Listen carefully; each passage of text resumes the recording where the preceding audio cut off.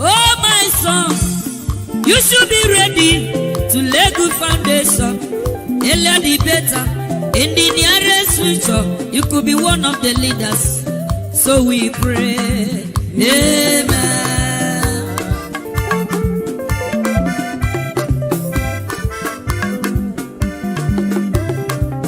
Oh, my daughter, you should be ready to lay good foundation. Earlier the better. In the nearest future, you could be one of the leaders. So we pray. Amen.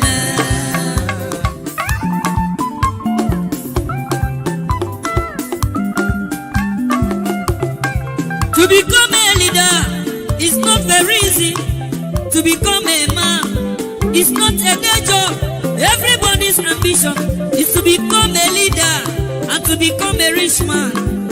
That is the struggle. So my son, you should be ready to lay good foundation. Earlier the better. In the nearest future, you could be one of the leaders. So we pray. Amen. Thank you, my brother. God bless you. So my daughter, you should be ready to lay good foundation. Earlier the better. In the nearest future, you could be one of the leaders. So we pray. Amen.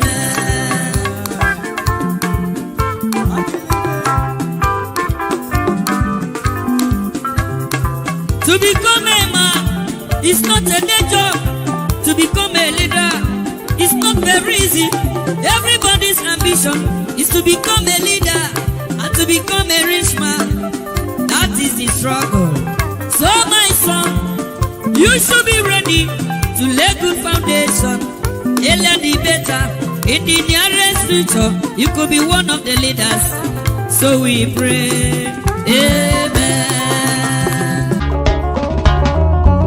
You are the pillar that holds my life.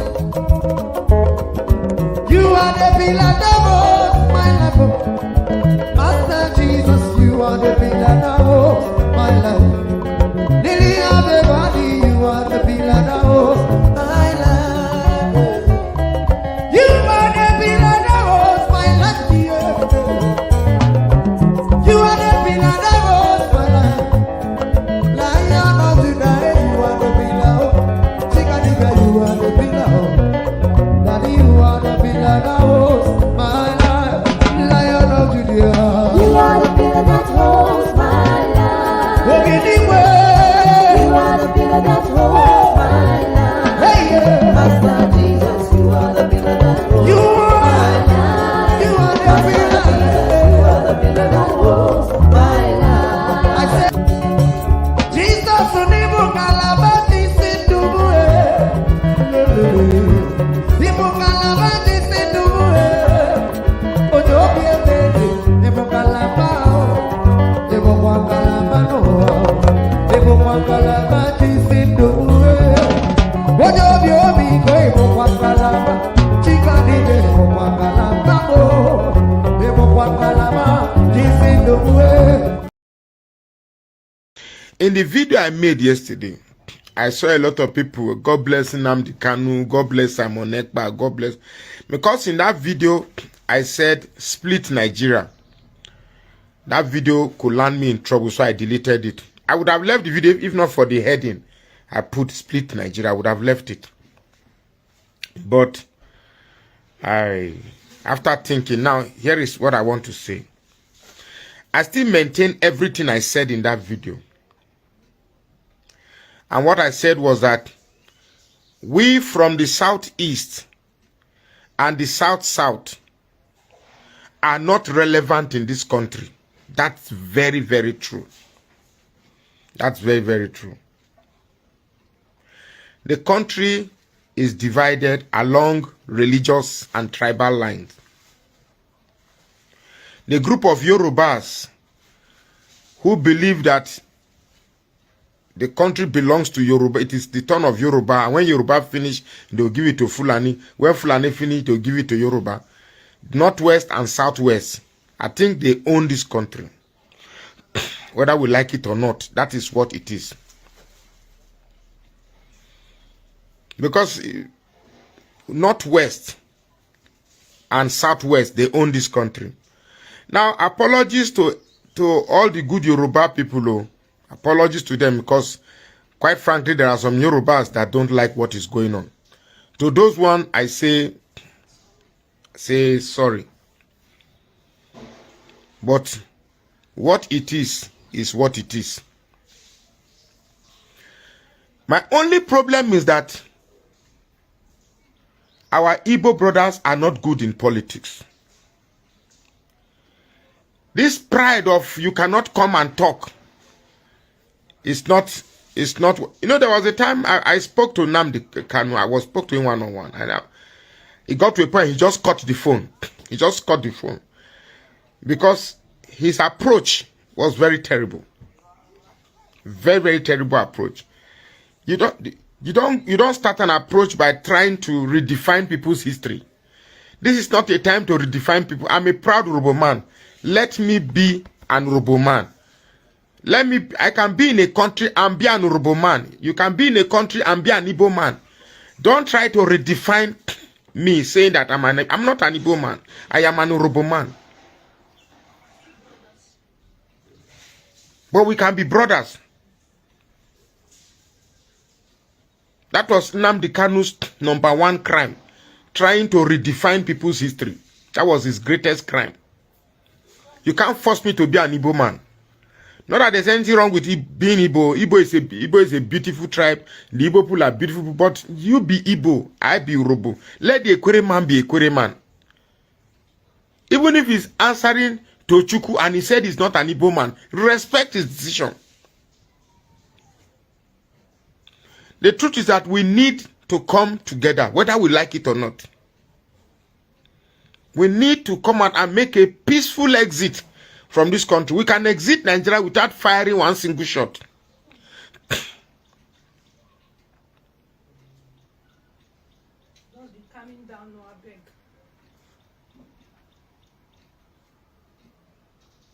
No, the issue of becoming president, if left for Peter Obi, I'll say you should even go to the Supreme Court. You should forget about it.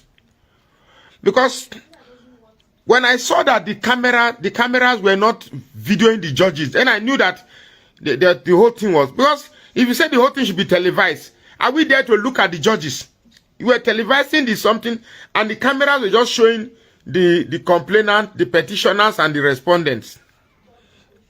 But the camera were not showing the judges. Why were you not allowing because you didn't want to, they didn't want the world to see the rubbish that they were declaring.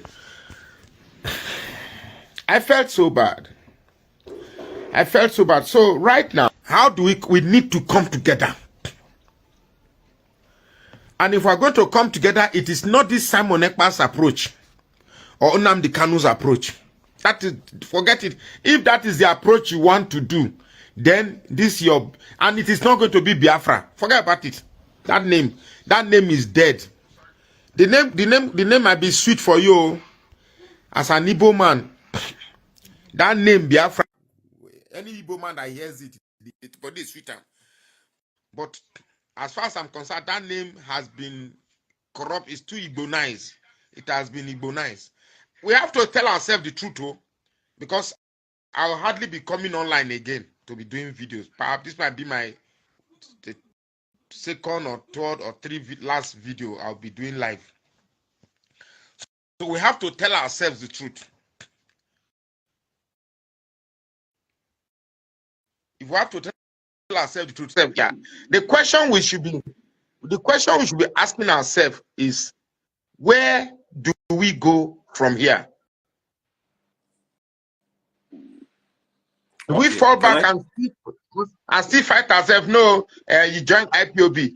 Biafra is the only way. Blah, blah, blah, blah. Is that how we are going to? Because when it comes to handling political challenges, I notice that we Southerners, we are not good. The problem is in keeping secret. In keeping secret. An average Igbo man, we have never experienced a man like P2B before in Igbo land. Yes, now. We And have that's the never painful seen thing. a man like Peter Obi in Ebola. Why If can't a we man keep like secret? if a man like Peter Obi can be rejected by Nigeria, then there's Who no else? need. Who else? Then there's no Who need. else? You are very correct, sir. You are very correct. We can't keep secret. You claim that the Fulani herdsmen had a meeting and they put I beg, themselves turn down in your our volume. forest. This new guy, turn down the volume of your receiver. Okay, okay. Okay, continue, my brother. The guy in red. We claim that the Fulani people had a meeting and they put them Fulani herdsmen and they put themselves in our forest in the south and they want to take over the south. Blah, blah, blah, blah. Then I asked myself, where did they do the meeting? Nobody leaked the secret. How did they execute it? Nobody leaked the secret. But when it gets to Igbo Manson, the IPOB, now they can say they are raising some army, ESN, blah blah blah. Next thing you know, they are on social media. They are displaying the ESN. Everybody is seeing it. Can't an Igbo man keep a secret? They just gave This our new guy. 100 million. This new guy that just came in. Let's see your contribution. This guy where you carry your nose near camera. Okay. Good morning, everybody. Yeah, good morning. Yes. First of all, I am happy things are happening the way they are. Yes, because I think for the first time, Peter Obi is really exposing a lot to Nigerians. Yeah. His bid for presidency is really exposing. You know, we used to really have hope. Even as hopeless as it is, we used to have hope. But he's really exposing how hopeless the situation is to us. Yes. Yeah. But Exactly. About IPOB, let me say this. I think nothing good will come out of even a merger of South people and Southeast, and nothing good will come outside of the Southeast living, because as it stands now, I think we're in a situation where nobody trusts anybody, nobody believes anybody anymore. And when somebody is telling, let us leave, under what conditions, under what terms, do you understand? So I'm from Edo State. And I believe at this point, Nigerians should individually, when you are tired of the country, leave and denounce your citizenship. Go some individual movement. What are you saying? Because you think because, if it was that easy, Let this other man. somebody would remain in Nigeria? Hello. How can somebody who has a drug case in the United States of America, I listened to the judge when they said he was not convicted. By the way, if you're a drug peddler in America, there is no way the FBI will take you off their list, even though you pay fine. You can never hold public office. Then why should we allow that in Nigeria? In fact, I was so devastated when I wasted my time. I'm in the United States. My time is different from Nigerian time, but I had to stay up because I want to hear what these people are talking. They said every kind of rubbish. They spew rubbish, and they expect me after the first judgment. I didn't even bother to listen to the others. They expect us to take it.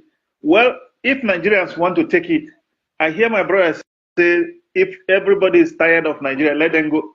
We cannot run away from our father's land. I was hoping to come back. If they did the right thing, I will come to Nigeria and stay, because Peter Obi has what it takes to make Nigeria great. But the people that feel that Nigeria is their estate don't want Nigeria in that way. But we all see this thing playing out. Oraka, I have to thank you so much. I don't even want you to regret ever doing what you did. I don't even want you to not come online. I would like you to keep doing what you are doing. But first of all, let's get something clear. Let us unite among ourselves. Whether you are Igbo, whether my grandmother is from Abo, Delta State. That's where I get my name from, Odili.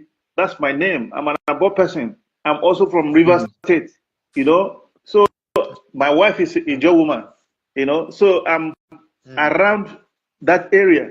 So let us not look at ourselves that this is Igbo, this is Yoruba, this is no. If they don't want to change Nigeria for us, then we will change them here. Sir Oraka, you raised an issue here, and the issue is, how do we come together? Yeah. What are we going to do? We should not join the IPOP. We should form a different different section. You know. Now, my thing there, I have never supported IPOP for even for once. I have never in my life supported IPOP. I'm an Igbo man. My father, my mother, Igbo. And the reason why I have not supported IPOP is not because Nnamdi Kanu is not speaking truth to power or is not articulate enough, but I am not supporting him because it's the same tactics Ojukwu use that he's using. Shout, rant, leak the secret. Imagine we are going into war. Ojukwu was telling Nigerian army that if they try to go into war with the Igbos, they will be surprised at what they will get. Whereas he has not even prepared bomb yet. It was 2 years into the war that he prepared bomb. So the same tactics is what Nnamdi Kanu is using. Now, the only reason why I would support Nnamdi Kanu now is because he has made a sacrifice.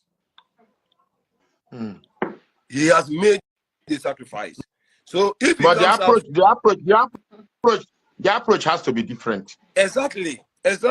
But because of his sacrifice, because he has been to prison now for the sake of Biafra, or for the sake of our liberation, let me not use the word Biafra, for the sake of our liberation, now I can support him. If he comes out and he's still agitated, I will support him. I will support him. Anybody, if you like, you come from Niger Delta or you from Igbo land, wherever you come from, if you are fighting for our freedom, I will support you. I will support you. But like you said, we have to do away with the name Biafra. We have to do away with that name Biafra. And then create something like well-meaning Nigerians. Something that both parties will come together and agree. Yes. Because the truth is that the truth is that if we did that name, just something else. Because for me, as I'm speaking like, and that's one thing with most IPOB people, they don't think that your opinion as an matters. They don't think. For me, I see the name Biafra, even though you say it is the Portuguese that brought the name. It is blah blah blah. For me, over time, in recent times, the name has become too Igbo-nized. It has too much of Igbo aura left for me. So that tomorrow we don't get this. If we get this freedom tomorrow now, an Igbo man will continuously remind me that they fought for it, and because of that, they own it. You see, there are so many things to discuss. It is not this abusing that I'm reading now. Go and find your own. Nnamdi Kanu is our leader. Nnamdi Kanu is great. That's not it. It's a serious problem in front of us now, and we need to talk. We need to be serious about it. I don't know how can they, if they can throw away every other cases, but that of Abuja, I fear will not fear Nigerian judges. I'm telling you. So there's no law in that country. That country that country has been captured. It's a captured state. But yes. Anybody can just do anything. Anybody can become a president. Even kill anybody at all. What they did yesterday, anybody can become a president in Nigeria as long as you have your own money. So what money cannot do, more money can do it. What happened yesterday in Nigeria? This one not be money they do. This one not be money they do am again. No. What you call they do? What is the do? Na Shetima boys, they threaten judges, INEC chairman. I say it without fear. Na Shetima boys, they do all these things where they see. So me, I get people they feed me, but I no want just expose everything. Even before Shetima boys will do this one, What of Aneng that declare a drug baron a president? If they kidnap your family, keep them somewhere, I tell you, make you declare something, you don't go declare them. So I can't declare against 250 million people. What you concern with the 250 million when your family is in danger? But Nigeria have the capture. Let's forget what they have captured. It. Now, Shetima boys, they do all these things where they see. You think say, Mahmoud, Yakubu, you think say, they foolish enough to stand. They even go court on this Beavers matter, IRF matter. They go court. Oh, some people say they know what. Yakubu Mahmoud insisted that Beavers must be used. He go on national television, declared that Beavers must be used, only to get to that election day. He just changed his mind. It isn't ordinary. Don't you see yesterday that they should throw away that Beaver something in the courts? It isn't ordinary. All these judges, they are being threatened heavily. Yakub Mahmoud, that was the same thing that happened to him. I not just want to expose on certain things here, based on the information with me I get, concrete one. But me, they tell you, say, now Shetima boys, they do all this is where you they see. It has nothing to do with money. Which money where Tinubu get, where Atiku Abubakar cannot get.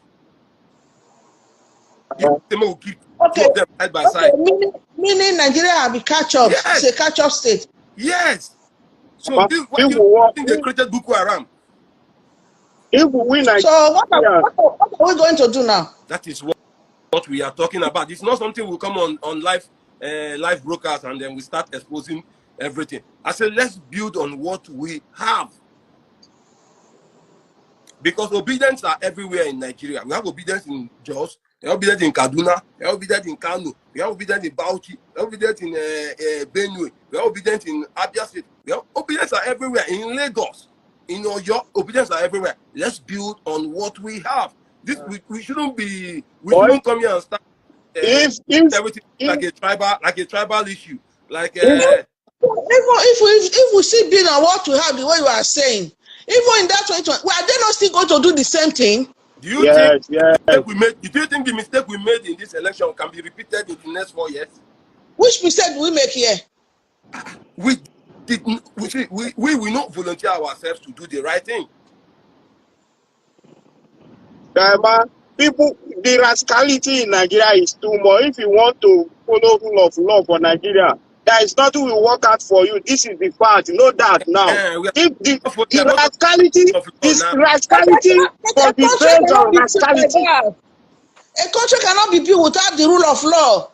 I they tell you so. All those one now where they sit now, they know they obey rule of law. You yourself now where the masses now you say you want to obey rule of law. I want they want people where they now they don't know it is the law. You yourself now you just come in, you say you want to obey rule of law. I want they want. My brother, let's go back to the root. Let me ask you a question. Why for JAM to go university? Why say for JAM you must get a high cutoff mark from the south? But when it comes to the north, even if you make 50, they go university. So we all unanimously agree that these people no get brain, right? Yes. But we still allow the people who no get brain to rule. It make any sense to you? How do we allow that to rule? We are not the one that they are the one manipulating us. You understand? We don't allow. Exactly. You just say Boko Haram, they create them for merriment. You just say they create Boko Haram for merriment. You think all these soldiers were full north? You say they just create them to terrorize the north? No. Now for purposes like this, when they say Muslim ticket, when they say Muslim ticket, they have a purpose. They have a reason for that. But this thing has been long where this thing starts. But we keep I try to control myself, make I not say some certain things. Not say anything, but what thing I want to tell you, Italy here, they change their government maybe after 100 days in power, This woman, I say Italy 90, 100 days in power, they see say you are not the word. The masses, if they come outside, they'll bring you down immediately. They'll put another person. That's a united masses now. The masses they talk about, they united. For Nigeria, they divide us with so many things. Go among the youth now. You go see different court group, different court group. How they want to unite. That's why they tell you it's a rule of law, not the war for Nigeria. If war men Nigeria are good. Omo Echo already all the child saying, say now, the only way you go solve Nigeria problem na revolution. You understand me? There is no way where you want to go again. No other means. Well, don't forget. United. The masses are not united, so no revolution will come. Look, we know the dream when of you come true. If you like make the whole Nigeria united, if another election come and say una all united, men are do election, all those people go see who na mark it. Listen, that win. Make una no underestimate P2B because you know they blab. Make una no underestimate P2B because you know they blab like other people where we don't see. Make I no mention names. Whether P2B talk, you know talk, or if he carry people go court, all those people go win, and the fact be that you don't get what you want to. My brother, make we just watch and see. We they go Supreme Court too.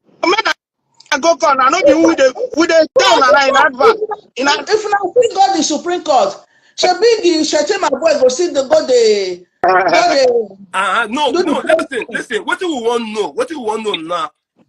They judge this one based on technicalities, right? So now we want to correct those technicalities and then take it to Supreme Court. Maybe we'll see another excuse where they go give us. Maybe we'll write all these things down. If they can change the constitution on 25%, they can do anything. Then this time around, we are going with a different tactics. We go see if men are sick, men are trying to faith. Men are sick, men are trying to faith. No, we go. Not be make we different. How can they change 25%? You want a better Nigeria. I want a better Nigeria. What they would have done yesterday we all want 25%. Let them cancel the election. Let there be a rerun. No, there are in some cases, they cited that look, this thing cannot be handled here. It has to be determined by the Supreme Court. They said it. In so many cases, they said it. So all those things they said cannot be handled there. It has to be handled at the Supreme Court. Let's take it to the Supreme Court and see the next excuse they will give us. They want us to give up. They want us to give up. That's why they gave that judgment. They want the obedience to give up. That's why they gave that judgment. And if we give up now, they've won. And we don't give up. People like us, I don't think we can give up. People right there. It's good to be back here again. How you guys doing? Although I just needed to ask that. I understand how many of you are feeling right now. I'm feeling the same. To be honest, I'm feeling the same. I just I don't know what to do. Yes, I don't know what to do. I tried not to come out today, but I could not. But I'm not going to stay long. I feel the same. Guess what? The whole Nigeria is quiet. The whole Nigeria is quiet. Everywhere is quiet. Nobody's doing anything. Nobody's talking. Nobody's celebrating. Even the people who claimed they won, they are not celebrating.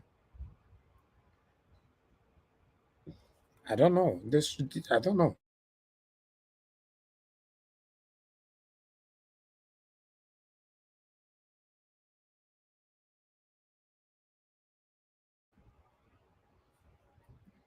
Okay, let me quickly acknowledge the people that is already here with us. I have Clement Emenike. Thank you very much for joining us. Good evening to you. Thank you very much, my people. I have Daniel. Thank you for joining us. Mofire, my brother, you are here with me. Thank you. I understand that some people are not going to be available anymore because they are not happy. Please take it easy with all of them. I understand. It's terrible. Thank you very much, Tony Maduke. Thank you very much, Peter Negbe. Thank you. Remix Leo, God is with you. Thank you very much. Mother of all Mommy Diaspora. Good evening to you, Mommy. Thank you very much. Even Mommy Diaspora she's very, very sad. She's not happy. For her to even join us today, I'm surprised. Nobody's happy. People that I talk to, many of them are not happy at all. Peggy Modi, thank you very much for joining us. Nasima Amadasu, Adesuwa Osagede, God bless you all. Madabella Naomi, thank you. CJ Okori, Miracle B, Mr. Joseph Oji is with us as well. Lady Eugenia, God bless you all. Thank you very much. Otto Ifeanyi, thank you very much. Victoria Osamu Diame, thank you very much. Mike Akembare, my brother, I can see you. Thank you very much. I appreciate you all. Good evening to you all. Didi Anthony, Stephen Williams, Oyinsi Omodia, thank you very much. CXL, thank you, thank you. Ima Franklin, thank you. Now go. God will bless you now. Stephen Williams and many others. God is with me. Thank you very much. I can see you right there. Mavis, I'm going to say thank you, thank you, thank you. And I can see Pro Peace. Thank you. Jaja, thank you. Matatu Sabi is with us as well. Thank you very much, my people. Lucy Eno, thank you. I appreciate you all, my wonderful people. Thank you, thank you. Press on the like button. Press on the like button. Help us to share. Then I have Top Notch is with us. Thank you very much. John Wan is with us as well. Thank you. Good evening to you all. Freedom Sipo, thank you very much. God bless you, every one of you. Thank you, thank you, thank you. Press on the like button. Thank you. And I have Femi Bash, CXL, and many others. Thank you very much, my people. I appreciate you all. At least for you to have to come out at all, I don't know. It's not easy, man. The whole thing looked like a dream to me since yesterday. Danny Alex, I can see you as well. Thank you for joining us. Michael Alba is with us. Thank you, thank you, thank you, thank you, my people. And God bless all of you. I can see Vincent, thank you. I can see Owen Corey, thank you very much. Dodo, thank you. Mobile Freedom, thank you, my wonderful people. Thanks for joining us. And God bless you now. Then we have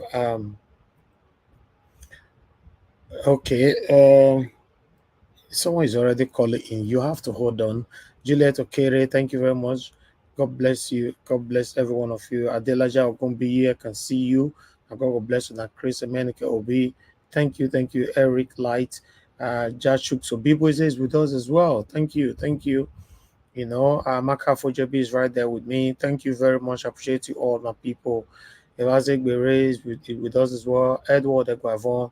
In life, no limits. Okay, I like that. Good evening to you. Thanks for joining us once again. Edogan says thank you. To Mama Love Ward, thank you very much. God's power, I can see you. Logbenga, Bamidele, I can see you. Raymond, thank you, thank you. I have Tech, thank you. And God bless you, my people. Then I have Patience, Evararu, thank you, thank you, thank you, my people. Tommy, thank you, I can see you. And God bless you, my people. Then I have Manova. Thank you for joining us, my wonderful people. Mofire, you said, Mr. Elvis, I just a suggestion, please. Will you post out the link early so that people can join and have place for them to share their pain? Okay, I'll post it right now when I finish acknowledging everyone. I'll do that right away. You know, although I didn't prepare it, I'm just gonna post it like that. You know. Jekun Obedient, I can see you. Thank you very much. God bless you all, my people. Thank you, Patience, Osasere, and many others, Charles Prince, Anthony Ola, Ade Dobo. Thank you, my wonderful people. Everyone go. Good evening to you, sir. Good evening to every one of you. Frank Emmanuel is with us as well. Thank you, thank you, thank you, thank you. This was I get there once more. Now God will bless you now. Evie Jack, thank you. And many, many, many others right there. Michael and Emaro just coming in. Thank God bless you, my people. Okay, before I forget, let me post the link now in case you want to talk about it. Let's hear from you. You know, for me, I'm very sad. I'm very sad, but I don't know what to do. I was expecting, in fact, I was not even expecting a rerun. You know, I was not expecting a rerun because Peter Obi won the election, but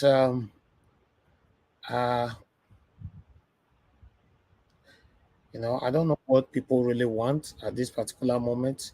So yes, but meanwhile, let's listen to LP judges, and Peter Obi have released a statement as well. I'm going to take that after this. Thank you. That our clients are dissatisfied with the judgment just delivered. And we have the firm instruction of our clients to challenge the judgment on appeal.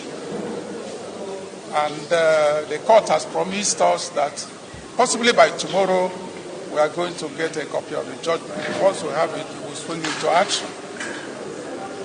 Let me say this. We have to be very, very careful in this country. If we are not careful, electoral jurisprudence will virtually disappear. I'm saying this with every amount of sincerity, because when the litigants, when those who contested the election continue to find it very difficult to establish their case due to obstacles all the way, starting by INEC, certainly they may resort to some other means of trying to seek justice, which may not be lawful. And nobody encourages that. Nobody encourages that. So, and also, I commend the Court of Appeal for introducing live streaming. You will recall that we applied to the court to have live streaming of all the proceedings. The court, in its wisdom, did not grant the application, but now in the end, they saw wisdom in it to guarantee transparency. Hence, they introduced live streaming of the judgment. Certainly, it would have been better if there was live streaming of the entire proceedings, so that the public will now watch it from beginning to the end and connect properly with the judgment. But this one just started from the judgment, so they didn't start from the very beginning. So I do hope and pray that next time it will be continuous from the beginning of the case, beginning of the hearing, until the end.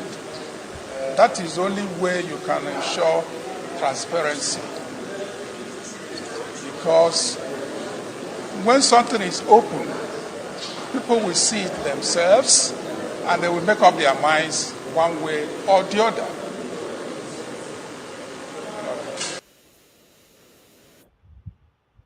Dozens of supporters of President Bola Tinubu converge, singing and dancing in anticipation of what they believe will be a favorable judgment.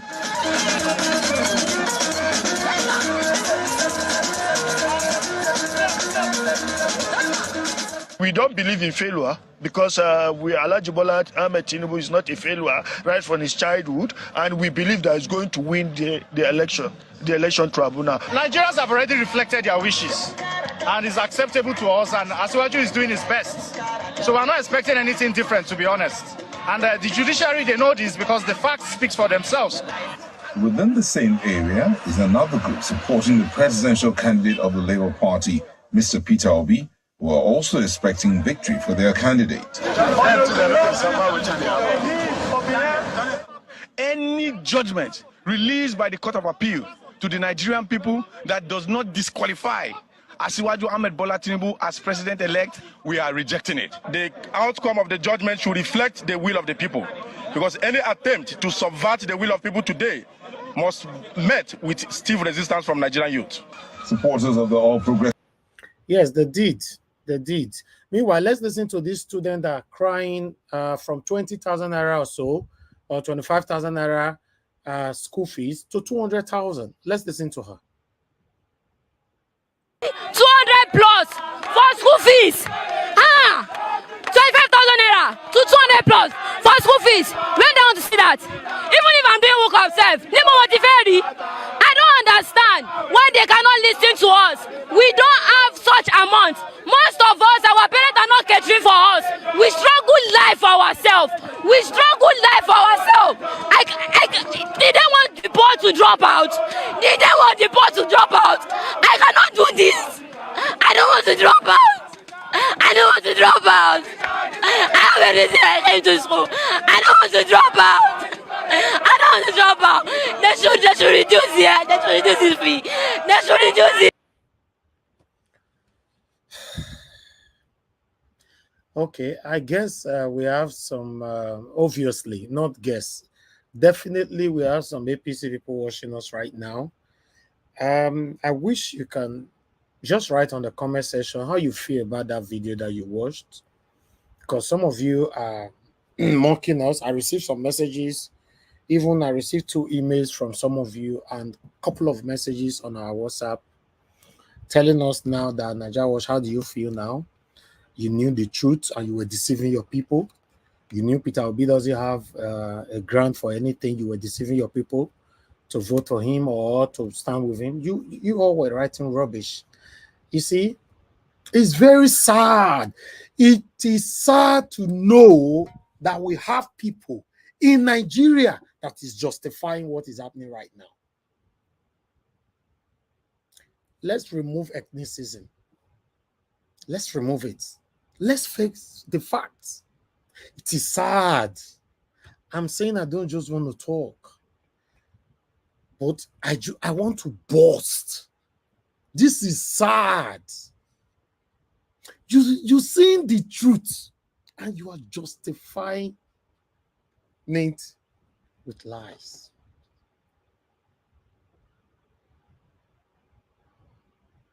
This is sad.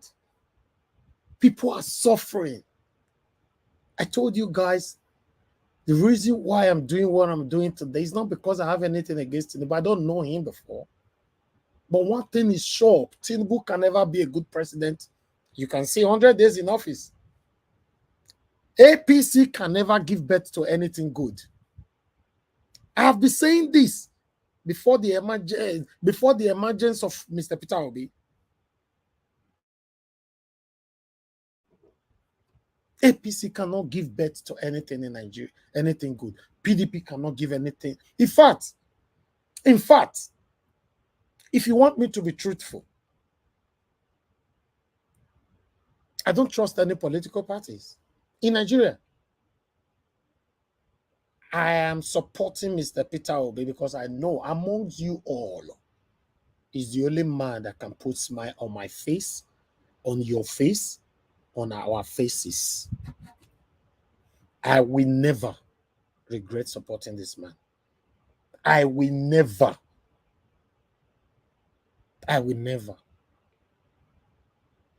It's one of the best engagements in my life I've ever engaged in. I will never. Why should I? A man who said, if you have anything to do with corruption in my name, I will stop campaigning.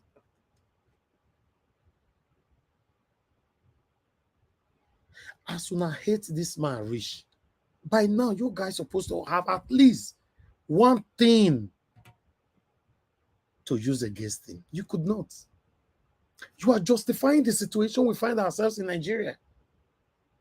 When I'm fighting for you and you are fighting us back, I'm fighting for you. Some of the satanic platforms we're talking yesterday, 1 or 2 platforms, one on YouTube, about 2 on Twitter, and 1 on Instagram. What a shame. That's why I was asking, what can you say about that last video I just watched? A young girl of 21, if I'm not mistaken, saying that she don't want to do hookup. She wants to go to school. She don't want to drop out. Then how do you feel about that statement? How? I wish I have a power to look at your heart. I want to see how you feel. How? Oh God.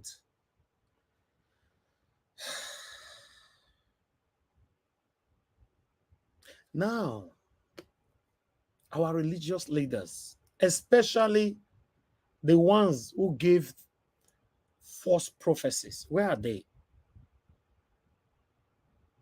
So if we are facing any issue right now, who do we cry to? No, the way everything is going on in Nigeria right now. I want to ask you guys this question. Do you think we can still cry to our religious leaders if we are facing anything? Do you think we can still cry to our traditional leaders if we are facing anything? Do you think we can still cry to our judiciary if we are facing anything.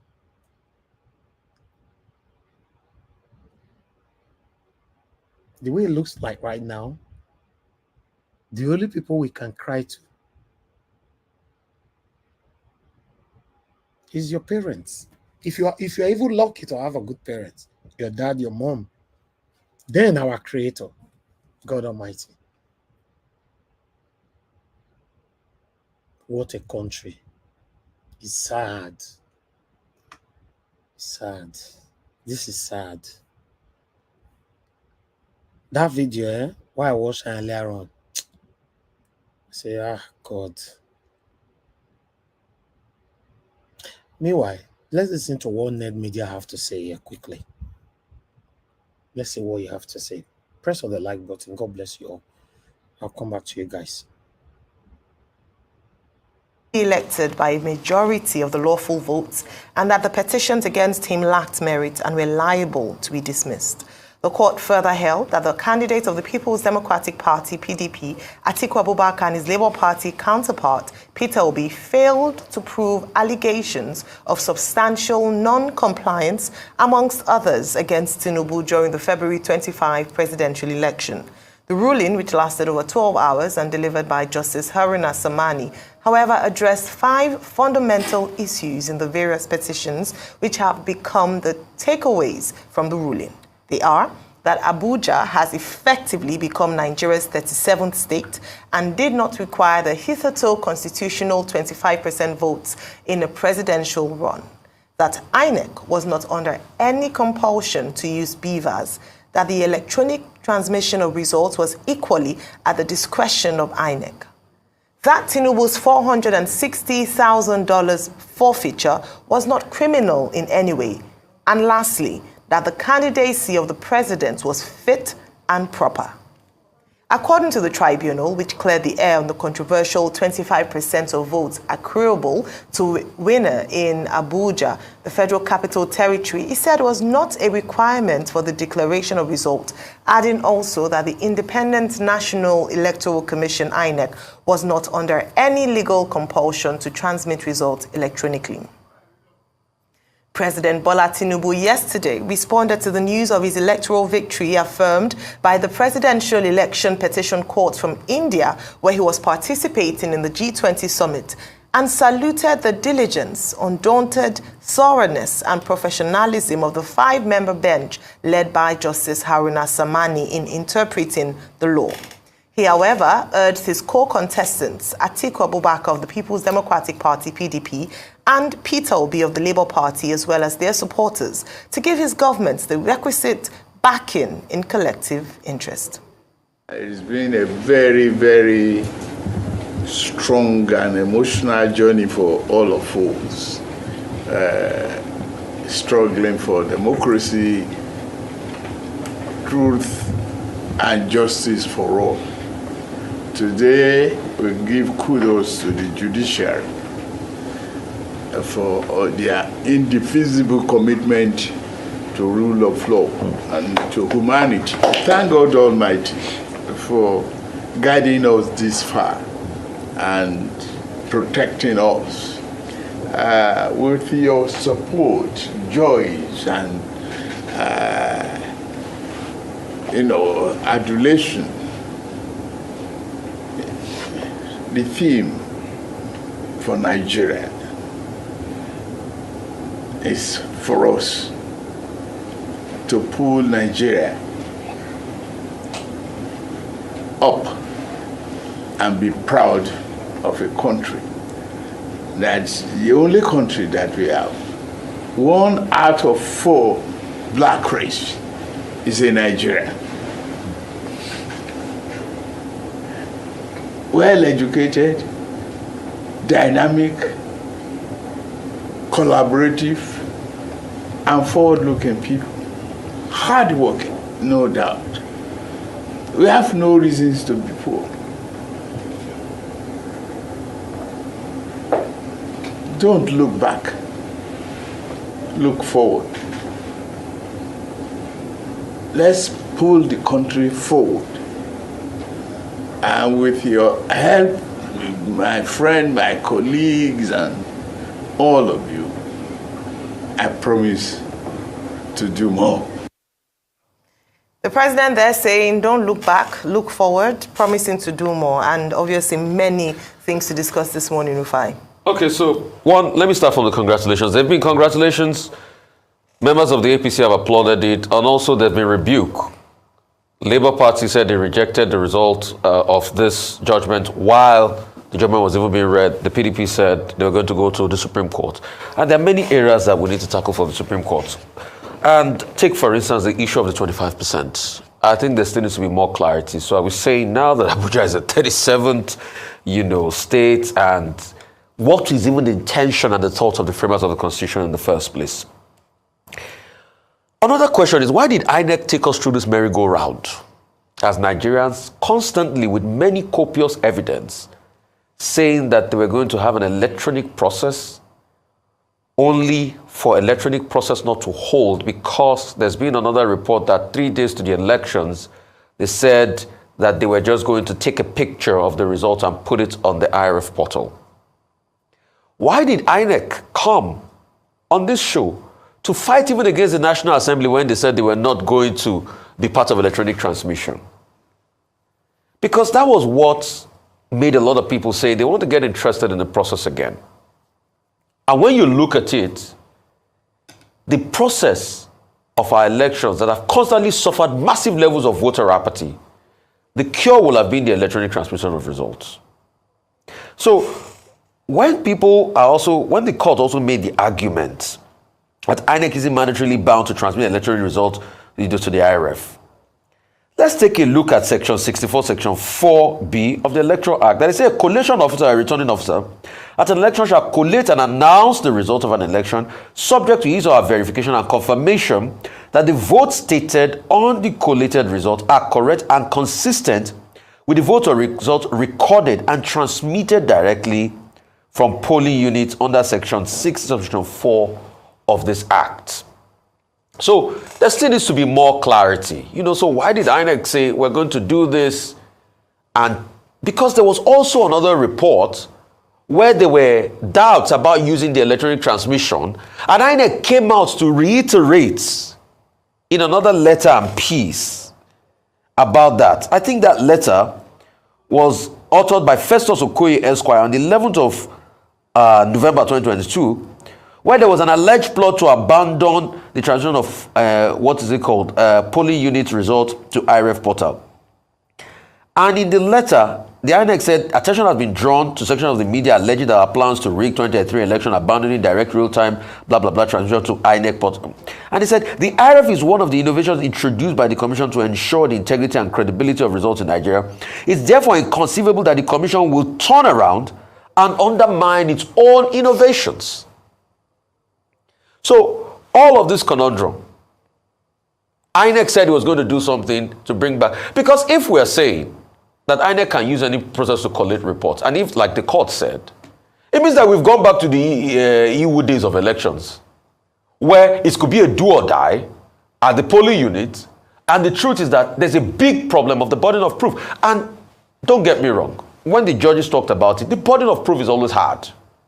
And the judges did eviscerate the petitioners on the burden of proof, and also vis-a-vis the Evidence Act, because it's quite difficult to prove. Take, for instance, I am not sure, and correct me if I'm wrong, that any political party in Nigeria has polling unit by polling unit EC8A forms for over 50,000 polling units. Where are you going to get? Your strong room has to be very strong under election conditions where your polling agents might not even take a proper picture of it and things like that. It's always difficult. And a lot of people felt that the IRF was going to be the basis to be able to actually authenticate the report and look at this result. And there was a glitch in the process also, proving that it's quite very difficult. So, as always, in every case, the burden of proof as regards our electoral jurisprudence and the idea of, that there's a presumption of regularity on INEC is also a very big challenge. So, proving is very, very difficult in the court process. And that's why, to be able to deepen our jurisprudence, we would like to see, some parties have said they're going to go to court, congrats to the winner. We would like to see how all of this pans out at the Supreme Court, so we can learn more and have this argument. But, a couple of things, Nigerians, there needs be a need to go back to the National Assembly as regards fine-tuning electoral laws. It's Bola Tinubu, the winner of the election, garnered just 8.79 million votes, the fewest of any president since the return to democracy in 1999. Joining us now on this morning show is Jesutega Onokpasa, lawyer and member of the dissolved All Progressives Congress Presidential Campaign Council, and James C. Ezike, a lawyer and former legal counsel to Chief M.K. Abiola and Celestine Omehia. Well, we have here in the studio with us in Lagos, Mr. James Ezike. Good to have you join us. Well, this morning we've also been reflecting on the ruling of the appeal court yesterday. Just to have your impression, particularly the fact that the court found that there was no merit whatsoever in all the issues raised, pleadings raised by the petitioners.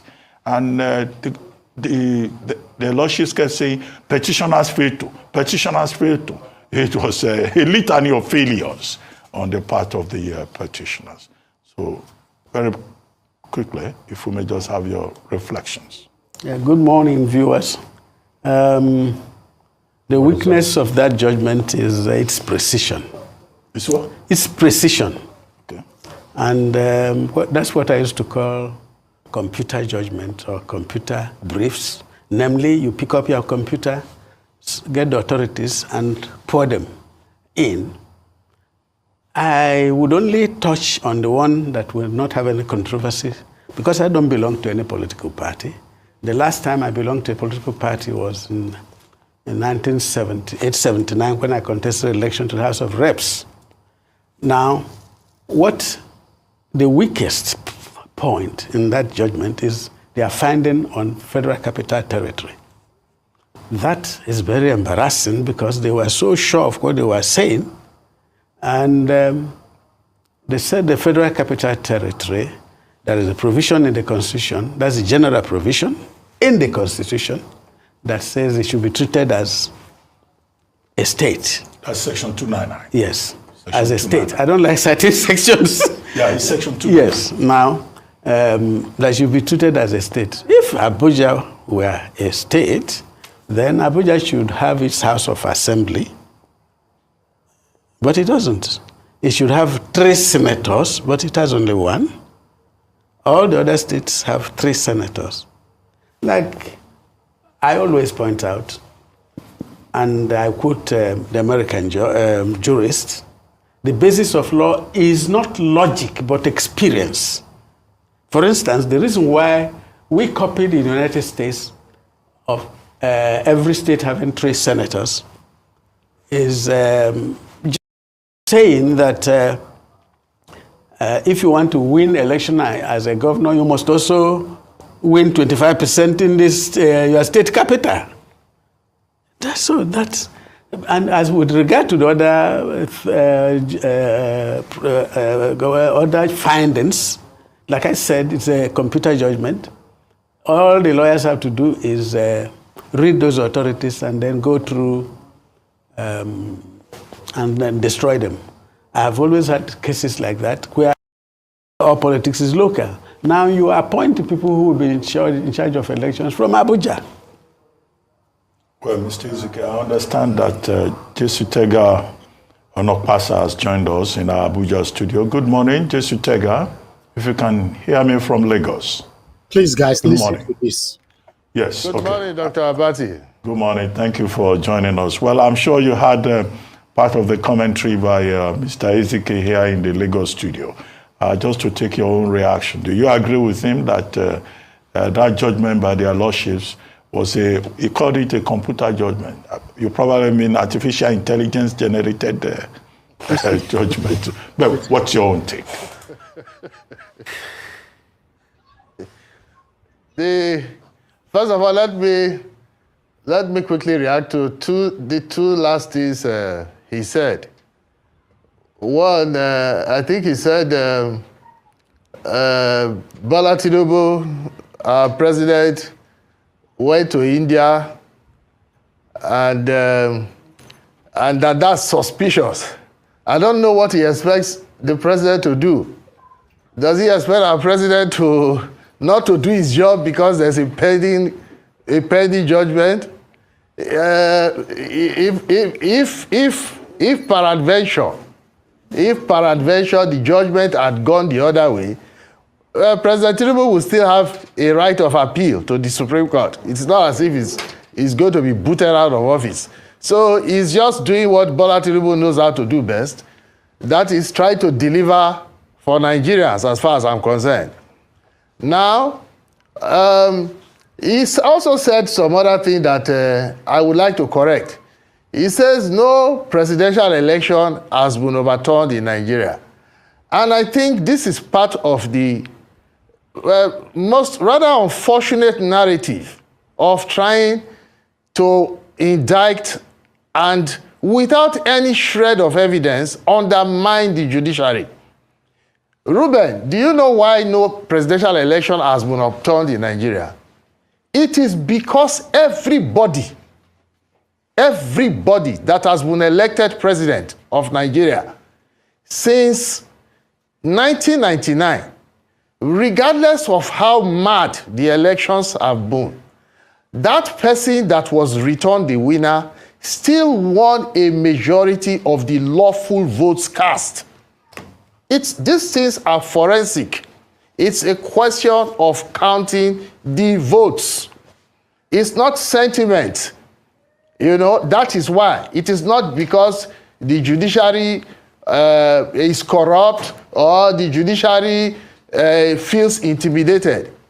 What panned out yesterday is, I would say, an indictment on professional rascality on the part of some lawyers. How do you bring such frivolous petitions to a court of law? Then you bring these petitions, and then, bad as they are, you do not even bother to try to prove your case.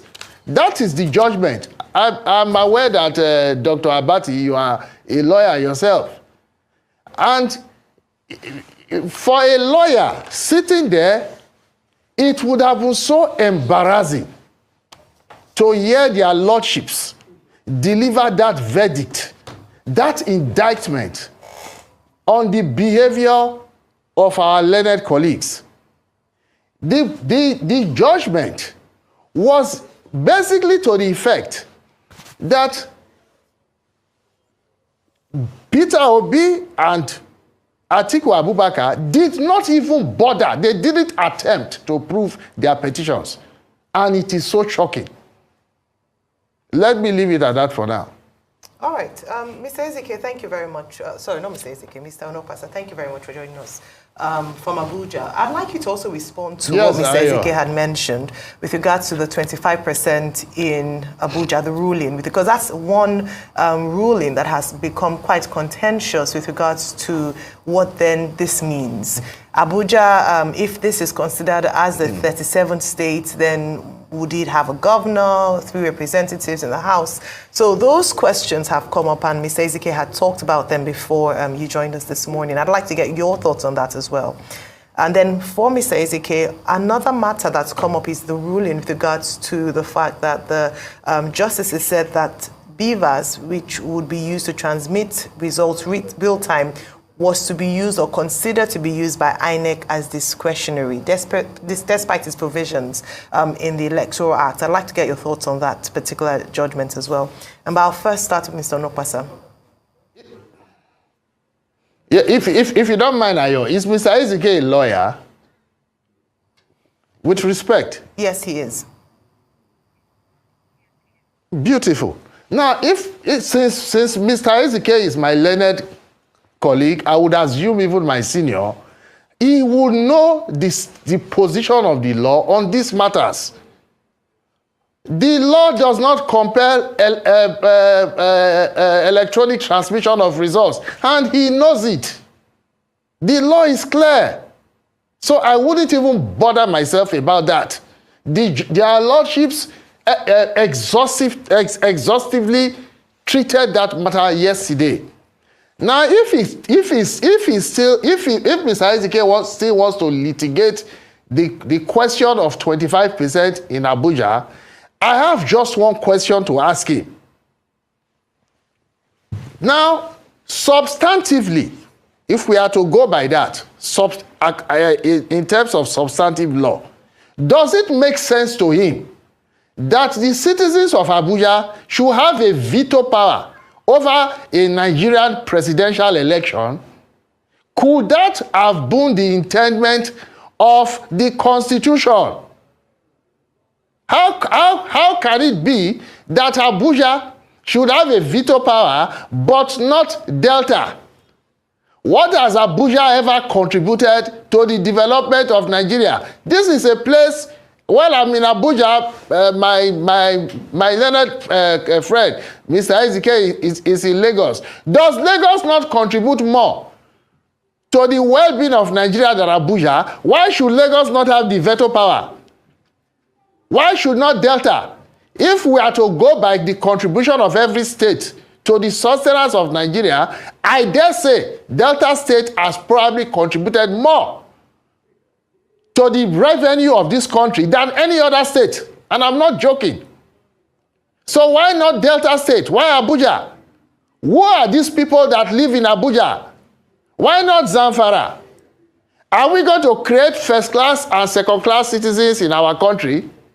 Well, frankly, I'm not interested in my learned friend's opinion. That's his opinion. Their lordships held, and for me, according to law, that all of us in this country are equal. Nobody has veto power over anyone else. If you win, is Mr. Ezike saying if Bola Tinubu had won 2/3 in 36 states, they didn't get 2/3 in the FCT, then he should have lost. His election should be invalidated. Then what is his alternative? Okay, Peter Obi got, was it 58% in the FCT? How was he supposed to be declared a winner of the election? Did he get 2/3 did he get 1/4 in 2/3 of the states? What a bizarre petition. In fact, the petition from the onset was, I feel, a frolic in unprofessionalism. That's how I would categorize it, because I don't really know what Peter Obi was after. What was his end game? That you say, if Peter Obi claims, Ayo, yes. Ruben and I believe Rufai is there. If Peter Obi claims that Bola Tinubu rigged him, yet INEC says Bola Tinubu won, and there's a presumption of regularity, and Mr. Ezike over there would most certainly understand why we have presumption of regularity in law. Now, if INEC says that Bola Tinubu came first, Waziri Abubakar came second, Peter Obi came third. Now, the obedience, Peter Obi's camp, Aisha Yesufu, Obi Ezekwesili, all of them say no. It is Peter Obi first, Atiku Abubakar second, and President Tinubu third. Beautiful. Let's assume that was the case. How did Bola Tinubu then end up first? So, if that was the trajectory at first, then Bola Tinubu would need to have rigged Atiku from first to third, then from second to third, then replaced him as second. Then the rigging would have been between him and then Peter Obi. Then he rigs Peter Obi into second. Then how did Peter Obi end up as third? Is it that Atiku then rigged him from second to third? Mrs. Esemairo, do you know how Bola Tinubu won this election? He won the election because Peter Obi defeated Atiku Abubakar, and Atiku Abubakar defeated Peter Obi. It is so clear. What is Mr. Ezike saying? A senior lawyer of Mr. Ezike's caliber should be able to count the votes. With respect, please. Let's stay on the issues. Should be able let's to count stay on the votes. issues. Mr. Nokpasa, let's stay on the issues. Thank you very much. Okay, let me forward it to how he disrespected Mr. SGK. Let me take it right there. I want you guys to listen to this part here so that we can move on. Thank you. I think there you go here. Okay, I think it's here. Yeah. Okay, let's take it from here. That is their option. If they want to, they can go. I would just want to react to something that my learned senior said about the Supreme Court. It is not his place to impugn the integrity of the Supreme Court. He is not a Supreme Court judge. If he was that so great a lawyer, he would maybe he would be a Supreme Court judge. When I hear that word, may I play him again? Mr. Nokpasa, please, your take on this. Going to the Supreme Court, PDP, Labour Party.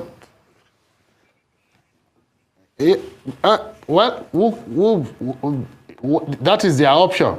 If they want to, they can go. I would just want to react to something that my learned senior said about the Supreme Court.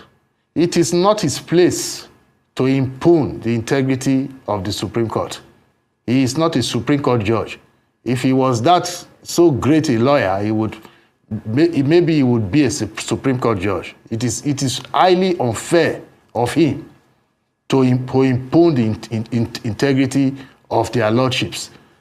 Secondly, he made a comment about public opinion that the court should follow. Mr. Nokpasa, I'm not doing that. I'm reacting to what he said, please. I think you should take that back. You shouldn't have attacked him personally that if he was so great a lawyer, he would be on the Supreme Court. You can't do that to a fellow guest. You cannot do that. Mr. Nokpasa, take that back.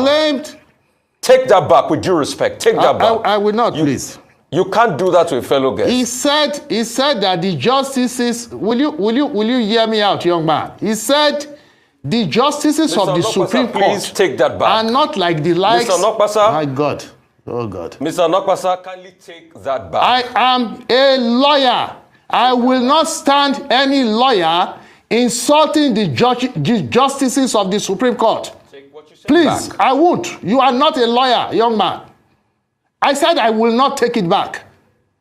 You will not impugn the integrity of the Supreme Court bench in front of me. I mean, how dare you? That is our Supreme Court. With all due respect, you have no right, Mr. Nokpasa, to come out here and castigate a fellow guest by saying, hang on a minute. He has a right to insult the Supreme Court bench. Hang on a minute. Nobody has said he has a right to impugn. When he said it, Dr. Abati replied him, but you have no right to tell a guest, our guest here, that if he was so great a lawyer, he will be sitting on the Supreme Court. Now you are attacking him and attacking his character. And that's what we're saying you're taking back. He has a right to say, to compare our Supreme Court justices with who?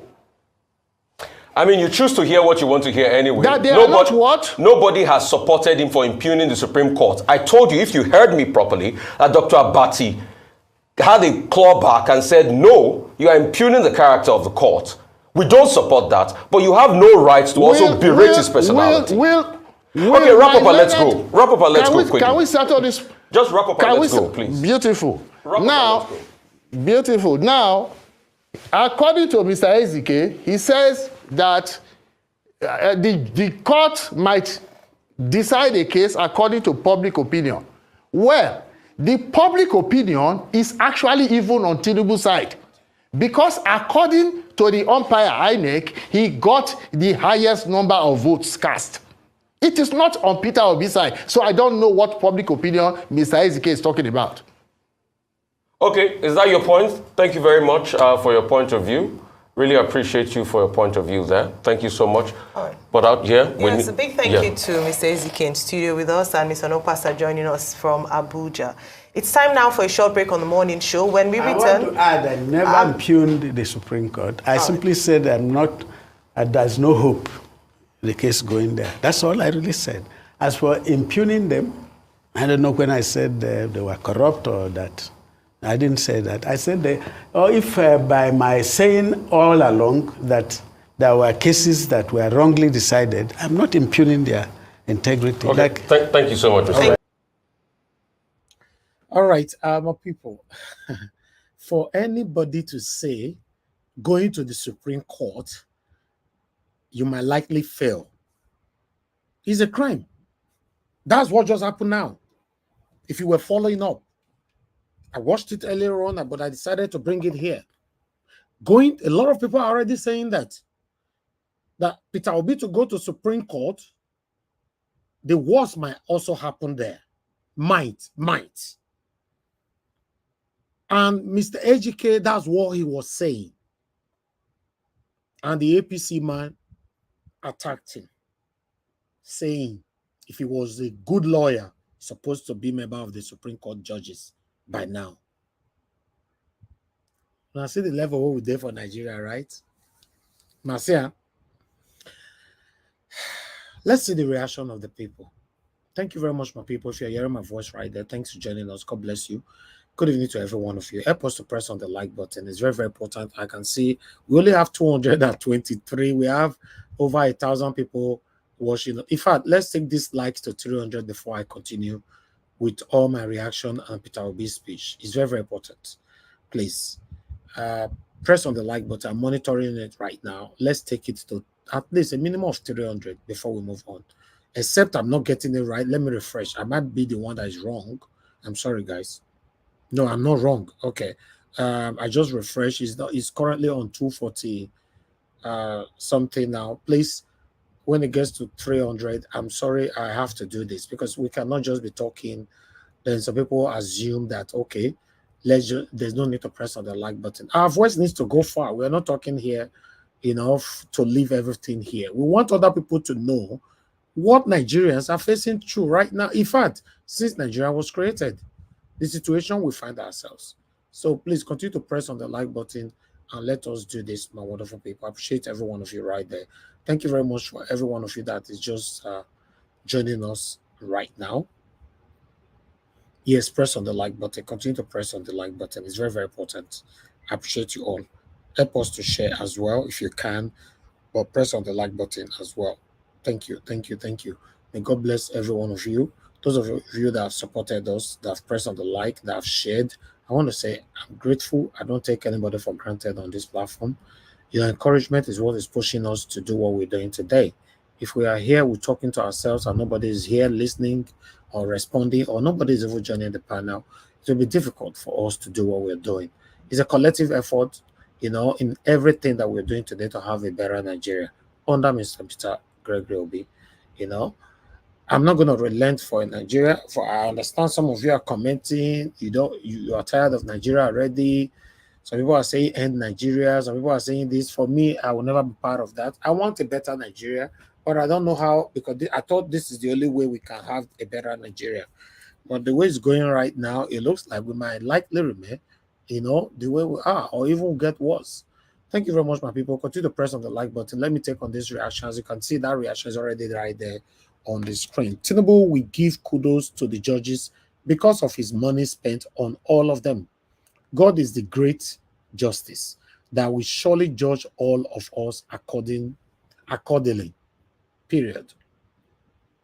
Then we'll have another person right here saying that I voted because INEC said they will transmit result from polling units, and now judiciary is saying another thing.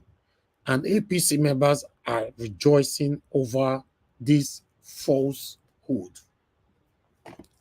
Okay, we have another person here. Honestly, before, I always thought that this great country called Nigeria was not corrupt.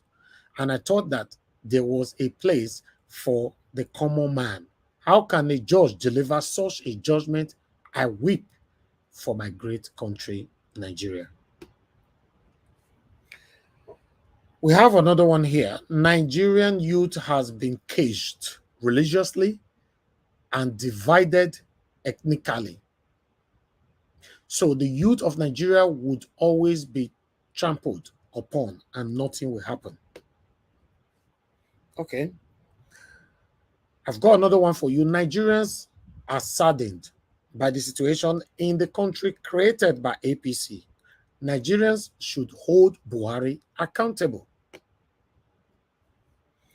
Okay, I have another one here. Seriously, if I were a lawyer that spent years in school to read law, I should be ashamed of myself by now, because law school is like a waste of time in Nigeria. What a shame.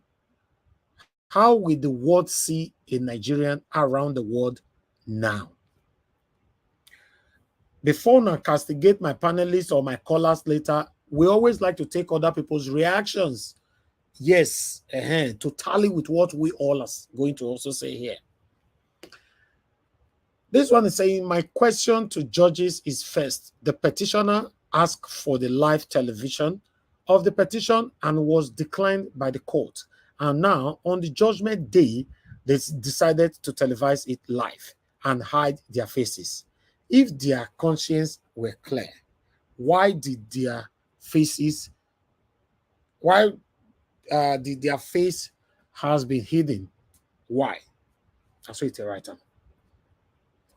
Okay, I have another person here. The judiciary is the last place to legalize illegality for those that has the power. I advise Atiku and Obi to come, as there may never justice in Supreme Court. That's it right up. Because Supreme Court has more reason to do more harm to them, as they are the one that has the power to overrule itself. Okay. The person who placed a curse on Nigeria has died. Hence, there is no remedy to the curse. This country is finished. I don't understand though. They place curse on Nigeria. I don't know what this person they talk of. All right, let's move on. I hope I'm not losing anything. Let me take this thing off screen. Might not bless. Hey, I'm not sure they lose some lines since because I put something on the screen. I pity those that were having hope or believed that the judiciary is the last hope of the common man in Nigeria. I will never ever vote in this country, nor take part in its political system ever. The corruption has eaten deep into our political and judicial system. Even the idiots supporting this corrupt APC government are not living a better life than others. Until then, Kashifunu, I don't know what that means. Sorry, but I have to say it right there. Kashifonu, good night. Okay, good. Okay, thank you, sir. Thank you. I believe that's an Igbo language, right? Yes, that's Igbo language. Good night. Okay, thank you, sir. Then Aisha Yusuf said, justices that were too ashamed to face camera and give their rulings, they were more like counsels to the respondents. From their words, body language, countenance, and intonations, you could feel their anger at the petitioners. I talked yesterday. I couldn't understand their anger at the petitioners. Because for me, I don't even know if the judges were listening to themselves. They were very angry. The hate were there. Why? To the best of my knowledge, the judge is supposed to be neutral. Not supposed to be. Okay. Anyway, let's take on what Mr. Peter Obi have to say here. Let's take this one quickly. Then we can start talking. Mr. Peter Obi addressed press not too long, close to this evening. Let me go to Twitter. I'll just go to Twitter so that we can take it from here. Okay. That is my principal right there, Mr. Peter Gregory Obi. He's still my principal. For those of you that is thinking otherwise, I can never leave this man. Now, why should I? No, I supported him and I will be proud of it forever. The only thing I know, whatever that happens at the final of all this, Peter Obi will not come back again. So now you and I go lose, and including you wait day against them. Now you and I go lose them. When Nigeria go happen to your children, your family member, and all that, you now remember, so we'll tell you, maybe you'll get headache. You go, you see, a woman gave a testimony the other day that they told somebody in Nigeria that he was having a cancer, and at the end of the day, they came to America or abroad, I don't know where. They called her, they say, not get cancer. It happens to me too. They say I get appendix for Nigeria. I reach here, I can't discover. They went to Canada. Okay, Canada, hey. You reach Canada now, they can't no say you not get cancer. So for me, they say me get appendix. As I reach UK, UK health system bodies, they tested me and everything. They say now bacteria I get, not be appendix. So my brothers and sisters, you are supporting the bad government today. You are mocking us. You are laughing at me. Now you're all had to fight for. To be honest, nobody paid me to do what I'm doing. In case you think somebody pay me. Now you had to fight for. God forbid, may you not sick tomorrow. You go remember me. You will know say Nigeria, we all are suffering, regardless of the amount you have in your account. That is it. That's the way they test say get cancer. Now we can go treat yourself. Go up Canada. You want to tell me say that one not get money? So to show that even the money we have in our account is not a guarantee to our lifestyle in Nigeria. It's not a guarantee. Or you want to tell me say me not fit treat myself for Nigeria? They told me to pay 150,000 naira for a room, a private room. Now immediately we take pay. Say no problem. If now 1 million, I still say I pay that, therefore pay because I health and I be wealth. But I reach UK, they say I not get appendix. So what are you saying? My brothers and sisters, if you are supporting APC, I want you to pray, make you not sick. That's all. I don't have anything against you. I've said it over and over again. We want a better Nigeria. It's my constitutional right. Yes. Let's listen to what Mr. Peter Obi have to say here quickly. Mr.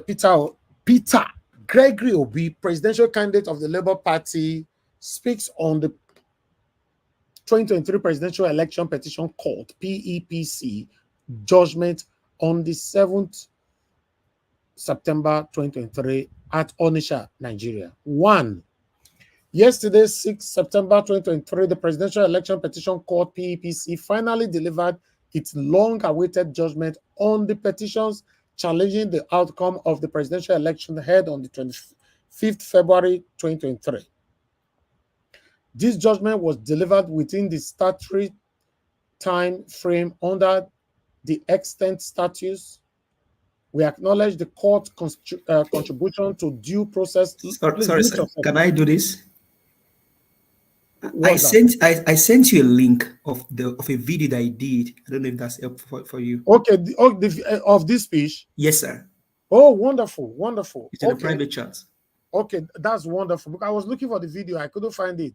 Thank you, my dear brother, because I was looking for it. Okay, I don't see him now. Wonderful. Let me see. I don't look for this one since. Okay, yeah, my people, bear with me. Let me just bring the video here sharply. I think that will be better for us. That will be better. While before the video gets ready, let me just continue to read this for you. Then we'll not tally you up with the video, because we don't just pick a video like that. I can see that it's not coming directly from the channels that we work with. Bear with us, my people. Bear with us. The video will be ready in the next 1 minute. Okay. Thank you very much once again, my brother. Okay, number 2. As petitioners in this case, we respect the views and the rulings of the courts, but we disagree with the court's reasoning and the conclusions in the judgment it delivered. It is my intention as a presidential candidate and the intention of the Labour Party to challenge this judgment by the way of appeal immediately as allowed by the Constitution of the Federal Republic of Nigeria. The PEPC has rendered its judgment, but that esteemed body is not the final arbiter. The responsibility now falls on the Supreme Court. I do know that judgment is not conterminous with justice. I implore Nigerians to remain focused, steadfast, and peaceful, and to abide by the rule of law, and understand that this matter has not reached its logical conclusion.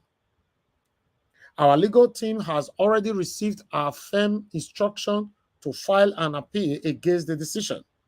I shall not relent in the quest for justice, not necessarily for myself, but indeed for our teaming supporters all over the country, whose mandate to us at the polls was regrettably truncated by the INEC. Then it went on. The strength and value of our democracy reside in solid national institutions, and our confidence in them, electoral litigations, will be utmost unnecessary and non-existent if the Independent National Electoral Commission, INEC, discharges its statutory functions creditably, transparently, and with discernible fairness when that body fails, as it did recently, thus subverting the will of Nigerians voters. The recourse to the judiciary becomes imperative, as is now the case.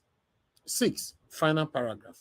I thank every Nigerian who has supported our cause and campaign for a new Nigeria characterized by fairness, equity, justice, and the rule of law, peace, prosperity, inclusiveness, sustainable growth, and development. A new Nigeria is possible and achievable, and especially thank our legal team, the Labour Party and Obedient family, and all those who showed up daily during the court trials.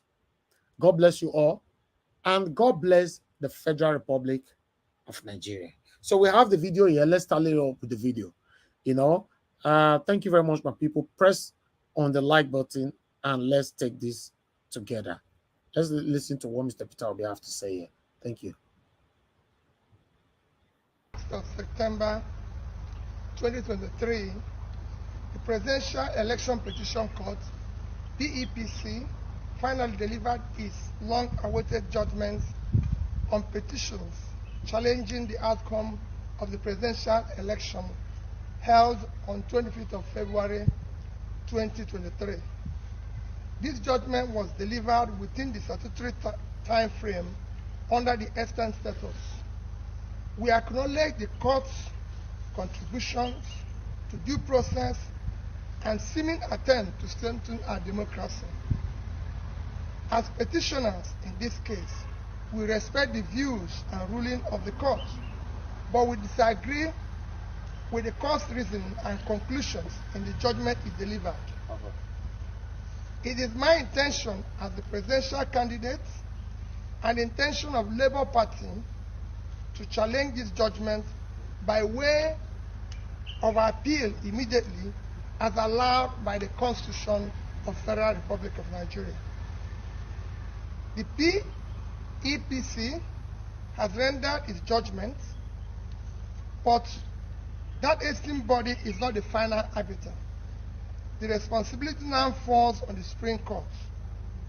I do know that the judgment is not conterminous with justice. I implore Nigerians to remain focused, steadfast, and peaceful, and to abide by the rule of law and understand this matter has not reached its logical conclusion. Our legal team has already received our firm instruction to file an appeal against the decision. I shall not relent in quest for justice, not necessarily for myself, but for indeed for our teeming supporters all over Nigeria, whose mandate to us at the post was regrettably truncated by INEC. The strength and value of our democracy reside on solid national institutions and our confidence in them. Electoral litigations will almost be unnecessary and non-existent if the Independent National Electoral Commission discharges its statutory functions creditably, transparently, and with tenable fairness. When that body fails, as it did recently, thus subverting the will of Nigerian voters, the recourse to judiciary becomes imperative, as is now the case. I thank every Nigerian who has supported our cause and campaign for a new Nigeria, characterized by fairness, equity, justice, rule of law, peace, prosperity, inclusiveness, sustainable growth and development. A new Nigeria is possible and achievable. I especially thank our legal team, the Labour Party and the Obedient family, and all those who showed up daily during our court trials. God bless you all, and God bless the Federal Republic of Nigeria. Thank you. All right. Thank you very much, my people. That is all that I have for you guys today, but I have something to say. You know, I guess you guys listened to me yesterday. I made the speech here, and I said that my 100% dedication with this movement ends yesterday due to the judgment from the tribunal. And I also stated that I cannot say much until I hear from my principal. I'm very happy to hear from Mr. Peter Obi today, and it stands. His decision and the next level. I want to let everybody know that I, Elvis, the owner of this platform, Nigeria Watch, my journey for a new Nigeria starts all over again today.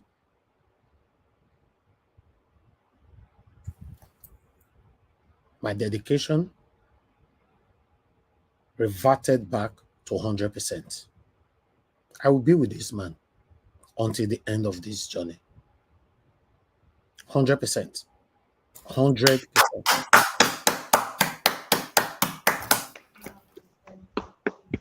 We are together. Yeah, but where you won't go before, if we the lookout say make 12:30 American time, knock more gather for a sanctuary. You not abandon us. As we see you, you can't say you want. Hey, just retract that statement, please. Yes, I've retract that retracted it. statement. I've retracted it. Thank you, my elder brother. My in-law, nobody they abandon you. I beg, make you calm down. Yeah, I know say no they go anywhere. Okay. All this one na shakara. Let me finish this, my people. I'm the same person. In fact, we are going to put even more effort to this journey now. Listen, guys, in case you guys don't know what we're doing here. Mr. Elvis. Let me finish first. I better know your verse. Make I not lose my speech. In case you guys don't understand what is going on now. For any reason, for me, I understand what Peter Obi they do now. What thing they do. If for any reason it didn't work, but he managed to expose not just the corrupt politicians in Nigeria, but the judiciary from top to bottom or bottom to top.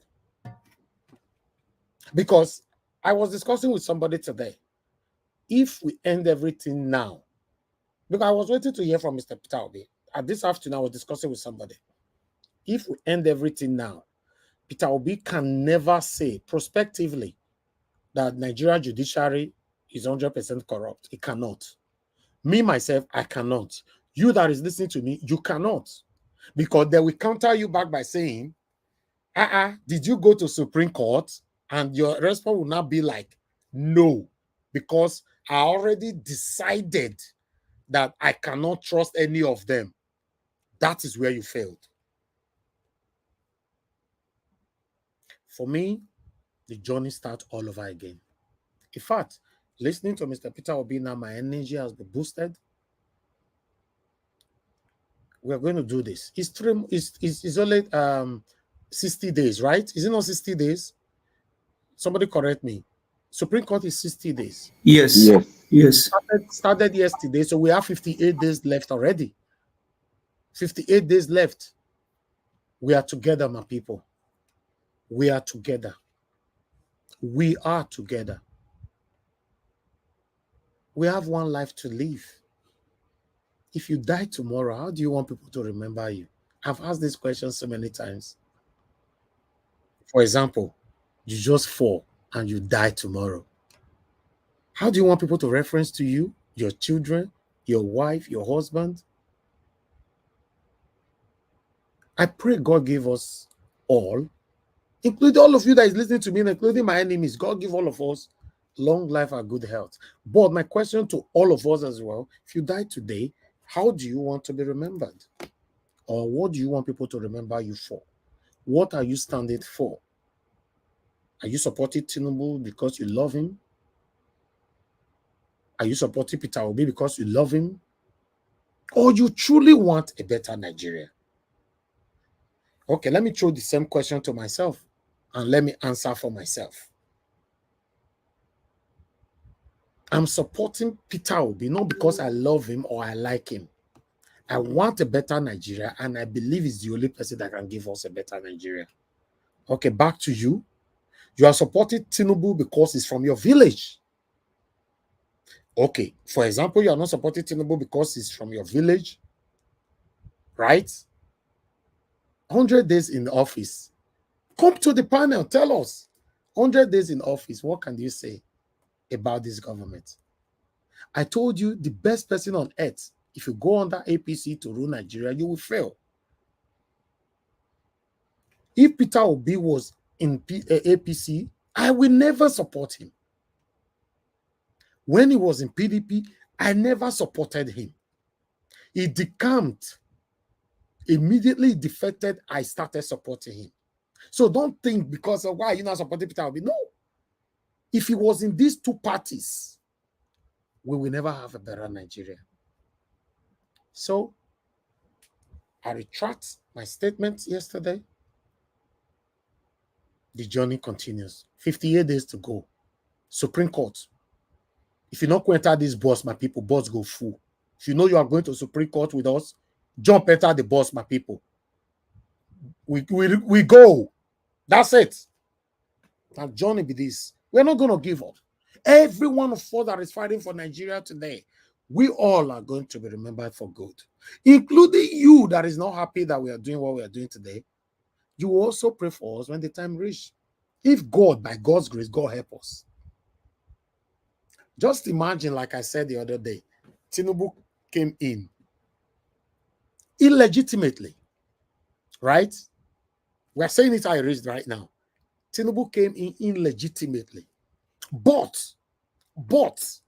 the big but, say the first week, he put Buhari for prison. Or you that is supporting APC, are you going to tell me that Buhari not do anything for 8 years? Or he not deserve to go to prison? No, you can't say that. You cannot. Okay. Let me continue what I'm saying. Then he put Buhari for prison. Then he go back to all the previous rulers. He put Obasanjo for prison. Jonathan prison. And all the past. All the past. Listen, I'm telling you, 70% of obedience today, Tinubu will win their hearts. Because I'm part of the people that have said there before that our politician is stealing our money I'm not in support, I'm not justifying it that they are stealing our money. But I said it. If any politician steal our money, for example, you thief $2 billion, you can't build world-class hospital in your states. They can't calculate and legitimately say you spend $1.9 billion for that. I'm just saying, okay, on that world-class hospital. If you go prison, people will escort you go now. What did they talk? Okay, what did they talk? People will escort you.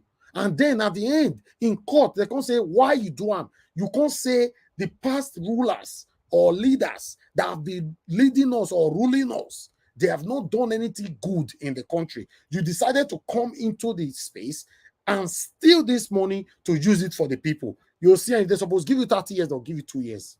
Or none. But then you came in. You are applauded. Buhari. Waiting. You they support somebody. You see white, you say na black. You see black, you say na white. That's not how to support somebody. You and I know that we need a good Nigeria. I dey talk to you right now from UK. I no get iron gate for my house. I no get fence. My window, my house, everywhere na glass. It means if you throw only snow, common stone, it go break. You way they talk to me, so this kind of time now for Nigeria, you know if it goes through for streets. With the one that don't kill the country rich now, you know if you go waka for street alone now, try am. You dey listen to me now, I know see you there. Now there. And for those of you that live abroad, that is still supporting the wrong thing. Many of you are not fit travel go Nigeria. You know, even if you buy the tickets. And you dey UK, you dey America, you dey any part of the European country. You they say, na Tinubu, na APC. Na Tinubu, na APC. Your mama die, you not go bury him. Your papa die, you not go bury him. You say, no, insecurity. I bet more your family money, I'll pay the money, but I don't want to. Let's tell ourselves the truth now. Make we tell ourselves the truth. This is not about Peter Obi, Tinubu, or Atiku. It's about you and I, and you are fighting me. We are fighting ourselves. It's about you and I. You and I know they play today. Because before they born me and you, now these politicians doing like that, make me and you, they fight each others. You know they get them. I received a message yesterday. Although I got it this morning on Nigeria's WhatsApp number. Somebody sent me a long note from, I think it's Canada or America, but it's 01. I don't know whether it be a woman or a man. You send me a long note thanking me for all my job, all my good work and all that. From the beginning, when I read and reach the middle of that message, I think say they really thank me. Until we don't reach middle, I can't get to know. So they come from Agbado side.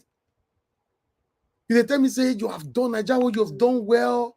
Even the obedient people will not understand what you've done for them and all that. I want to tell you, let everybody join hand to support Tinubu. Tinubu will do well. The Bible says, you were even quoting. The Bible says, and the Bible says. I was like, what?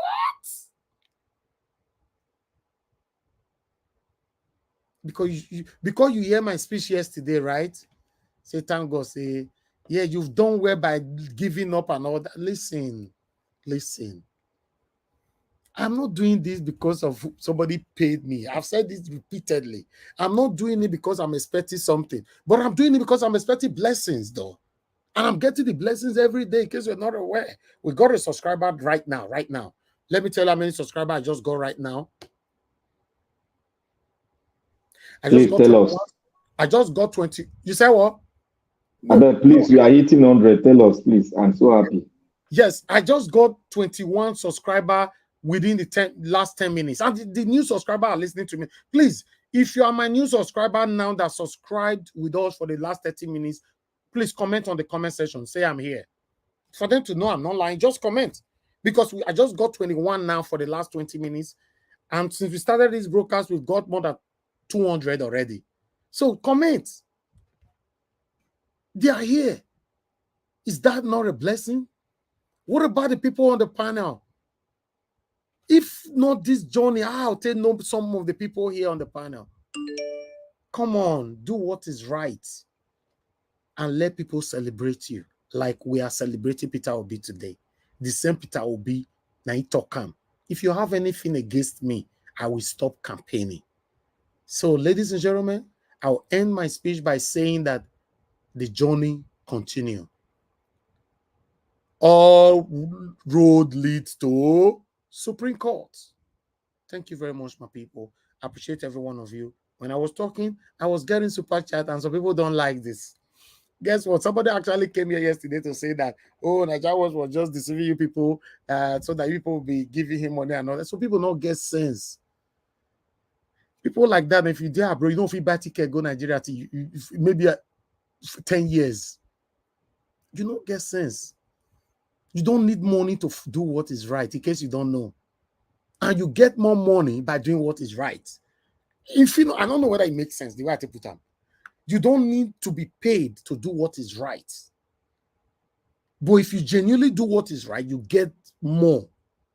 It might not be physical money, but I assure you, you must get the blessing. You must. Thank you very much once again earlier on to Mama for your wonderful super chat, and your text was, hi Mr. Elvis, please be happy and be good courage. Get yourself chill.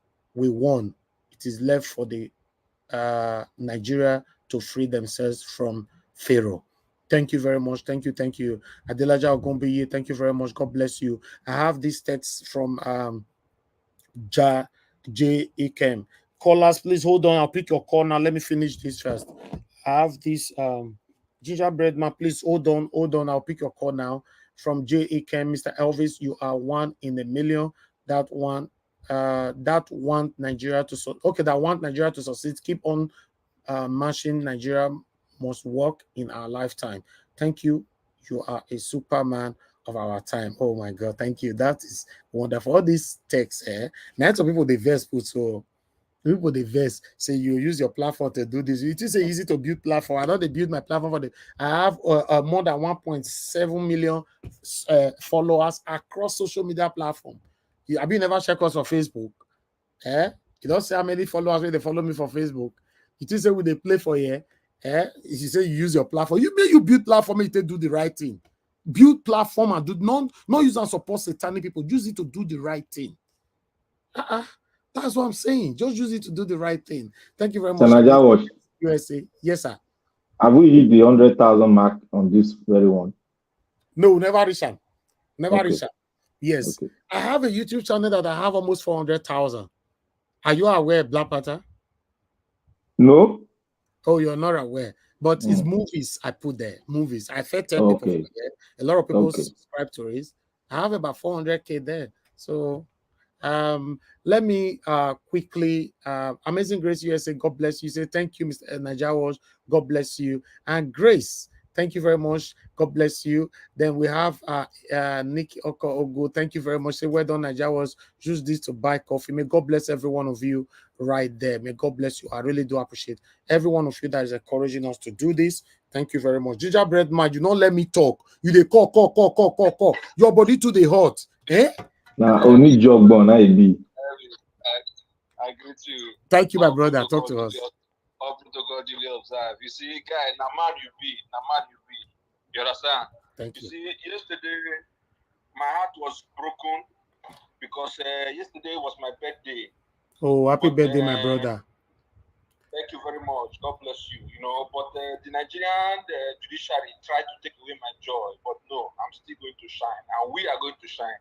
When you made a submission yesterday that you had given up, I knew that you were speaking out of emotions. You understand? And if you are a human being and you don't have emotion, then that means you are APC. So I thank you for reverting your position because I know that you are committed to this struggle. One thing I want to point out quickly is that, you know, we know that what happened yesterday was a charade, but it exposed a lot of things about those 5 people that are sitting on the bench. I beg to say that they are very, very incompetent. You can hear a supposedly leader of the Supreme Court. He was reading like in fact, a primary 5 student will read more fluently than that guy. So, but I'm not surprised, because why people like us have to score 250, 300 in order to get into the university, they will score 20 and they will get into the university, you know. And then when they get into that university, they pat them and pat them and pat them and pat them and pat them through. But one thing that is very, you know, notable right now, and we have to be vigilant about it, is that yes, we have 90 days or 60 days, as the case may be, to pursue the case in terms of appeal at the Supreme Court level. How can a judicial panel who are giving more than 48 hours notice to the litigants that they are going to pronounce judgment on the 6th of September, and they refuse to bring the copy of the judgment so that it will be made available? Because as a matter of fact, the copy of that judgment needed to be with all the petitioners, so that as that judge was reading that judgment, you know, the petitioners will be perusing and following through. But they did not do that. And after the session, the petitioners had to, you know, bring it to the attention of the judges that they would need to go with a copy of that judgment that same day. That is what it's supposed to be. That is another tactic that Nigerians should pay attention to, because what they want to do is to delay the judgment from getting to the hand of the petitioners, because you need to have the judgment in order to use it to prepare your appeal at the Supreme Court level. Exactly. So, Mr. Thank you. I just want to put that out there, that we will continue to ring fire and brimstone, so that they will do the right thing. Because you see how they try to double cross us by accusing the Labour Party and the petitioners that they did not submit the document that they were supposed to submit. Meanwhile, Labour Party was asking for those documents and they refused to bring it. And the judge, instead of making an order by compelling INEC to produce that document, they were asking Labour Party, what do they want them to do? Now they came to the judgment and turned the table around. So Thank you. we must continue to make noise right now that the appeal court must release the judgment that they have rendered, so that Labour Party can begin to prepare their petition to go to the Supreme Court. Thank I just you. want to put that there. Thank you very much. Thank you very much, my dear brother. I appreciate you. Happy birthday to you once again. Thank you. God bless you. Thank you. Yeah. All right. We have Madam Rita with us. Madam Rita, can you hear me? Oh, I think we lost you there, Madam Rita. Somebody else is going to call in now. You know, go quick you. You're not sure. Say go. Okay, quick you call back again. Madam Rita, thank you very much. Good evening to you, ma. Please talk to us. Yeah, good afternoon, Mr. Elvis and everyone. Excuse me. Good afternoon, everyone. Mr. Elvis, thank you. Thank you. When you made your speech about following through to the Supreme Court, I was teary-eyed. Oh, why? I'm teary-eyed. It is not because I'm sad. It is because you have proven to us, I keep saying, Mr. Elvis Edigin, you are a priest of truth. Don't make me feel You are the like lion this. of postal justice. I am not sad though. Hey, this is not time for sad. I'm not sad. I'm just saying the emotions like that gentleman. No. I'm saying that the way you are speaking, you are making me feel emotions right now. It is okay, because it's proving that you are not APC. As Mr. Judicial, if you don't have emotions, you belong to APC, and it's true. Mr. Elvis, you have proven to everybody that I've always said, you are a priest. People don't understand. You are a priest of truth. It is not easy to get to that level. You are the lion. You are the elephant. You are the leopard. You are the cheetah of social justice, especially on social media. Take it to the bank anyway. It's a fact. You have proven it. We are going to stay on this journey till the end. It is not over until it's over. It is not over until it's over. It's not about money now. It's not about how many followers or whatever. This is about the soul of a nation, the soul of the black race. It's not even about Nigeria alone. The soul of the black race in this world. And Nigeria is sitting at the core of the black race in this world. Because even if you go, if you do what they call heritage, and you check your DNA, even if you're from the Caribbean or you're a Black American or even you are somewhere a Black Chinese or something, everything is linked to West Africa, Nigeria, and that is why this is the soul of the Black race. We are just saying it because we're all Nigerians and our other African countries who are supporting us. This is a very, very. Thank you. In fact, Mr. Naja, what? Thank you. I have a lot to say. But I just want to say thank you very much. Thank you very much. And thank everyone who has been dedicated to this channel, who has been coming here every day. Those of you, Mommy Diaspora, I love you. Those of you even in different time zones. Somebody calling from Gabon, somebody calling from UAE, somebody even calling from Russia. Exactly. Different time zones, but you don't get around this time. That is beyond love. Then you understand it's not just about Peter Obi, you understand what we are fighting for. It is not the end until it's over. Thank you, Mr. Najawa. Thank you, Mr. Elvis. Thank you so much. Elvis, I don't know how to say thank you. If there's a virtual hug, I'm virtually hugging You've done you it now. already. You've done it Very already. much. Thank you so And much. thank Thank you. everybody. And God is going to reward every one of us, our families, Amen. everybody who has supported the cause. Affliction shall not reach your home. Amen. You shall not cry tears of sadness. Everybody, you shall cry tears of joy. Amen. And those people who are sending you messages and texts, I have a word for you. What betide you?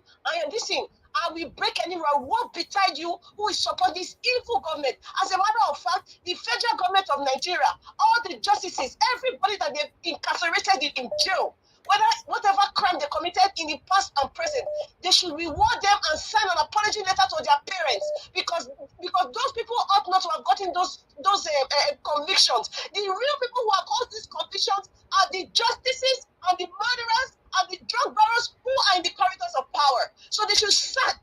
In fact, all those, listen, if we're in America, people like Evans' family, Evans the kidnapper, should be petitioning the federal government of Nigeria, should be petitioning the judges. They will sue them. If we're in a same society where justice works, because if they can approve a drug baron, a thief, a drug baron, and give us and say Abuja is in the 37th state. What are you going to teach the children in primary one?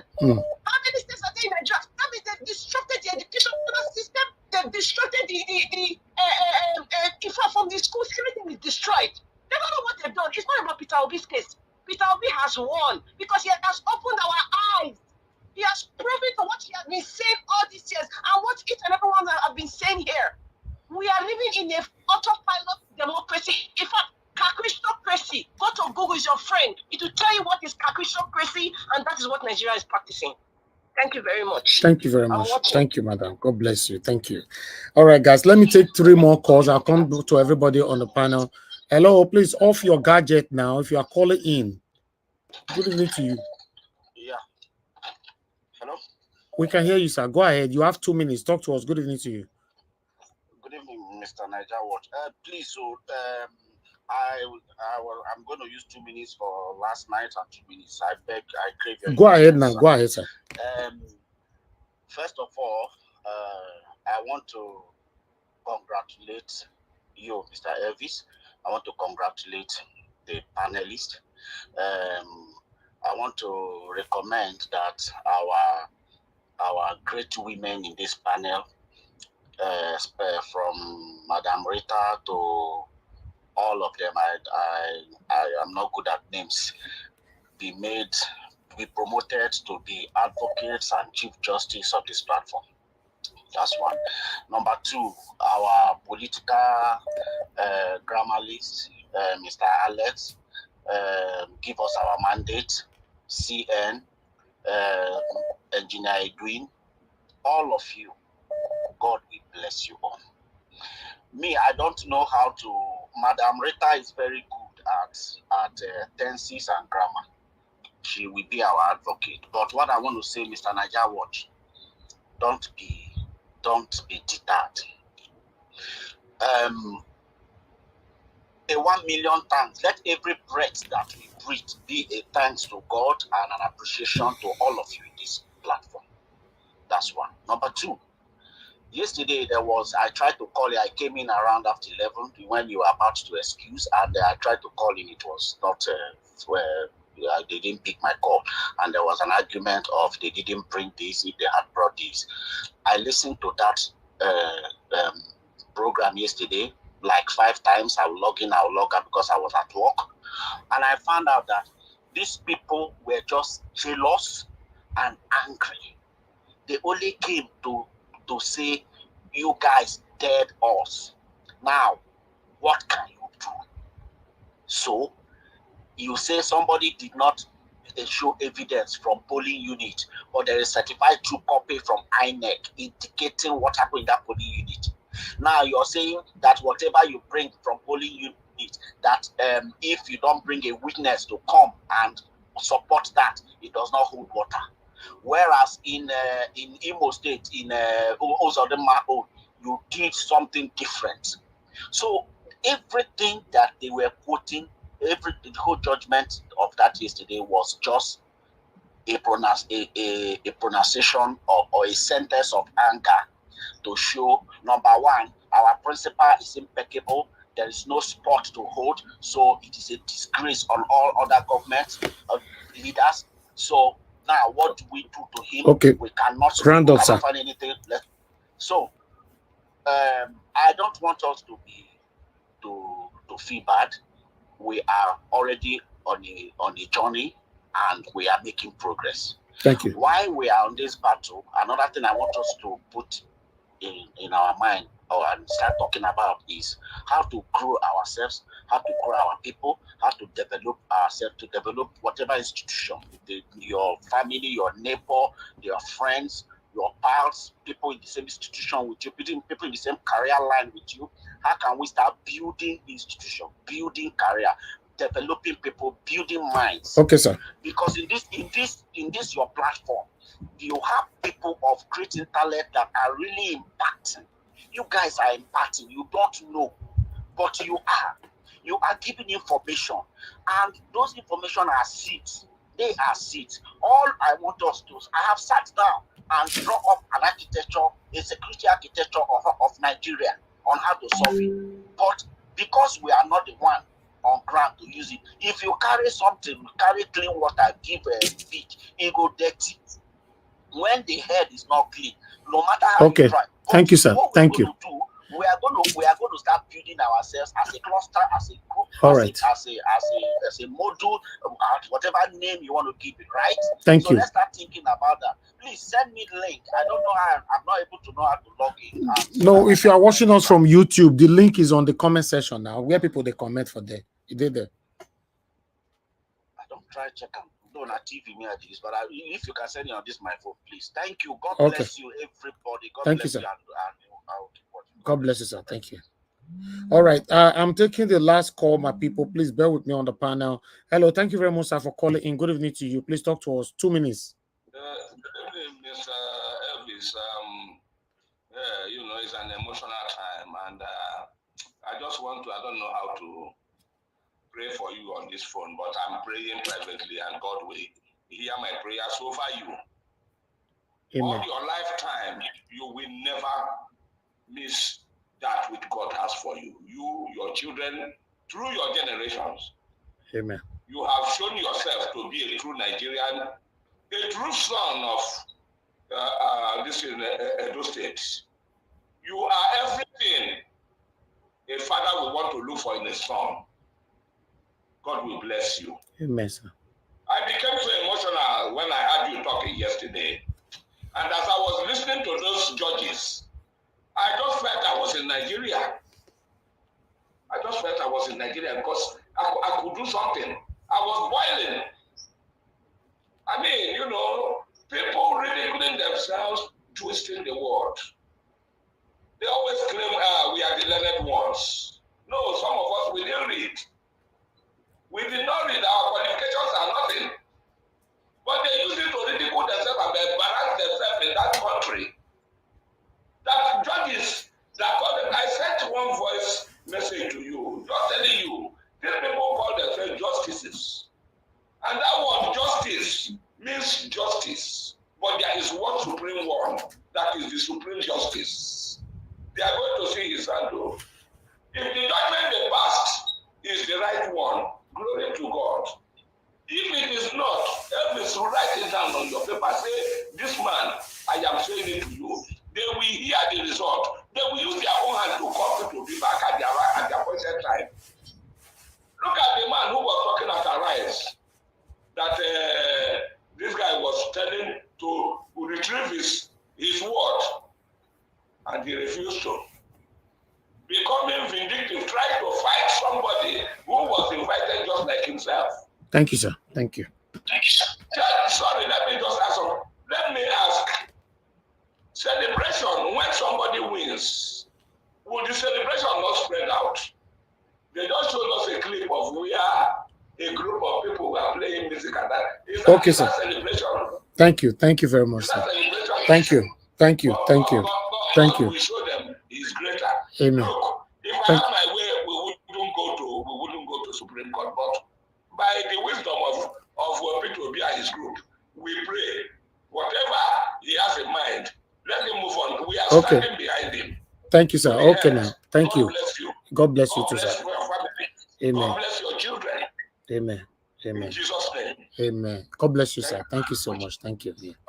All right, callers, please hold on. Let me quickly, Mr. Sunday, I see the untouched. May you quick talk to us, Mr. Sunday. I think you should unmute yourself because you don't on your touch reached so many times since. Unmute yourself, sir. Mr. Sunday, are you there? You are not responding anymore now.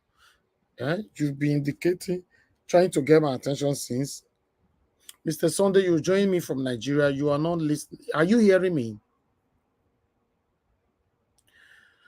I might likely remove you for somebody else to come in there because I don't call you rich many times. So in case you watch this video back, you know that I don't call you rich 1 million times. So let me remove you, Mr. Sunday, so that somebody else can just come in. You know, I cannot be calling, and you're not responding. So guys, let me come to, let me see. Thank you very much, my people, for every one of you that's just joining us right now. Good morning, good afternoon, good evening to you all. Thank you very much for your time. Callers, I'll come back to you. At least let 2 or 3 people speak to us from the panel. Those of you right there that have supported me, I have Pat Osas that just supported me right now. Your text goes like, my lovely brother Elvis, kudos to you. When you gave it up yesterday, I followed suit because this is the only platform I follow where I put my opinion. Oh, thank you very much. Thank you. We are together, sir. We are together. Oh man, I don't know if it's a man or woman behind Pat, but I want to let you know that we are together. I'm going nowhere. I was very, very upset yesterday. Mr. Peter Obi have boosted my hope again that yes, the journey is not over, and I like that. Thank you very much. I appreciate you. Okay, let me come back to everyone. Mother of all, Mommy Diaspora, thank you very much, Mommy. We love you all the time. Thank you very much. Omashola, you're the first on the panel. I'd like you to talk to us, sir. You have 8 minutes. First on the panel, interesting. Yes, yesterday we went on together. We went offline together, and we didn't. I didn't have a good sleep yesterday night. I was dreaming of Obi yesterday, and I woke up this morning. You remember what I said, that people should not go to church on Sunday. Only if I want to wake up to this morning, I check my WhatsApp. As usual, Nigerians will move on. They started spreading videos of there is hope. God will provide. God will do that. We are going back to this. We are going to the Supreme Court, and we believe the judges will redeem their image at the Supreme Court. Since 5 people cannot sort our problem out, we'll go to Supreme Court. By the grace of God, we'll get judgment there. Nigerians that are watching Big Brother should continue watching Big Brother, because at least I've called people in Nigeria today, and the anointing is that they've all moved on. They have moved on. It doesn't bother them. They're telling me that God will provide for them since they are alive. God will provide for them. God will provide us. God will not come from heaven to come and chase corrupt people. Because what happened yesterday means that there is no need having your voter's card. Just go and throw it away. if you vote from now to next year and gather all the Nigerians and say, yes, so everybody that's following Obi is contesting in 2027, gather yourself today to one party, we want to beat only one person. Even though you are the winning party, I can bet you the same thing will happen because corrupt people are in government. Those that didn't go to school are the one ruling us. We that went to school and suffer ourselves, it is those that didn't go to school are controlling those who went to school now. Because you don't have a certificate, but your money has paid for you. And who went to school for many years, read law, study law, practice law for years, only for you to come and discharge a rubbish judgment that says you can be a president. That means every corrupt person in Nigeria now has the right to contest for election and not be scared if whether he has certificate or not, whether it's forged or fake. The painful part is Nigerian certificate is not even recognized abroad. Not talk of saying you want to go and use to go and get a job. Now, and I don't think anybody will want to come to university now, they will have to scrutinize your result, because if your president can have fake certificate from Chicago University and then be a president, what is the guarantee that you have a certificate from Nigeria? Can we verify this certificate that yes, you went to this school? That is kind of things we'll be facing in the next few years if this thing goes this way. The video you showed that girl, you said yesterday I said it. I said this is September, people are going back to school. I only pity for that girl, and there are more people like that that are going to school. What is it? How do you rationalize someone that is paying 25,000 naira for school fees, and you're not telling back now to come and pay 200 from where? Which work are they doing? Their parents that even manage to send them to school, how much are you paying them? And the ones that are retired, how much are you paying a retired person? A man has suffered his life all the years, served in the Nigerian government. He's now retired. He can't boast of a house. He's still living in a rented apartment. He still has school fees. He still has children to send to school. Nigeria is not working. Nigeria is not working. And the only way out, if we are patient now, 60 days, no problem. We'll go to court. Let us see what will come out of the court. But if we don't get what we want, it's all in your hands, Nigerians. I'm not in Nigeria right now.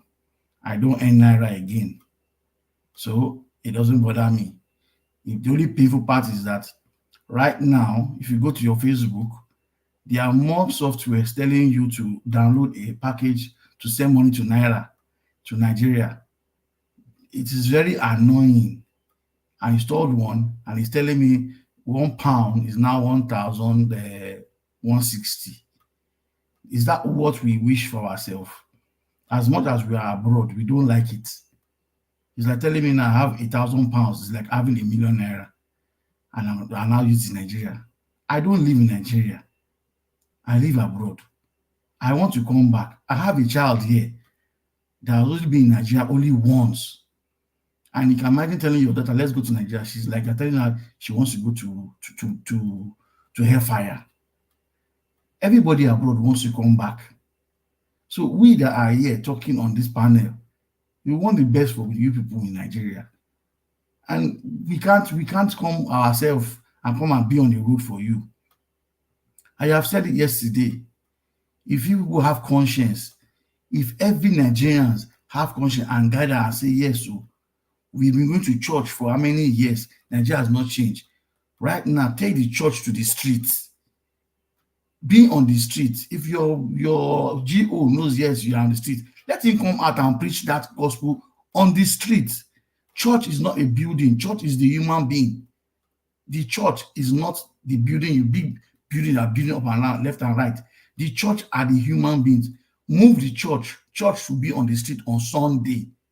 Nigerians, if you are hearing me, I know you like going to church very well. Go to the church. Carry the church to the street. Be on the road. Your GOs, if they know they really value you, they want a better life for you, let them come and do that preaching on that road. You have a man has won election in the court. Yes, they're not jubilation everywhere. Nobody's jubilating anywhere. There's no video showing anybody's dancing left and right, being happy for him. Tinubu is shaking those around him, say he won an election. This time now, Tinubu has said, I will steal it, run with it. We want to now collect it back by going to the street, collect it, and we'll run with it and give it to who owns it. Since it's now a relay match, he's taking the first batting. He wants to take batting back for him and give back to Peter Obi.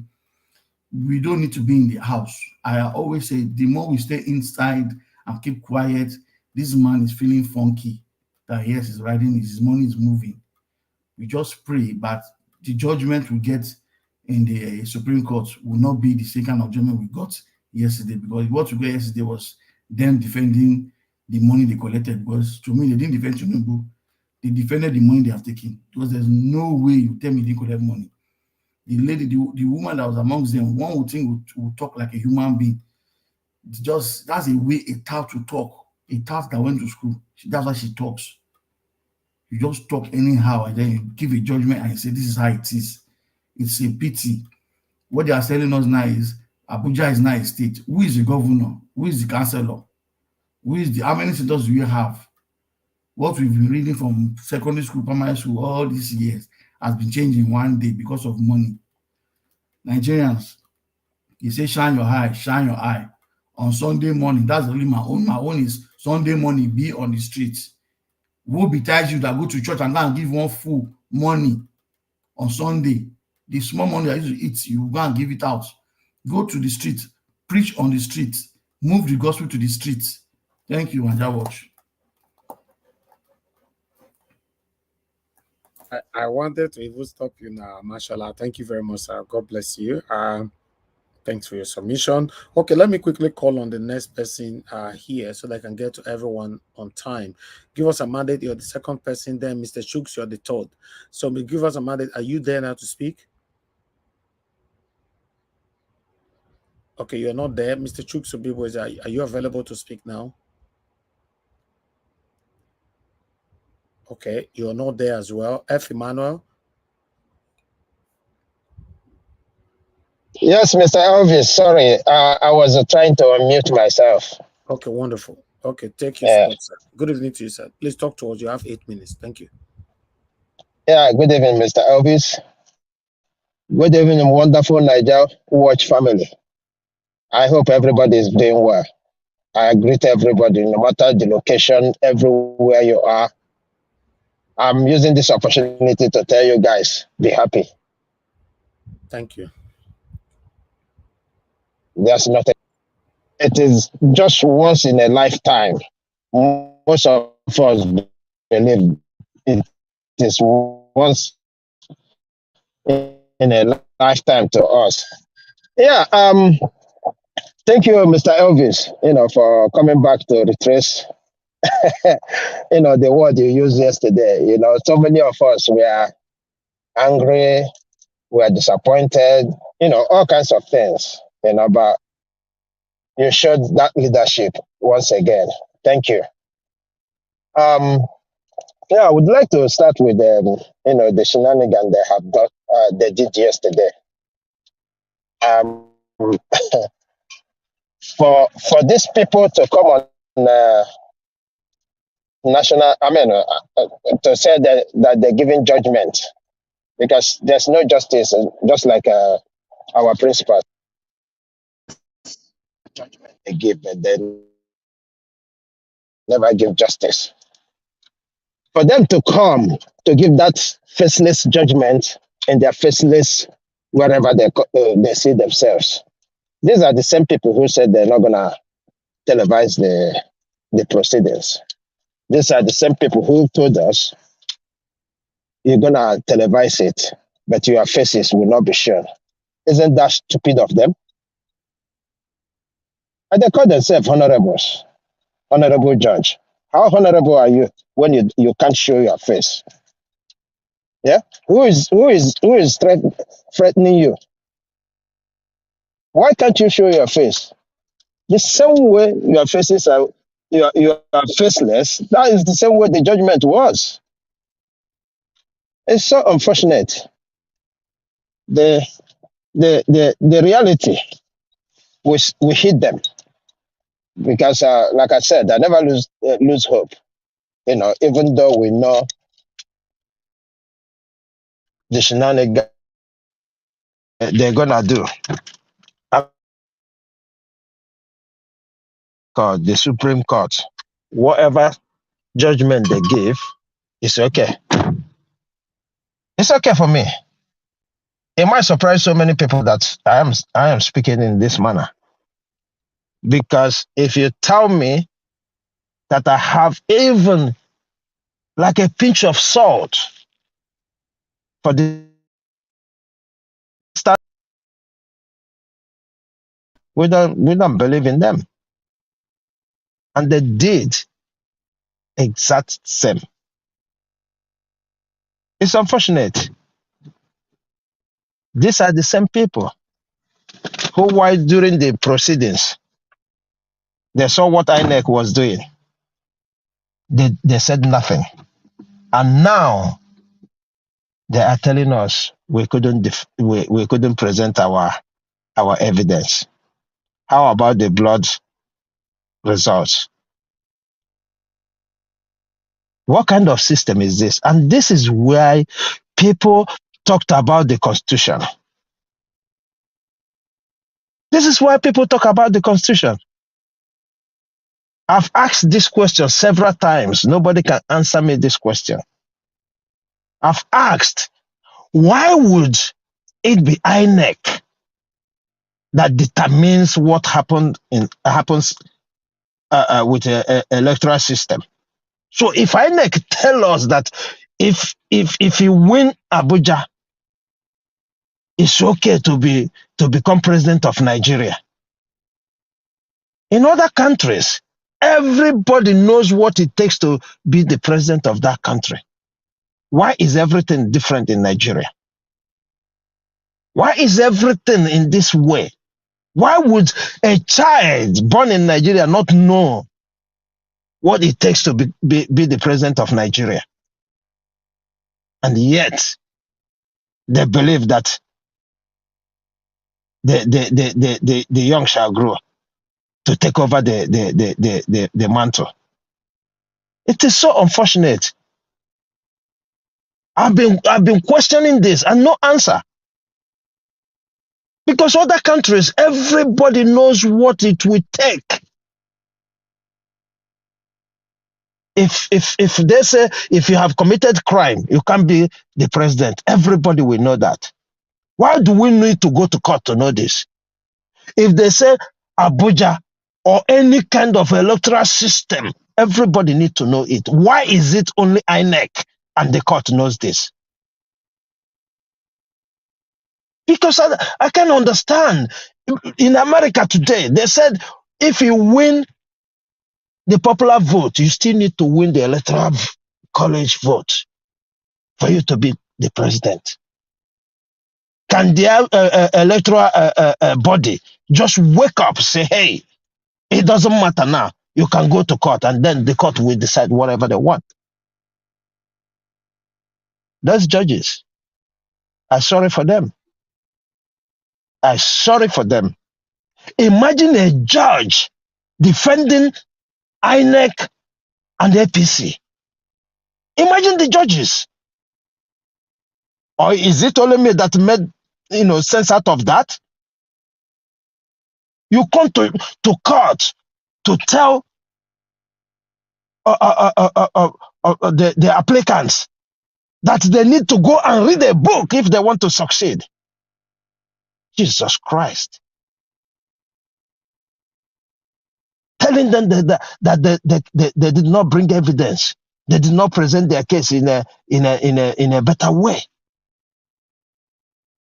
And that is the same technicalities we are talking about.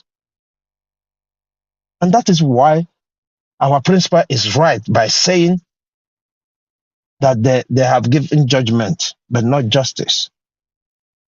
I remember I re-echoed the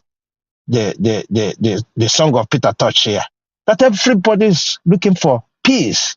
Nobody is looking for justice. Nobody is speaking about justice, but everybody, peace, peace, peace. In the next few days, this is what you will be hearing all over the place. Make peace, we should go home, no problems. It's so unfortunate. Mr. Elvis, I just thank you for giving us this platform, for most of us who are angry to come here to visit our family and the brothers and sisters and everybody, just to make sure that we don't get into one sickness or the other because of these people. But let them mark my words. If we allow this to go on, the next election will be snatch the box, do what you can, and nobody can prove it. I yield here, Mr. Elvis. Thank you very much. Thank you very much, Mr. Shooks Obiboze. God bless you for keeping to your time, and thanks for your wonderful submission. Thank you. Okay, let me call on the next person. I will pick your calls soon. A lot of people want to call in. At least let me take 4. I want to take up to August CM before I'll start picking call again. But let me call on the next person right now, which is Mr. Jonathan. Sorry, Mr. Jonathan, not you. Sorry, F. Emmanuel. F. Emmanuel, are you there, sir? Please talk to us if you're available. Yeah, Mr. Elvis, please, I send a private chat. I'm attending to somebody briefly. Sorry. I didn't see that. That's fine. Okay, I'll come back to you. Thank you for bringing my attention to that. Okay, Mr. Jonathan, automatically we come to you now if you are there. Okay. Yeah, thanks. Yeah, thanks very much. Thanks to, it's good to have you on the panel, sir. Thank you. Yeah. 8 minutes. Thanks to everyone. So Jonathan, welcome. Yeah, welcome, my brother. Thank you. The battle has just begun. It's not the end. Yesterday was not the end. It's just the beginning. I want to encourage you, Mr. Elvis. We always say here on this platform, I've heard it so many times. You have echoed it so many times that when we're talking about those elected Labour Party members, that we have to, be on them, not to leave them, to checkmate them all the time. Even though we don't have the majority, but we are checkmating them. You can relate it now. Even though the court, they brought out their shenanigans and their impunity in broad daylight, does not mean that we will give up. Exactly. In fact, this is the time for us now. Whatever the outcome is, even at the Supreme Court, this is the time now to focus more and to highlight all the mismanagement, misgovernance that we know for sure is what is going to happen on a daily basis. We must not leave them.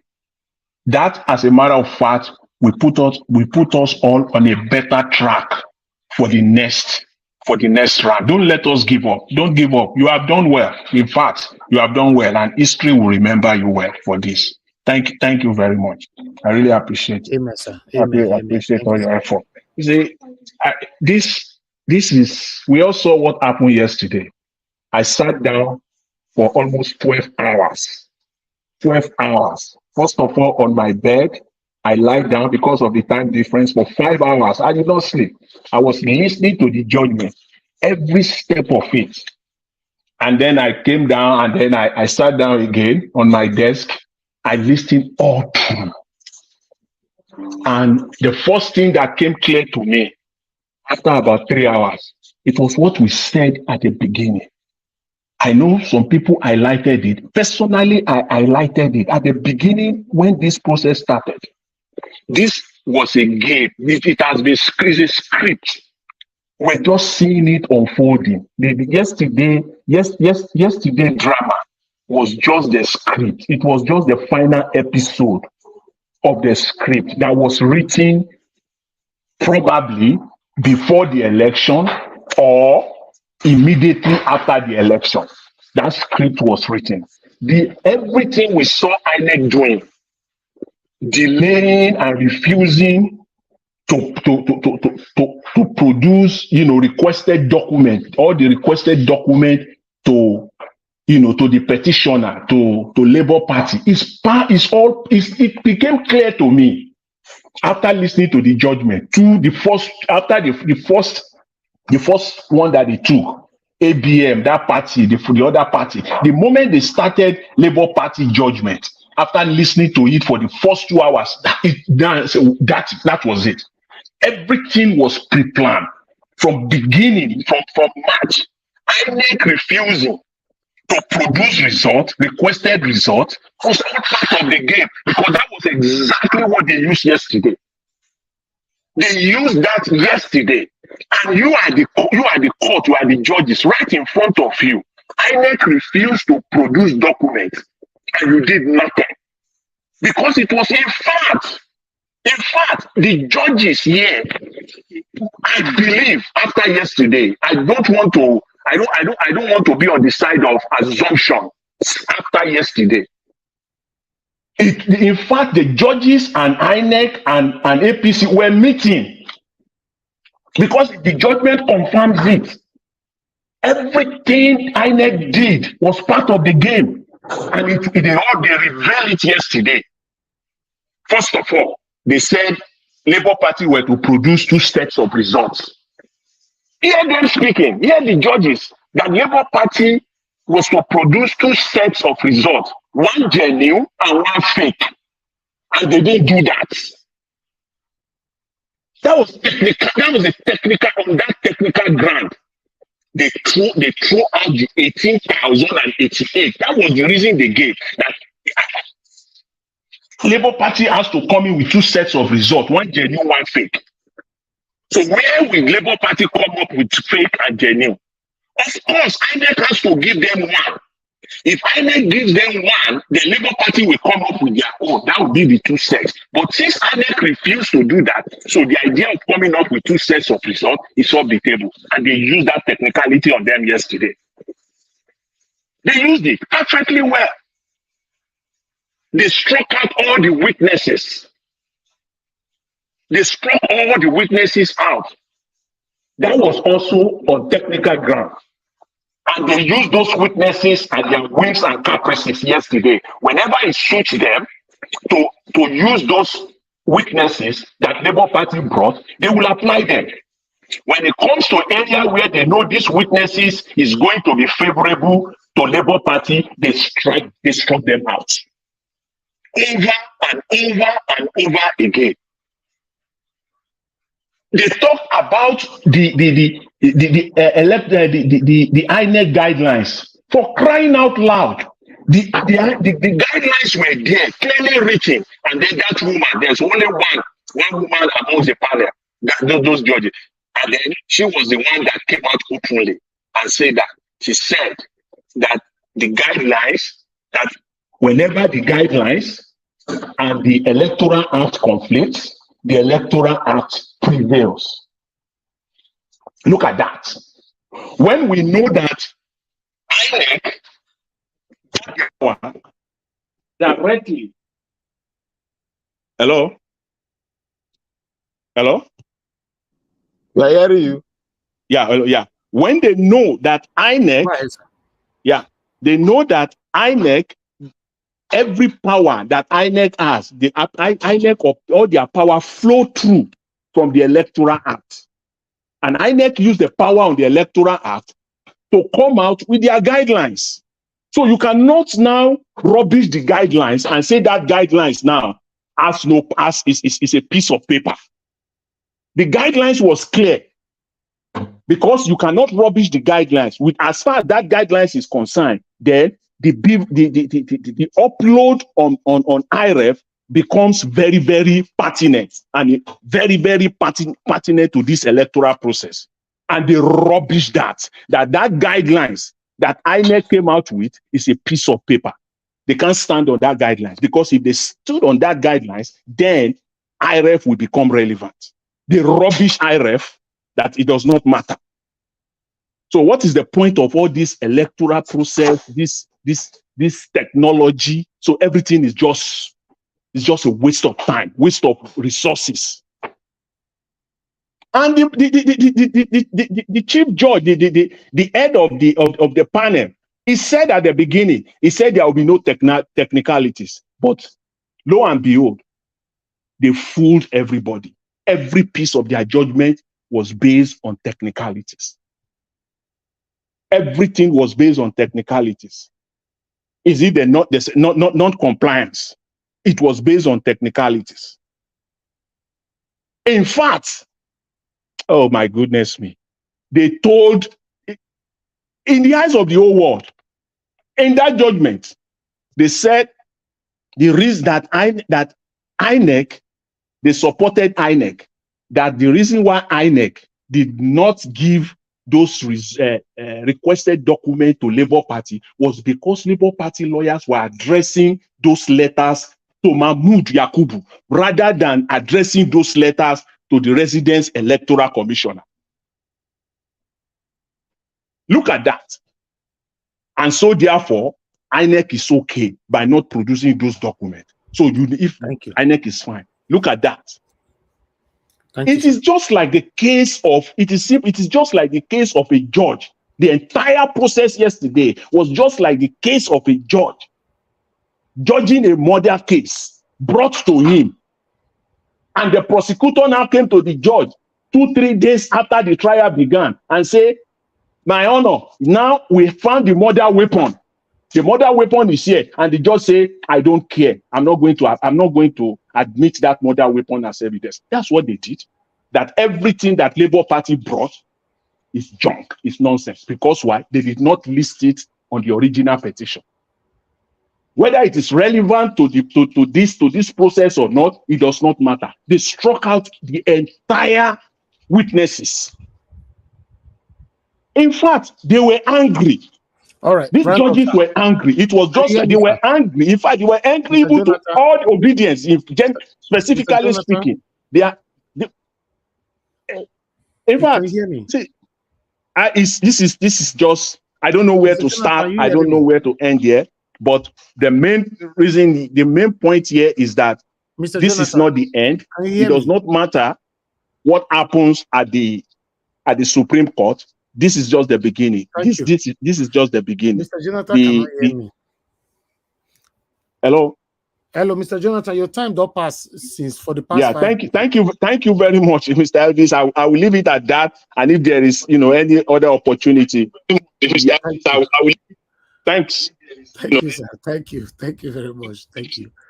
All right. Thank you, my people, for your time. I appreciate you all. Thank you. I can see callers are still calling in. Just hold on. Let me call on Oga CM first. Then I'll come to you callers to take at least 5 calls. Oga CM, sorry, am I on the screen? We don't call you reach 700 times. You know answer. Really? Okay. Go ahead. Go ahead. You go to eat stash and baga soup. I mean, I celebrate my own now, so no worry. Just all right. After Oga CM, I'll call you back. Oga CM, please talk to us, sir. Okay. Good evening, Niger Watch. Please, all protocols observed to those watching us. Actually, let me start with P2B's remarks regarding the judgment of yesterday. Yes, I know. In fact, I'm fully in support of the action he has taken. Challenge it at the Supreme Court, regardless of whatever it is. I like his comportment because I looked up to him. I know he will say something, and he did. Now, the thing to watch out is this. When I sort of reflect again on yesterday's judgment, what tends to surprise me is this. I don't know whether people look at it the way I look at it. I'm even looking beyond the judgment. This is a national ridicule. It's not a question of, even if they did all those shenanigans and then do what, or they didn't, or they decided to leave it open-ended. It's a disgrace. Somebody sent me a short write-up. He said PDP and the Atiku went to court before February 25th to challenge the nomination of Kazim Shettima, as a running mate to Tinubu. They said it's double nomination for whatever reason they gave. The court advised them that such case are left as post-election issue. It's after election they can address it. It doesn't mean because the candidate can still withdraw and say it doesn't want. So something like that. Then PDP agreed and stepped it down in the hope that APC will get their acts together. But it did not work. They felt that they should wait because they've been advised that it is a post-election matter. Now, after the election, you remember yesterday or during the tribunal, Atiku raised it, and Atiku and PDP raised the same issue of double nomination. Now, from the judgment we read yesterday, the judges are saying that such a case is a pre-election, not post-election, and this is law in Nigeria. They are not telling Atiku and the PDP, this is pre-election matter, not post-election. They should have trashed it before February 25th. You see, things like this tells me, sort of, signpost the enormity of what P2B should handle if he goes in. This production, from consumption to production, yes, it encompasses a lot of things. Nigeria has no judiciary at all. Sometimes I wonder why people read law, but yet I now understand why Dele Farotimi said he stopped, though he read law, but he won't be practicing it anymore. Because said there's no point going before a criminal, a thief, a liar, say he's a judge, wearing rubbish, only for you to go there and waste your time. He will collect money and say what he wants to say. Yesterday's case yesterday's judgment is a typical case. Now, does it really mean that law is the judiciary is this rotten? Then why do people so which means an armed robber can go to court and get judgment even when he dispossesses you of what belongs to you, and you take him to court, and if out of that proceeds of his theft, he gives the judges some part of it, and then tomorrow they deliver, say he's innocent, and they maybe even ask you to pay him compensation. I felt so bad. Then I asked myself, I think P2B is aware of this decay in the judiciary, yet he's sticking his neck out to go and bail the cat. But who am I? He has more fast more than I do. If you now look back at 133 million people, they say they are in abject poverty. How will their case be addressed? Who's gonna help them? If not somebody like P2B, who is coming to see how he can turn Nigeria around. To be honest with you, it's a shame. Somebody said here that Nigerian certificate is not recognized abroad. I mean, not even now, it's been long now. The only certificate you take from Nigeria to abroad, they will just give it a veneer of maybe let's look at this. Okay, is NYC discharged? Because they know it's not a test of academic rigor. It's just a case of you finish your university degree, you go and spend 1 year to serve your country doing one type of menial job for them or whatever it is. You don't write the exam to get it. Just show up, do the normal thing you are told to do in the end, and it's equal. It hasn't got grading, who is first, second, or third, or first class, second class. So the Igbo will say, okay, it's like a military service. They just use it, so okay, at least. But whatever certificate you are showing them this, they will look at it, say they don't trust it. Now, that issue, that Nigerian certificate losing value, what I'm saying, this is over 20 years ago. Now, with Tinubu's case, they will say, look at this country. Even the fact that they are even raising certificate forgery issue against their president means that the country is rotting beyond what we are going to, what we even know in the Western world, and it's happening. And even the certificate, they will say, oh, they went to say Chicago State University in America to investigate it, and the man called president is saying, he's telling the university, don't release it. What are you hiding? To be honest, it's a shame. And I don't know why, like the exchange we watched in the video earlier, I don't know why when people defend criminality and injustice, sometimes I wonder in what elemental state are they? What really are they made of? That people should be defending pure criminality.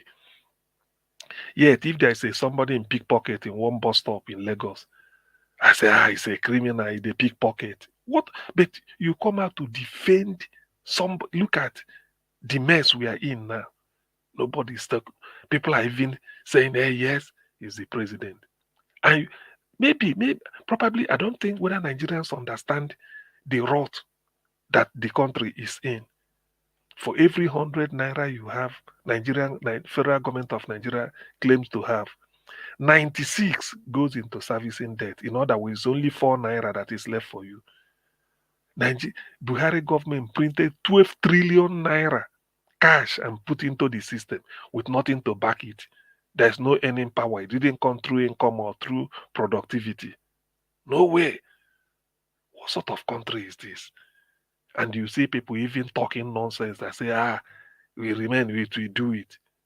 To be honest with you, I join those that say, if Nigeria miss P2B, of course, well, some of us knew that we've written Nigeria off. We came back to have a sort of a second look, to rethink a bit because of P2B standing up, wanting to take the plunge. And then Niger Watch here dedicating here say, let us fight for good government. Despite all odds and despite all inducement and maybe what provocation, he said, look, let's continue. But otherwise, some people like us, I've seen the beginning and the end of Nigeria. Even when I wasn't born in 1904, I've seen the beginning and the end of Nigeria. It's only P2B, just like, okay, for Soludo to say Nigerian economy is dead, they are no longer nobody is hiding it. It's open. We know. So what really are they talking about? And look at Tinubu, a criminal. This Nigeria is now being in charge of a full-blown criminal of international dimension, and nobody's talk. And people are still even having the courage to even talk of who we. Yesterday was a national mourning day. Should be celebrated. It should go down into the written annals of Nigerian history that yesterday was a national mourning day. How can such a thing and then people kept quiet and nobody is saying, feeling what? It's a big shame. That's what they call dignity. That's what you see in white people. Whatever they are doing, they always prefer dignity. Do not trample on their do not trample on their humanity. But in Nigeria, everything goes to the dogs. When I look at it, I shake my head. Yesterday, since I've been reflecting, I look at what people are saying. Some are even blaming Obi. Some are saying this. Some are saying that. What evidence are they looking for? What evidence? Evidence that was intimidating and overwhelming. And they are still blame somebody called himself a judge, is still asking. There was no evidence, everything dismissed. He brought this, he dismissed. The time to fight this petition has gone. You are telling senior advocates of over 40 years experience what they've been doing every day. They don't know what is called deadline. Even me, who is not a lawyer. In fact, that is a national shame. I don't know why. I'm always ashamed when something happens. I don't just feel it. I always consider, not that some of us cannot steal or maybe engage in crime, but when you remember those that know you or your friends or relations or whoever, what they will think, you take a step back. Yesterday was a national mourning day for Nigeria. I want people to see it as that. It's a terrible shame. But since P2B is going to the Supreme Court, I still have to sort of give him the benefit of the doubt. You never know. And like he said, the one judgment does not depend on the other. It could be when they go there, they overturn it. But has this thing been done before? Or can this man be this time lucky? Because I'm not counting on luck on P2B side. Not really because the man is desperate, but because of the fact that without him, who? Without him, who? There's nobody around. Nobody. Everybody just a pretender. Without P2B now, I have to say this. Who? Let somebody tell me. All these are just criminals. But then I keep saying here that, God, why did you keep P2B alive to this moment? Just push him across the Thank you. line, no matter what it is. I thank you, Niger Watch. Thank you. Thank you, Augustine. Thank you very much for your submission. For me, I don't think it's luck. It doesn't have anything to do with luck. Peter Obi is following the process, and it's obvious that the way things are going, you cannot, a whole court, declare Tinubu the winner for the second time after what INEC did. Nobody is celebrating the whole Nigeria. Yes. For the second time. Mm-hmm. Wow. Mm-hmm. Somehow, but let me call on the next person. Let me call on, give us a mandate. Please talk to us, sir. Good evening to you, Mr. Elvis. Good evening to everyone. People on the comment section, greetings. To Nigerians all over the world, greetings.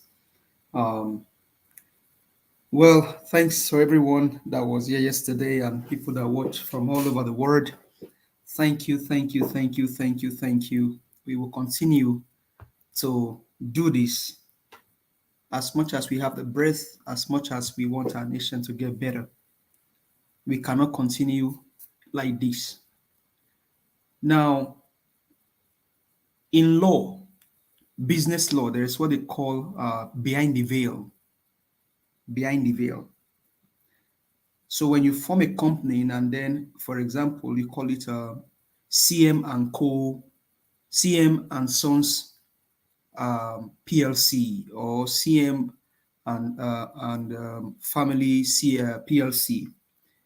There comes the time where behind this CM and Sons and daughter or family, let's remove the veil and then see who is behind the veil, who truly owns this. So what Samani, what Ugo, what Bolaji, what the other guys on that bench did yesterday was to by themselves remove the veil that covers them, and then we can now see that of a truth, APC is the one that fuels them, and allegedly, don't be surprised that they are card-carrying members of APC. Because if you look at the inception of this whole situation, the very first day that they start hearing is Samani said, and I quote, "We will not allow or give room for technicality on this case." That is what Samani said. Now, fast forward, when witnesses were called, blood results, Net Media told us the courage and charisma and the dominion of these justices in the court, even though we're not there. How they even laugh and then make fun of this APC lawyers on how shallow they were and not providing evidence to back up their case, but rather keeps nodding their head and even at the time gave kudos to the OB lawyers for what they did. If you guys probably remember those videos and those words from the court. And so everything said and done, APC will not address this, they may address it in their final comments. And then fast forward to when would the judgment happen? It was 16. Okay. It's been all of a sudden deceased. And so yesterday, all that plays out in the court is just an evidence of the fact that these guys are extension of APC councils. They themselves just told Nigerians and then displayed by their judgments that they are paid extendedly by Tinubu to come defend him in the court at the final judgment. The purpose why people go to the court is because they know that there's a judge that will hear the case of the parties bringing their different cases to the court, and then they will give judgment, not on favoritism, biasness, regardless of who feels he has the issue in the case. But on this case, what I keep asking Nigeria is that Samani was in Nigeria during the election. George Ugo was in Nigeria during the election. George Bolaji was in Nigeria during the election, and the rest of them. And so they wouldn't say they didn't hear or see or even made aware of what happened. Plus the fact that Mahmoud Yakub came to the United Kingdom and told them that Beavers was going to be the game changer in the election. Electoral law was made, Mahmoud Yakub was made aware of electoral law, but he said, and he assured Nigerians that electoral law, don't worry, Beavers is going to be the changer here. And he said it several times. Festus, the same thing. Mike Guinea said, he himself even alluded to what they said. And these judges extended of the APC lawyers were just slamming the Obi and Atiku and then the APM like as if, but more on Obi, because I feel that they were like, what God did Obi has to have even bring the case to them? Permit my word at this time. Samani just put his name on test and he has failed that test and should not be regarded as a judge because he lacks dignity and integrity. Samani and the other guys on that bench yesterday, they just proved to Nigerians that there is no judiciary in Nigeria. My principal have said we're going to Supreme Court. I mean, that's what he said. Oh, well, I'm fine. All of a sudden, Samani told us that for the several years he went to school, he does not understand what a simple 25% of 24 states and FCT. Samani jettisoned that part. That means to jettison means to throw something out. Let's forget this part. Let's just forget about it. Even though it's in our constitution. He said, you know what? Let's not even consider constitution here. And if you pay attention to what he said, in my opinion, in his opinion, that means those judgments were based on Samani's opinion, but not on our constitution. Samani gave, and the other justices, they gave judgment based on their opinion, not on our constitution. And you can see the arrogance and the boldness with which Jesu Tega spoke on Arise. You can see that arrogance in that guy's voice. Because all of them have been bought. You can see the other man in the studio, very calm and collected man. But Jesu Tega he just rubbished himself. He just displayed the arrogance that you can see in a lawyer. By the way, Did you watch Michael Zakome's Dominion yesterday most of those judges in fact, all of the judges on the bench, if not because of corruption in the country, they should be sitting down and then Michael Zakome should be the judge. If Michael Zakome was just looking at them, even the lead counsel of Peter Obi, because those guys just went there. And I think Gingerbread Man was in my thoughts. You're coming to deliver judgment. You have your own copy. All of you brought your own copy of the judgment. And you know that you'll be reading those judgments. Why not make provision? It is not hard. You guys have photocopy machine to have made copies of that thing. My brothers and sisters, I think for our own counsel, the Obi lawyers, the video tape of that judgment read yesterday for the 12th hour, once you get the hard copy of the judgment, go back and listen to the judgment and make sure that that judgment, word by words, correlate with what they read to Nigerians. Because these guys cannot be trusted. Why will you not have the docket of the judgment that you're going to read provided to all of the lawyers? As you are reading, they are following through. Anywhere they see anything, they quickly underline it. Now you are going to delay that one. Maybe they've not even gotten the judgment today now. Maybe they're going to get the judgment tomorrow. They're going to read the judgment. Now start preparing their own. You see how these guys are, how they are playing on Nigerians.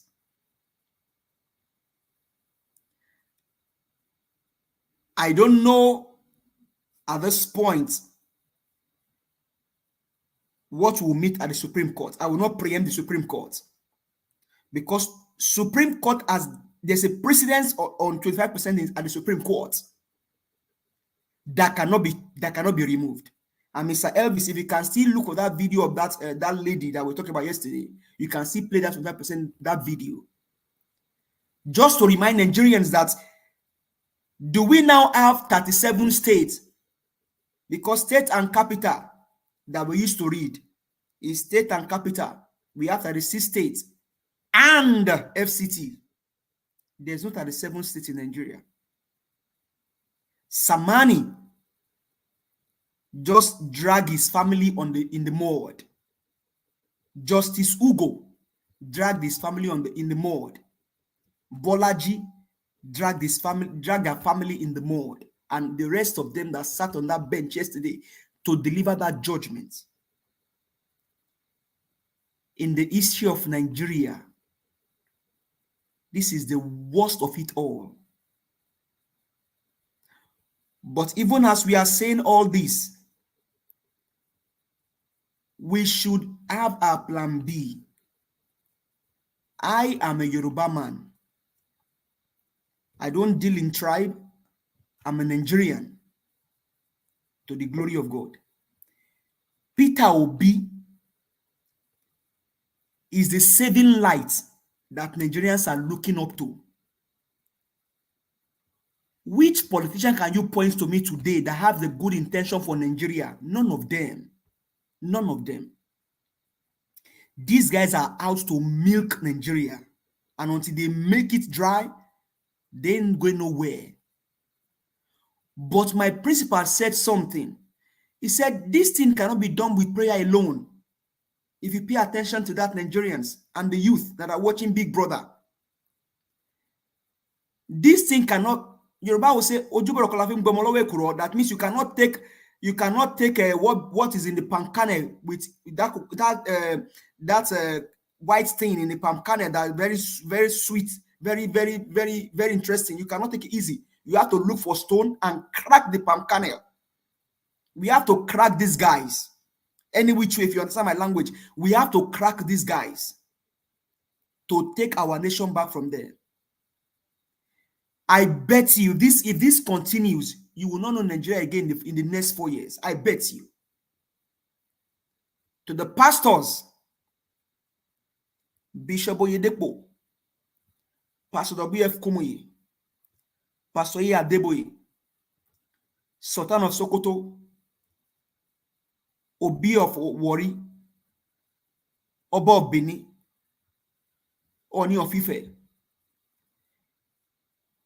You guys are sitting down and you are allowing this to happen in your own watch. Remember what it means to build a nation. If we have pastors, we go to church on Sundays, we have imams, we go to mosque on Friday, and they tell us to live morally. How come do we allow a drug baron and a certificate forger, a man that lied under oath, the one that had 2 NYC certificates, one was for call-up and the other one was for NYC exemption. Now, if you ask yourself, SARS, with all due respect, is this man, can he be looked up to as a president? Don't fold your arms, SARS. Bishop Oyedepo, Pastor Iya Deboye, Pastor W.F. Kumuyi, Sultan of Sokoto, Olu of Wari, Oba of Beni, Oni of Ife, the imams, and wherever you are, don't fold your hands and sit down. The way to bring a nation down is this way that this guy is going. During the election, over 88 people were pied. A 19-year-old boy pied himself in Plateau just because of this election. Bolaji sat on the bench yesterday to deliver justice. A woman. Thank you. And a lady was stabbed in the face during the election. Obi is going to go to the Supreme Court to get judgment. But we cannot continue like this. This nation is about to be brought down by these hoodlums, by these wicked guys. Don't sit and let this go down under your watch. Martin Luther King said, I have a dream. Nelson Mandela fought for South Africa. You elderly men, say true to power like Benson Idahosa did during his days. In the next few days, students will not be able to pay school fees anymore because some cannot even afford the school fee. They are going to be paying out of their nose, only they can pay it. Let's arise and take our nation back. Few words, enough for the wise. Remember the Mafians, how they ruled and dried up nations. Thank you. Thank you. Thank you. Thank you. Give us a mandate. Thanks for your submission. All right. Let's recap on this particular video right here quickly. Then I'll call on Black Panther. Number of votes. Again, not the majority, because sometimes people confuse that. Majority means over 50%. Highest means even if you win by 1 vote. It doesn't necessarily have to be 50%. Yes, it can be 1 vote ahead. So the highest number of votes, that's the first condition. The second condition is that you must win 25% votes across 2/3 of Nigeria's 36 states, which is 24 states, plus it is an and FCT. You must win FCT. You must win at least 25% in FCT. Okay. So even if you win those 24 states, you have 25%, but you don't get 25% in FCT, there's a problem. Wow.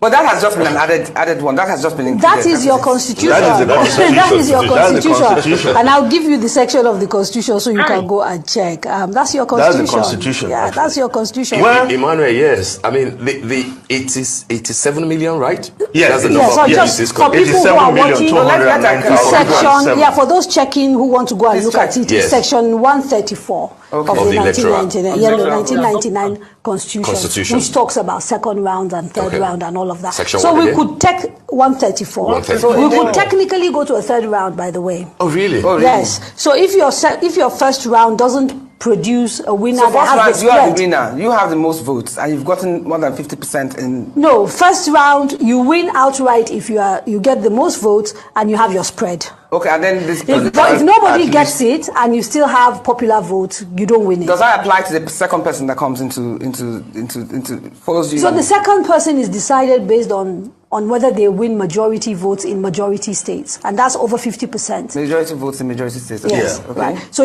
those two go to a second round. The conditions are exactly the same required of the second round. You must win majority votes and also have the spread. But this time it's just two parties. Yes, just two parties. If at the end of that, Yeah. you still don't have a winner, then you go into a third round where a simple majority will determine the president. So the requirement for spread is removed when you get to the third round. Looking at the strength of the, let's say the top three candidates or parties, do you see the possibility of a runoff? Okay, my people, una don hear am, abi? See, on the session I put for screen, I put on since the day there. Say, I don't read this session tire for this our broadcast. I don't read that tire. It can't even be my best friend. Section 134, he did they say 2B. Go read that by yourself in case you see this saying and lie with the talk. Now they come to interpret yesterday. They were not reinterpreting, telling. I believe say this woman they're supposed to put her for prison by now, because that means she can't lie, and now she can't lie. So let me call on Black Panther. Black Panther, are you there with us, sir? Please, your 8 minutes starts now. Then Mr. Alex. Thank you, Mr. Najawash. Thank you, my I'm not going to speak too much, but I just want to say thank you for your speech. And yesterday, as the judgment was going on, there was one thing I was waiting for. Before I go further, I would like to say thank you to all the panelists. Thank you to all the obedient worldwide. We have our victory. We have worked and we have fought for the truth. And the truth will prevail. No matter what they do, we have exposed the judiciary. We have exposed politicians. We have exposed lawyers. And we have exposed institutions that are doing this to the Nigerian people that own the sovereignty. Thank you all. May God continue to strengthen us until we get to the promised land. Like I said, yes, when I deliver a message, I said it is like our situation is like the Israelites were in captivity for 400 years. And there is a stage and the smoke, even if we get the victory, the smoke is still ahead of us. The fight is still there to fight. So I will beseech everyone to tighten itself and ready for the storm days ahead of us. And I would like to say thank you to Mr. Najawash once again. God bless you. Yesterday was a day I was cutting it off and on because what I was expecting was not even all the prelude they were saying. I was expecting the justice to help us interpret the 25% according to the Constitution laid down to everyone to abide to, which was given to us by the decree of 1999 by the military juntas. And I want to say here, yesterday was an aberration. Yesterday was a new constitution written by the 5 judges, and it was pronounced to us, verbatim, that we should hear that you have a constitution, but we have a new constitution for the Nigerian populace. And the new constitution was said to us. That was why we had something that was never heard in the life of any nation, that justice will sit behind that seat given to them by the sovereignty, the people that hold the sovereignty of the nation, and tell you that criminality is nothing. That double nomination was a mistake. That we can do it, we can go further. That our constitution is living. We can interpret it the way it is. And I say yesterday, I was so quiet, because when I'm angry, I'm very quiet. I was so quiet, and I told myself, let me even go to that, because that 25% guy, did I read nonsense? So I went back again. This constitution told me that it is an Abuja. Abuja is exclusive. Abuja, we only have 36 states, including Abuja. So your justice said, no, Abuja is the 37th state of Nigeria, that Abuja cannot determine who is going to be president all over. And I ask, why do we have first time running of elections, second time, and the third time? It has been provided there that if they don't meet the criteria in the first run, you should go for the second one. If they don't meet, you should go for the third one. Everything was brought to them. And I now ask myself, you subpoena a person who is a member of the sovereignty of a nation, and he refused to obey to the voice of the people. What is the consequences? What is the power that the subpoena holds in Nigeria? That was why the judges said, what can I do? That is why we tell everyone, we have been dining in it, but we decided to follow suit because we have a man that has a vision. It was the vision of that man that led us to participate in this election. But we have told him himself that we don't have a constitution, that this constitution is an aberration. Will I say to humanity? Will I say to Africa? This constitution was written to take every tribe in Nigeria down in submission to one man, in submission to corruption, in submission to nepotism, in submission to whatever name you can put there. I give you that gap to put a name there. Nigeria has been toyed with. And those 5 people, the reason why those 5 men that call themselves judges did not want the camera to show its face, to their face, was because what was written to them, because that judgment was not written by them. I said that judgment was not written by them. Because if you see, as the first judge was reading that judgment, he was hesitating. He was slowing down to look for the best word to put in that gap. He was fidgeting. That was why they didn't allow us to see their face, so that we can see the anger in their face. For a justice to be angry, how will anger deliver the right justice to the people? How will anger of a judge deliver justice to the people? They didn't put themselves there. The constitution made it available for them to be seated there, and that's the power of the people. You cannot relegate a senior advocate of Nigeria who has on record, and you say he brought trash to your table. You were pulling them down that they cannot use the internet to abuse you. Who are you talking to as a judge?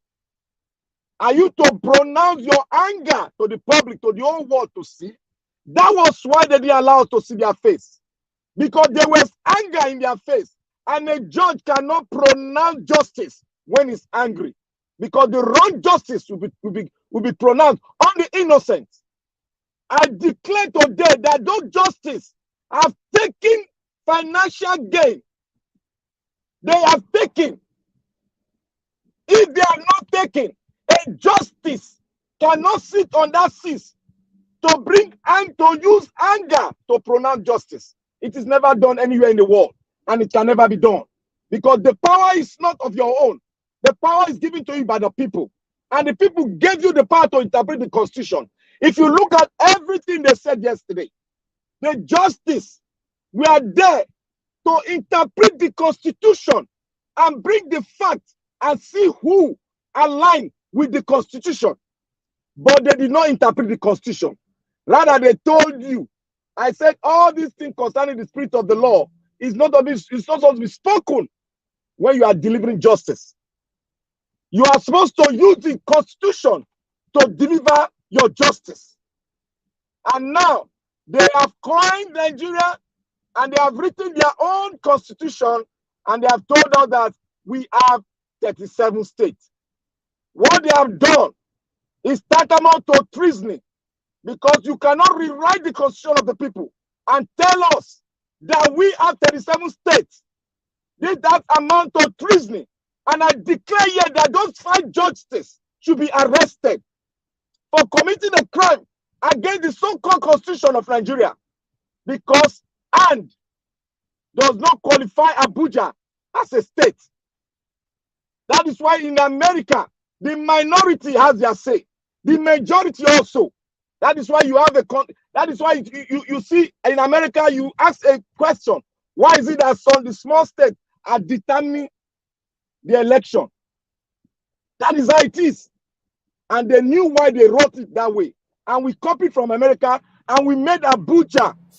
Thank you. As a state, as a territory that you must win, because your seat, you are the president, you are the governor of Abuja, and you legislate there.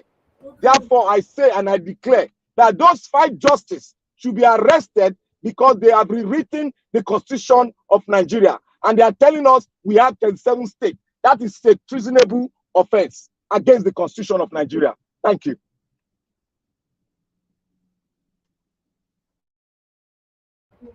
Thank you very much, Black Panther, for your wonderful, passionate submission. God bless you, my brother. Always, I appreciate your encouragement, always. And I'm going to post my movie channel's link on the private chat. And for the public space, I'm not going to post it now, because the last time I post time as we all the start broadcast, everybody your part got aside, and our views can drop. So we could have, if we want to finish this program, we'll put on a public space. But for here, I'll put on a private chat for now. Okay, thank you very much, my people. I would like to call on Mr. Alex. Mr. Alex, is good to have you on the panel. We've not heard from you since the Bala Blue decision yesterday. So let's hear from you, sir.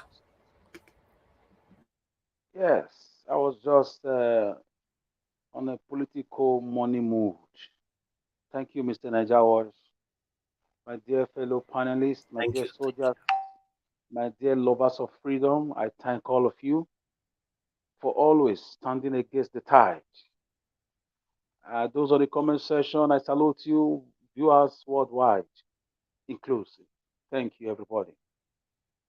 I want to come from the point of history, because this is history repeating itself again and again. And Nigeria is not one, and Nigeria is a fraud, and Nigeria is being controlled by a set of northern oligarchy that are using a few gullible people from other tribes. So this is why Ojukwu wanted a country of its own. At least we are beginning to see for ourselves the reason why a man who has a first-class degree in history from Oxford University, a son of a billionaire, the late Odumengo Ojukwu, the first graduate to grace the Nigerian military. He called all leaders of thought and said, we are not the same people, because 50 years ago, more than 50 years ago in 1914, even before then, 20 years prior to 1914, wars of attrition, wars of belligerency, kingdoms and city-states of the eastern Igbo tribes, the great Benin Kingdom, or your empire, everybody was joined together by force. A lot of lives were taken by the British just to achieve their aim of colonization. A nationalist rose up, the anti-colonial nationalists, like the likes of Awolowo and Abat Macaulay, they rose, and even Antonio Enaro, and they fought with the pen and the paper, and they got freedom. And this freedom we thought we got, for me, was a fraud. Our nationalists did their best, but they got the freedom of a country joined together by force, but they didn't get the political freedom of the people. It's what we are suffering today. A set of animals that the British gave powers to. They gave them powers of population to increase their population in census and election. Never you have it in mind that the northern people are more than those in the south. So it's playing out again that some people don't believe in justice. Some people don't believe in rule of law. Some people don't believe in progress. Some people don't believe in technology. Some people don't believe in transparency. They don't believe in integrity. They don't believe in separation of powers. It's just a continuation. It happened in the 1980s. It happened under the military. It's been happening, and unfortunately, it will continue to happen. We saw it yesterday. It was not the judges speaking. It was the northern oligarchy at work. Why did Mahmoud switch off beavers? Why is Tinubu not being arrested and prosecuted? Of course, those in Daura and those in Kanu and those in some parts of Kaduna and Sokoto, they've endorsed them. These are the people the British gave power to.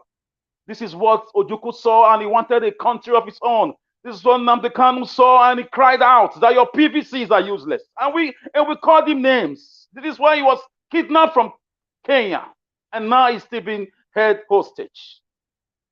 Our PVC important now? Thank God for Mr. Peter Obi, who has come to continue from where Nnamdi Kanu stops, justice-wise. Is it not obvious that our PVC does not really count?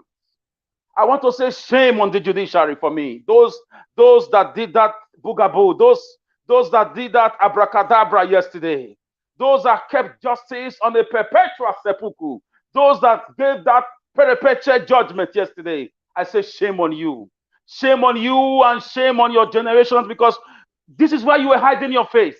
It's only criminals that beg to hide their faces. You see, in Western world, some criminals will beg the law enforcement agency, please, can my face be covered? And they give them that obligations. You see them, their faces are always covered.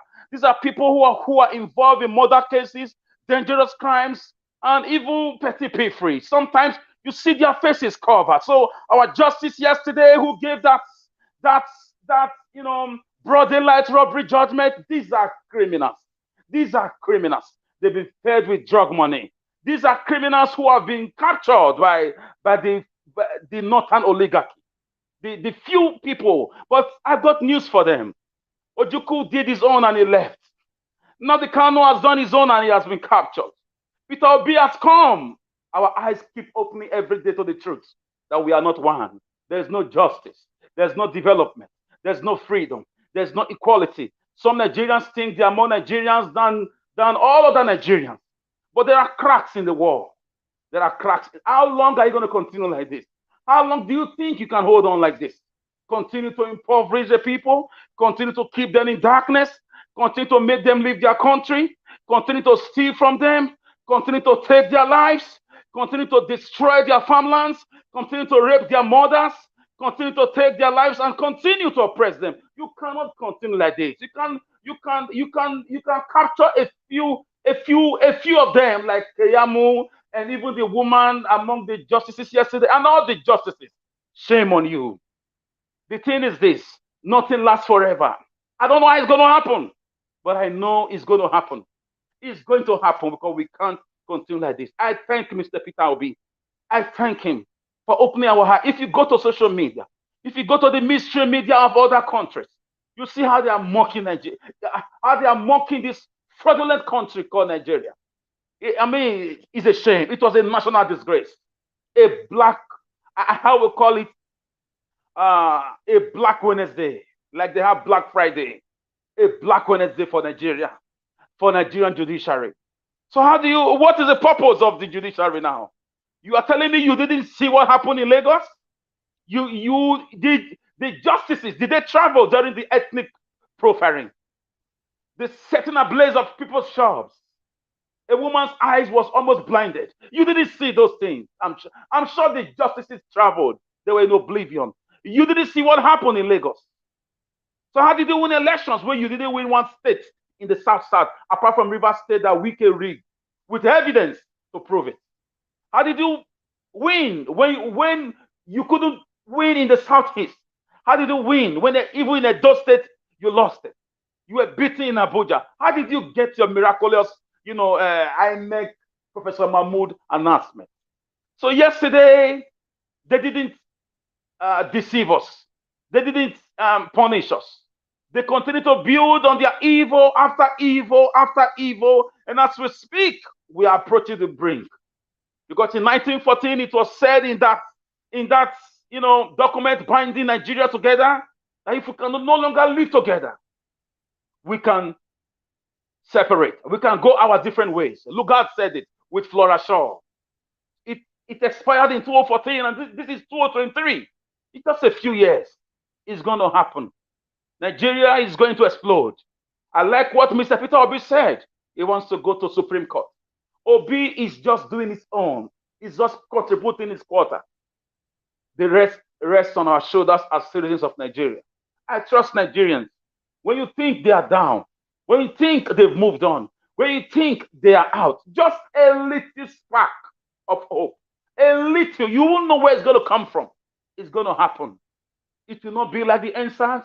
I know it's going to happen. Our eyes are opening now. Our eyes are opening now. We all know that you have to go and bow down in Sokoto. You must go and bow down in Daura. You must go and bow down in Kanu. You must go and bow down in Kaduna to become anything in Nigeria, which is a fraud to the principles and the tenets of democracy.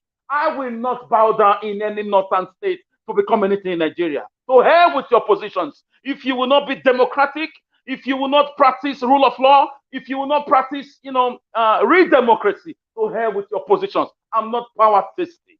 I'm not intending to be power drunk. We saw it yesterday. What a disgrace. For how much? That's Esau and Jacob, judiciary display. That's what I would call, Anki-Paki, double-decker judiciary display. It's obvious, audible to the deaf, visible to the blind, that monies exchange hands. What a shame. Why did you cover your face? Why are you hiding? If you are proud of your judgment, as you were ranting and venting with your baseless vendetta, why were you hiding your faces? Why? Why did they become suddenly faceless? I call on Nigerians worldwide, display their faces, display that woman's faces, display all the justices, display their faces on all your media platform, and explain why you are displaying it. Shame on them. They delivered a false judgment. They delivered a boogaboo that should be poo-pooed by every cosmopolitan Homo sapiens. And history will never forgive them. These guys belong to the dustbin side of history. There is something bringing us together now across the nook and cranny of this country. The injustice right now, the prices of foodstuff, the dollar to naira exchange rate, the insecurity, the price of petrol, the anguish, the perpetual anguish. Nigeria is now like an Amajiri state where politicians share rice instead of fixing the refineries, instead of embracing what other countries are doing to move forward. Declaring a state of emergency on power instead of visiting the national confab of 2014 by Goodluck administration, instead of declaring a national emergency meeting with the Southeast and vis-a-vis the youth restiveness. These guys are busy sharing money. We are looking at them. But I know justice is going to be done. I have a dream that one day this thing called Nigeria is going to collapse. It will collapse. With what I saw yesterday, it reminded me of Ojuku's statement that we can never be one. Oil and water, in Ojuku's words, cannot mix together. The solution is not palatable. So we are not one. It's better we start telling ourselves the truth. The great Benin Kingdom, the great Oyo Empire, the Igbo city states, we have to start telling ourselves the truth. The Opobo Kingdom, do not be amazed. Do not be cut out by the few recruited people like the likes of Wike, Keyamu, and Justice Mary Odili. These are very infinitesimal compared to 70 to 80 million youth who came out to vote for one man. So Mr. Obi, I salute your courage. I salute your tenacity. I believe these guys will meet their Waterloo. It's very close. Nigeria was thank you for all you do. Yesterday, I just watched with amazement how human beings can come on air to break the Constitution with reckless abandon, to tell us what we've been taught in school is boogaboo, to tell us that Abuja is not a state of its own. Who is the governor of Abuja? How many senators do they produce? Who are the councillors? Who are the local government chairmen? What makes a state? Do Abuja have what makes a state? We were taught that Nigeria has 36 states and the FCT. So I don't know if English has changed. Of course, it's not our language, it's not our mother tongue. Maybe British, they've retranslated the meaning of and. So in Nigeria now we cannot say it's not 37 states. How do you explain that? How do you tell that to a blind person? A blind man don't need to be told it's raining. So we know money exchange hands. I'm not alleging. I saw it and I know and I confirmed it that money exchange hands. Because this is why many of them were running out of the country, because they've already cooked their stories. We will go to Supreme Court. I don't believe in judiciary anymore, but I want to tell them that I believe in justice. Whichever way it comes, it will come. Justice for Nigerians, justice for Southeast, justice for Edo people, justice for the good, loving, law-abiding Nigerians who are forced out of their country. Justice must be served. Justice to the obedient. Justice to Peter Obi. I believe it will come. It may be delayed, but can never be denied. Justice will come. A drug baron can be my president. He's not my president. I don't care how much he keeps spending on judiciary, but I know my president, because my sheep hear me and they listen to me and they hear my voice. When my president speaks, I know my president. So I don't, as we speak right now, the Nigerian president is not my president. It's my right to reject him. It's my right. So you can argue with your computer. What I saw yesterday was a disgrace. I got so many friends who are lawyers. All of them were sending me messages. It's a shame. It's a shame. We are sorry. We are sorry. You don't need to apologize to anybody, because they know how I was going to come haywire on them, because they are also branching. You cannot hate the root of a tree and claim to love the fruits. No, according to Malcolm X. So Nigerians, wake up. It's time to do the job. We have a job to do. We've got job to do. Because there is no country right now. It's a fraudulent cartel. It's a business grant for some unscrupulous, some people who are not even educated, some people who have no primary school education, some people who are drug dealers, and of course, some useless professors who have turned themselves to thugs for these useless agberos. For me, I refuse to be one of them. Even if I'm standing alone, I will speak the truth. Obi won that elections. We have more than enough evidence. We saw, how Beavers was switched off. The Senate and the Rep elections went through. Why did the presidential election results didn't go through? What were the glitches? So I know that justice is going to be served. Justice. We have to rescue this land from those who are stealing our God-given minerals, the crude oil, the bitumen, and the californium, and the precious stones in the north. We must find a way out to engage these people eyeball to eyeball and tell them we can't continue like this. In the meantime, I want to thank you. I'm still grieving. I'm still very sad with what happened yesterday, but I still have hope in a new Nigeria. Either a Nigeria that is one built on justice, fairness, and a new constitution, or a Nigeria that is broken into 6 or 7 countries, so that we can live as neighbors. Nigeria right now is obvious now. It's very clear to everybody that it's a fraud. There's no justice. All these lawyers, many of them, these so-called justices and judges, they are disgracing themselves, their families, their names. This is the reason why they were hiding their faces. Hiding your face, giving a judgment that binds on the national integrity of a country, hiding your faces. Only criminals hide their faces. I've never seen in America where everybody run to justices giving a judgment and they cover their faces. I've never seen it in Europe. I've never seen it in UK. I've never seen it in South Africa. I've never seen it in the Middle East. I've never seen it in North Africa. I've never seen it in anywhere, even in South America. It's only in Nigeria. Anything that can't happen in Nigeria does not exist. But I know nothing lasts forever. Nigerians, don't worry. I know you've not moved on. No. I don't believe you've moved on. You are just confused. You are frustrated because if you moved on, you all came out to vote Obi. You all got your PVCs. You all came against all odds, against all bottlenecks, against all traps set for you. You came and you saw and you conquered. Your mandate was stolen. Of course, you are scared of what happened about the Lekki Tollgate massacre. We know. So we are using that. We are using another channel, whether they deploy military or not.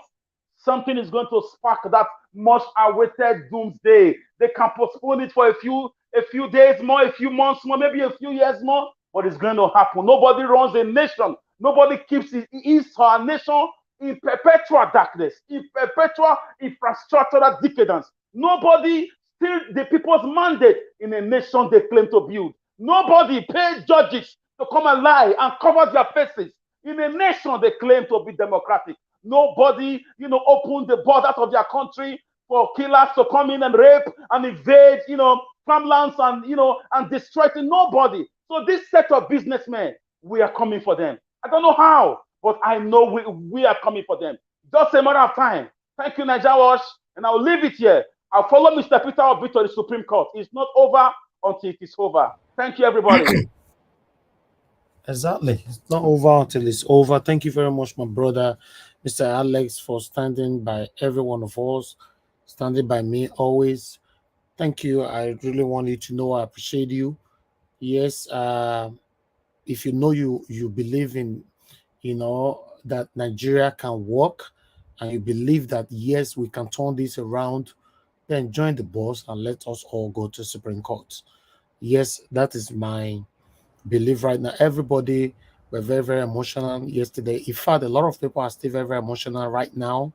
I opened my eyes almost all night thinking, what is happening? What is happening? Because listen, guys, if this was a free and fair election, I don't think I'll be here talking and deceiving myself. But this was a broad daylight robbery. And this is the second time they are robbing us. Look at the judges yesterday, for example. How can a judge be speaking like that?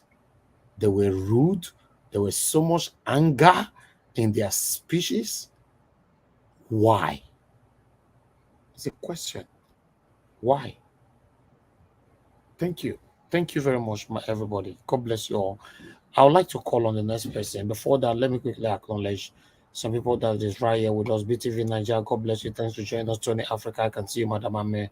Bright, thank you very much. Lily Amoga, thanks for joining us. I appreciate every one of you. Comments, I can see you right there. Even line and many, many, many more. Thank you very much. Guys, please help us to press on the like button and help us to share. Freedom Simple, I can see you as well. You said, okay, because of the submission of Mr. Alex, you have pressed on the like button. At least you've pressed on it. That's a good thing because it's still because of the platform. Okay, if you are not here or you don't have patience to listen to what we are saying here, you will not get to a point where you'll be convinced to press on the like button. God bless you. God bless every one of you right there. Let me quickly call on the next person to speak to us. Please, before you call on the next person, please.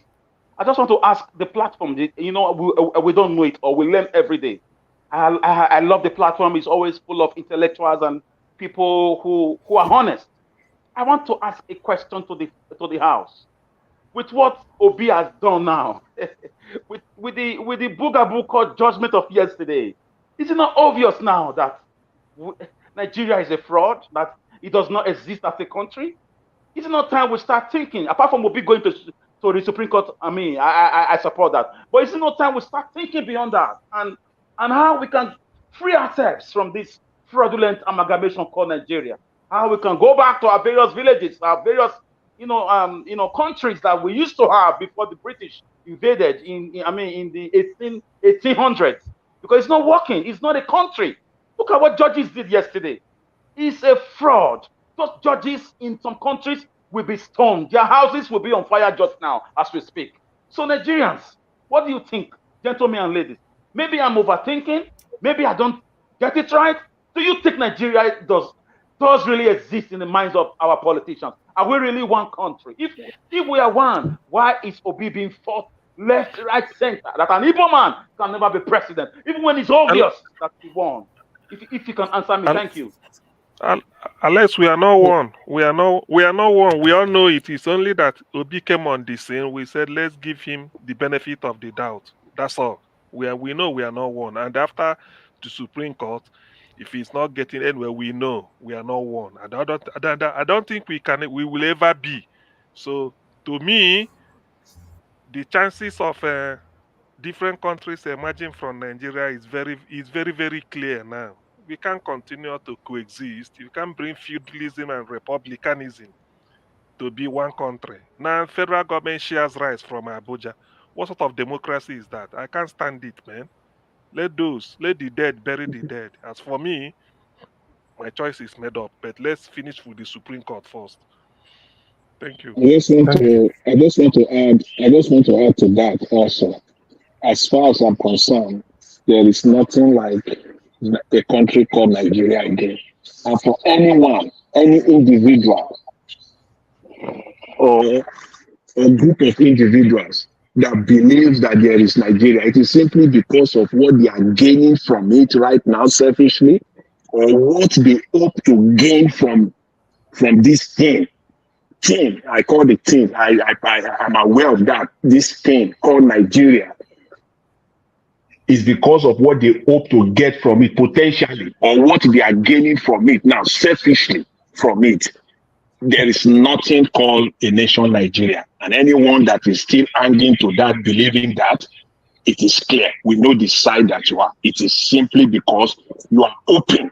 You have that expectation that you will gain something from it selfishly, not in a positive way, but selfishly for yourself. That is what we have right now in Nigeria. Thank you. Remember, Thank you very much. Niger Watch. Remember, Dr. Francis, thank you. Dr. I wanted Goro. to call you Nasa. Thank you. Oh, okay. I was Go going ahead, to say, sir. remember, Dr. Haruna Goro. Basically, what he said the last time he came was, "What is our plan B?" That was before the judgment came down, because it's like he sees it that they are not going to give us that justice. So what is the plan B? And I guess that's what we are now asking.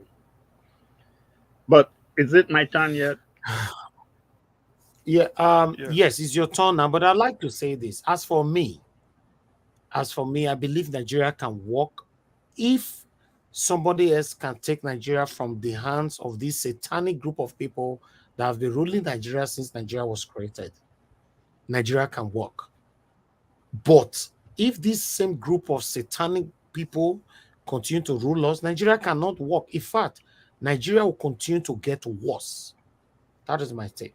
Thank you, Eugenia Francis. Please talk to us. 8 minutes. Can I put can I say something little?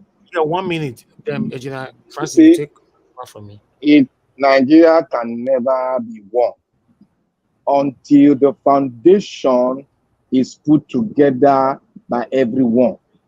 That is why we say there is no nation until the nations inside the nation come together to talk on how their unity will look like.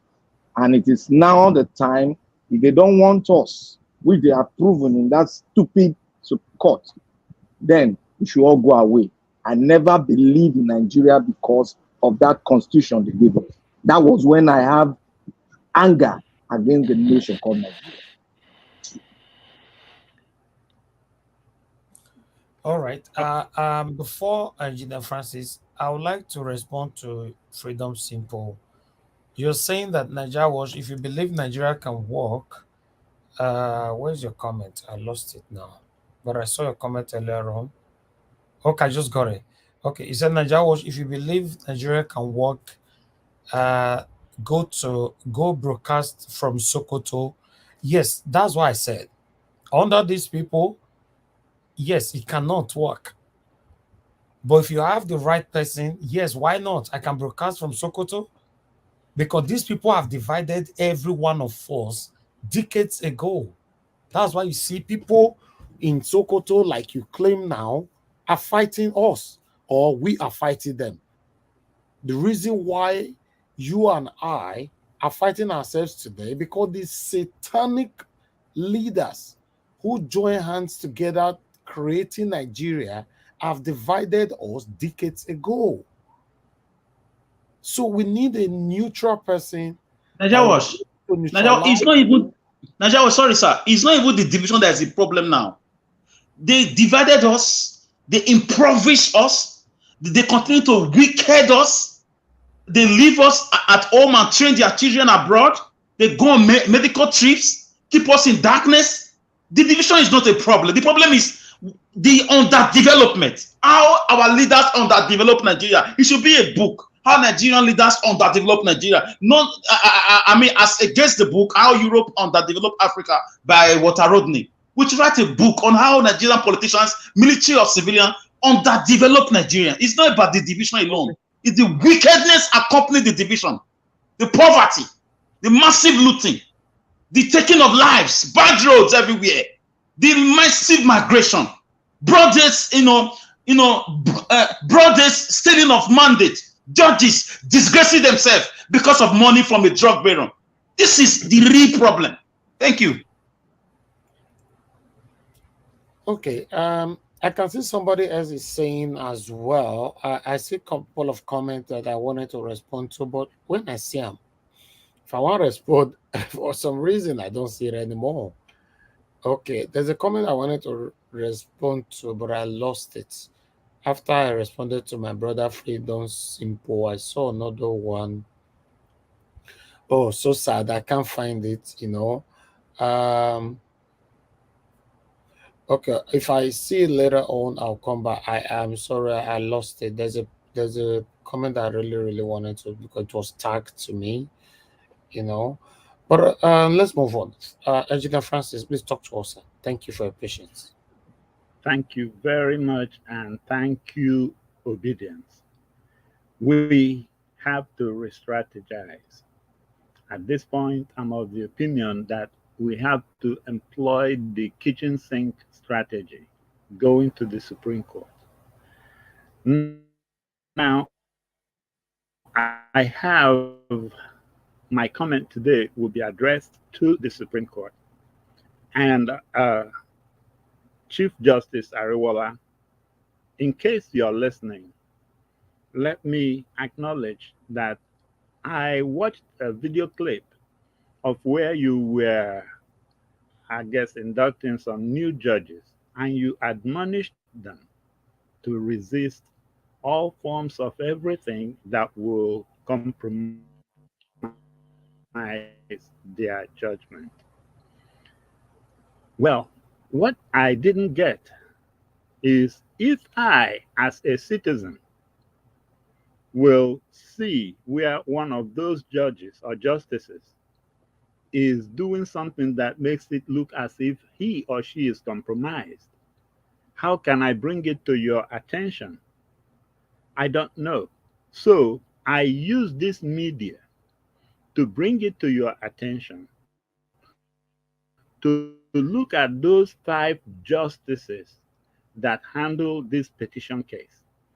One, personally, I see them as seriously compromised, and compromised to the extent that they could not even make an argument that even sounds like anything. But when they start to speak the untruth in the name of the truth in the court,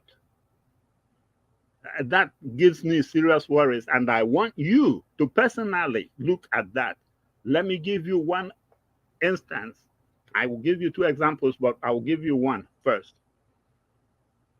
The court told us yesterday, when they were justifying their position with regard to the beavers or the reporting being done from the polling units or not, they said,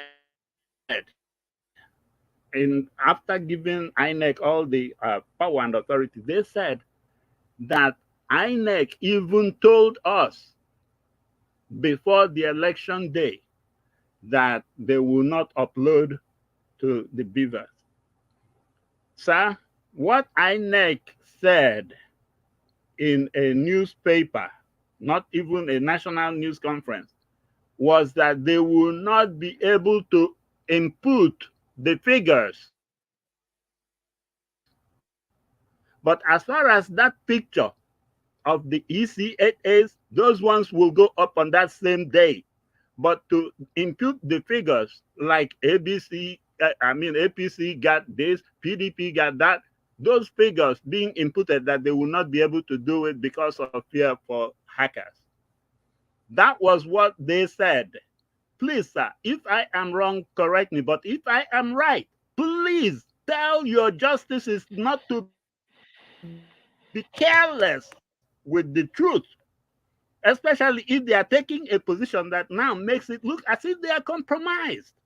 How can a learned judge come and pull a wool over the eyes of the country with the untruth? In fact, I hate to qualify justice with lies, but they lied plainly on TV. Go through that whole thing again, and you will see what I'm saying. And then go and check with INEC. What Yakubu said, which I saw on TV too, was to input the figures. That is punching in the exact numbers. They will not be able to do it on that election night. But as far as taking a picture of that ECA, we will see it. But then we didn't see it. But sir, what kind of computer is so smart to separate figures being sent from the sampling unit? On the Senate, it will go. On the House, it will go. But on the presidential, it will not go. That is another thing that makes it look as if somebody is bribing somebody. Now, the one that really got my hair stand upright like thorns is this. Can you believe one of your justices making an argument about Abuja, trying to imply that the Abuja vote is not superior to the Abeokuta vote or the Asaba vote? Sir, I know you know this because I'm quite sure you're old enough. So the history of Abuja is this. The younger generation may not know it or may not remember, but do you remember when Abacha moved the federal capital to Abuja from Lagos? Nobody wanted to go to Abuja because they saw Abuja as a no man's land, an empty desert. Abacha wanted it there. So now he had to make some moves. Remember that? Remember when he now forcibly moved some of the ministries immediately from Lagos to Abuja as soon as their building is completed? Abuja was... Babangida did that. Babangida. Yeah, excuse me. But the point is that Abuja was just nobody. Now, in order to help encourage people coming to Abuja to support all the ministries that are going there, what happened? They now said, this will be the federal capital territory. And in this constitutional situation that we are facing now, Abuja was given 25% so as to encourage those that are coming to know that their vote is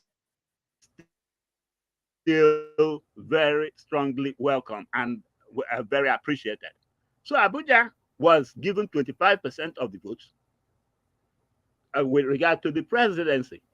It does not mean that people in Abuja have two heads, but it was a way of pulling people from all around the country. As a matter of fact, Abuja ended up being a microcosm of Nigeria as we speak today.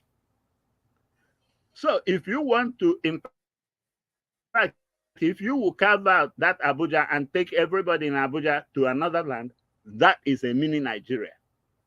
Because there is nobody from any part of Nigeria, any tribe that is not represented in Abuja. That was the whole idea.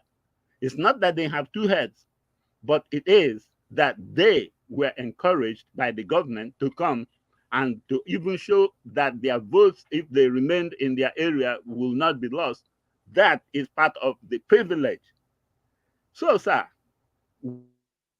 when you talk to those your illiterate, I hate to even call them names, but those justices really played on the intelligence of Nigerians. When you talk to them, especially the one that was asking whether Abuja, making statements to the fact that whether Abuja have two heads. Sir, Abuja does not have two heads, but they should know the history of what they are judging. And those arguments are the arguments that make me feel that they have been compromised. I don't know how much they were paid, But sir, take this as my official complaint as a citizen of Nigeria on those 5 justices. I'm not schooled in law, but however you guys take it to the law court, this complaint is now official on your table. Figure out how to proceed with it. But Thank you. please, sir, whatever you do not mess with the Constitution of Nigeria. If it will be reviewed by the House and Senate later, let them do that. But for now, what we have, let's defend it. Thank you. Thank you, Engineer Francis. That's a wonderful message right there to CJN Olokayode, if I'm right, Ariwola. Thank you. Thank you very much. I can see there's a comment I would like to respond to. Somebody said, I think Gomez, he said, Niger Wash, they will never give it to Peter Obi. That's also my worry. That have always been my worry anyway. But some people counter me, don't say that, don't say that. Because I said the biggest problem that we are facing now, in case you guys don't know, is just because Peter Obi is an Igbo man. I've said it before. He's one of the biggest that we are facing. It's just that they are not putting constitution or putting whatever to cover it up. But the major problem is because Mr. Peter Obi is an Igbo man. There are so many people who is doing this together to make sure this doesn't happen. But the reason why you see that I'm here today is also because I believe that nothing lasts forever. There's an end to everything. You never see person where they talk before say this person not go feel ever better for life, it will come better for your eye. I've seen so many things where people have said this can never ever happen and it end up happen. So that's all. That's why they're fighting this man. Nothing else. Just because he's seen. Peter Obi's sin is because he's an Igbo man. Thank God I see person way right time. We align with me. I don't talk this thing right from time. The only reason I'm here or I started this whole journey is because I believe there's an end to everything in life. Everything. I did say some things. Everything in life. There's an end. If you buy brand new car today, 2023, brand new, as you have to come out for factory, as you buy them, they'll tow them from the warehouse, they'll go put them for your garage. 10 years from now, now open that garage, leave the car for inside. You know, driver, as they put out, they lock the garage, padlock everything. 10 years from now, go open that. 70% of waiting they do that car, all of them don't rust. All of them don't rust. If you know there is something that can never end in this world, mention one. Maybe I don't know. Because we are here to learn. We all are learning every day. There's an end to everything. There's an end to everything. Despite that, the reason why they are doing what they are doing is because it's an Igbo man. That's my belief. Me not be Igbo man, no. Because I don't call me Igbo man tire. I don't curse on myself. Anywhere I comment, this Igbo people, this Igbo people, this Igbo. Wait. I not be Igbo man. I'm a proud Edo son. But it doesn't have to be saying that my Edo person, I did wrong before I go support them. That's where the problem lies now. Now the problem will they face with this. But Niger what? I tend to laugh over the folly of that, and this is the folly. You don't want Igbo man to be president of Nigeria, or some that want to be politically correct. I don't trust Igbo to be president of Nigeria. I don't trust them. Okay. Do you trust Igbo to be slave, to be continuously part of Nigeria? That is the question. You don't trust them to lead you, but you trust them to be following you. for a civilization that have produced the likes of Chinua Achebe, Bat Naji, Cardinal Francis Arinze, Philip Emeagwali, the father of internet, which is what we are using now. You want to be leading them, but they can't lead you. If they say they want to go away and be a country of their own, no. You must stop them. They must be part of Nigeria. Now let them lead. No. They won't lead. You are not God now. You are not God. If what you did to CM's father, it worked. No, you did it to CM's grandfather. It worked. You did it to CM's father. It worked. And you are doing it to CM. It means that CM, that generation, they haven't got a child. All right, let me take some calls. That is how to Thank explain you, it. Augustine. Black Panther, if you not off your camera, I'm not gonna let you in. Cannot know what you they show. They show everything. You know, on our platform, this is not allowed. Good evening to you, sir. Please talk to us. Hello, Mr. Elvis. Thank you for giving me the opportunity to speak on your platform. Thank you, sir. So, well, I just wanted to add a little bit to the reaction that has been going on after the appeal court judgment. Some of us are not surprised with the outcome of the judgment. I mean, we know, we've been saying all along that the system was kind of set up for a particular set of people to benefit from the system while the rest of the population suffers. But I want to, now what I just want to say is that, I mean, I will personally encourage Peter Obi and Atiku, if they have the resources, to go all the way to the Supreme Court. Because at no point since 1999 has an election such as this been very contentious, where people came out, they ensured that there was electoral reform to allow for transparency and for people they wanted elected to be truly elected. Thank you. And a lot of effort was put in by the Thank you, sir.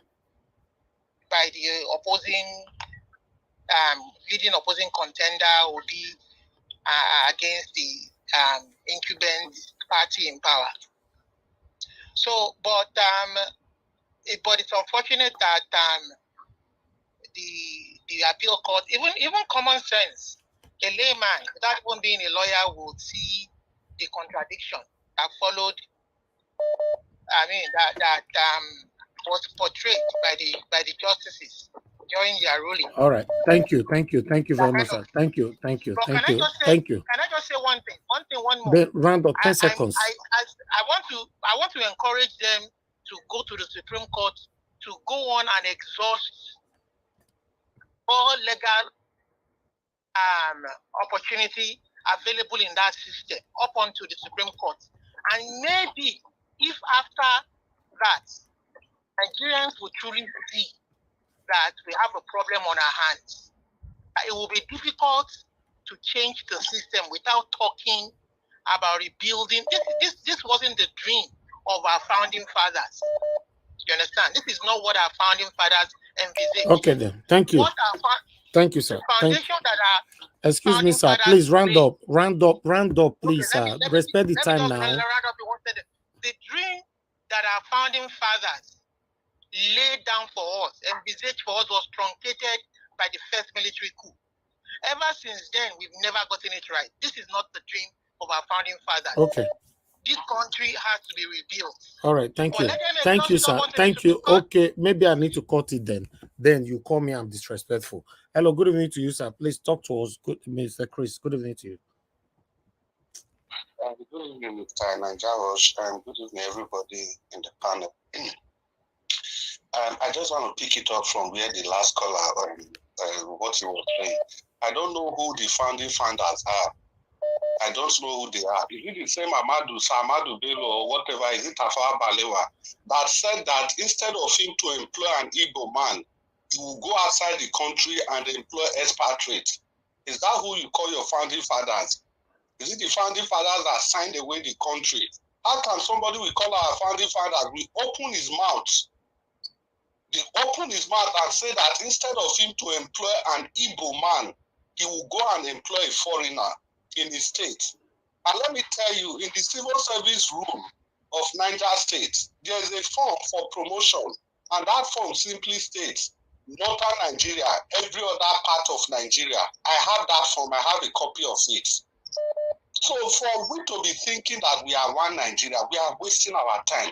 Can we not see that this election, this thing is not even about election, it's not about Peter Obi, it's not about anybody, it's about the war against the Igbos. That is simply why they don't want to give him this power. Can you imagine the venom with which the judges were speaking? Have you ever seen that? Judges will be delivering judgment and they will be so angry, as if to say, who gave you the audacity? Where They were you get the bittered. impetus They were bittered. to challenge us? That was exactly what they were doing that day. So we have to see these things like this. So going to the Supreme Court, I'm fully in support of that, so that we can complete the circle. It will be on record that yes, we've done everything that needed to be done.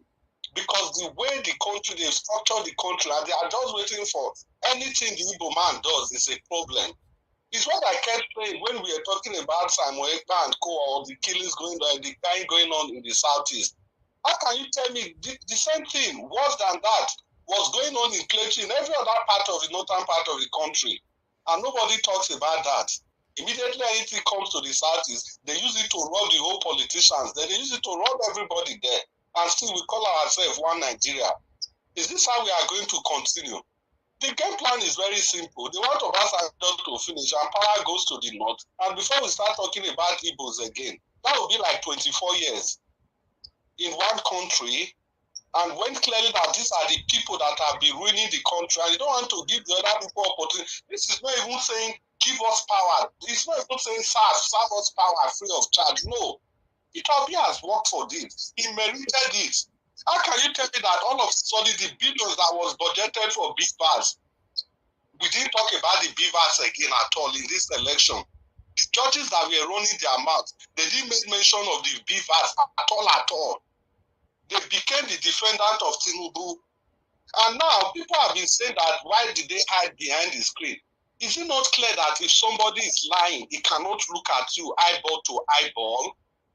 That is exactly what the judges were doing. They couldn't face Nigeria eyeballs to eyeball.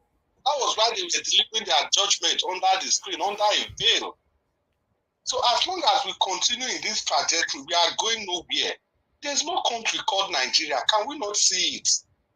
Tell me anywhere in the world that this broad daylight robbery will happen.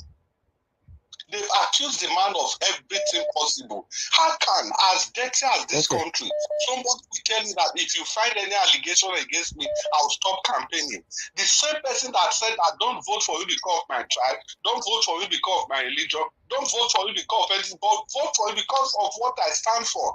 But yet, the Nigerian state, the people that captured the country, they turn around to tag this same man, a tribal bigot. They turn around to tag him an ethnic champion. Apparently, the only crime His Excellency Peter Obi has committed is because he has not stolen. That is his crime. The crime is that he's not part of these people ruining down the nation. Nobody is talking about Dangote that took how much from the Federal Reserve. Nobody is talking about that. All right. And still everybody is just complaining and complaining and complaining. Well, Mr. Endao, thank you very much. I wish I could just continue talking. Thank you so much for the opportunity. I'm grateful. Thank you, Oga Chris. Thank you. Thank you very much. God bless you, sir. All right. Let me quickly hear from Love of God is my strength. Thank you very much for calling in. Please talk to us, madam. Love of God is my strength. Are you there? Hello, madam. Can you hear me? Yeah, I can hear you. Thank you very much. Good evening, everyone. Please talk to us. Yeah, good evening, everyone. Thank you, Nigeria Watch. Thank you for everyone on the panel and comment section. I won't lie. Yesterday I cried. I cried.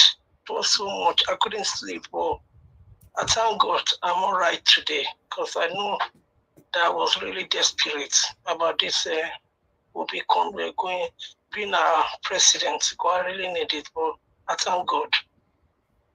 And now, women. You see, women. We have some very good women. Women do. A woman want to be good. A woman will be very good.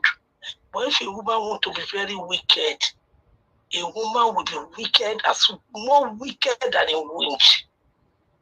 That woman yesterday, I don't know who is the mother, who are the children of that woman. That woman is mean. Even the way she's talking, there's no respect. I'm sorry, I have to say this. That woman, to me, the way she's talking comes out as if she's a latter, a seller of pepper in Oyo State. She does not come out as a learned woman. She portrays herself as if they pick her from the market to come and do that case. Shame on her. Shame on her and her family, because she's a mother. She's supposed to be a mother of the nation. No matter who you are, a woman, you are a mother to every child. And a girl is crying today because of her school fees. And she's looking after herself. And you, Madam Judge that you call yourself, you are a judge to yourself. You are not a judge to the common people.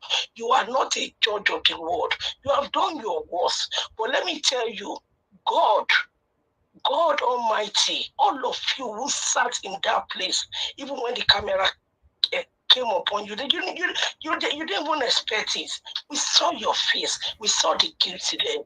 Every one of you, I don't know you, in my pain that I have from my hips to my leg, what I'm going through, all of you, you will reap what you have sowed. You did it yesterday and you felt you have won and you are resting and you are okay and you are enjoying and you are eating your money. Whatever you have done, I'm telling you, we will hear about it.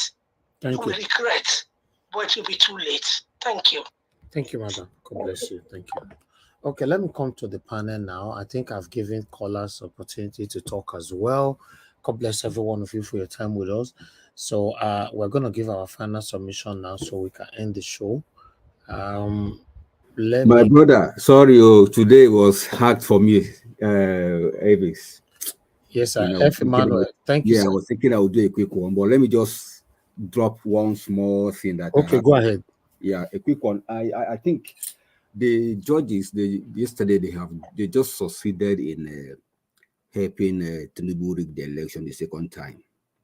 It's like the riggers, they didn't rig it well, so they helped him to solidify the rigging. Because by understanding of someone who is a judge, a matter is brought before you, and the only thing you have to judge the matter is evidence. Now, the evidences that were brought before you now, instead of you to look at it side by side, you are trashing all the evidences. So what will you now use to judge with? What will you now use to arrive at your judgment? It's unfortunate. And these are people's father.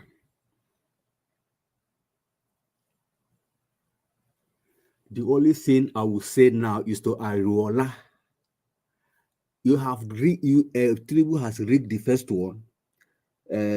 Supreme, what's it called? The tribunal judges, they've rigged the second one. Ariola, are you also going to rig the third one?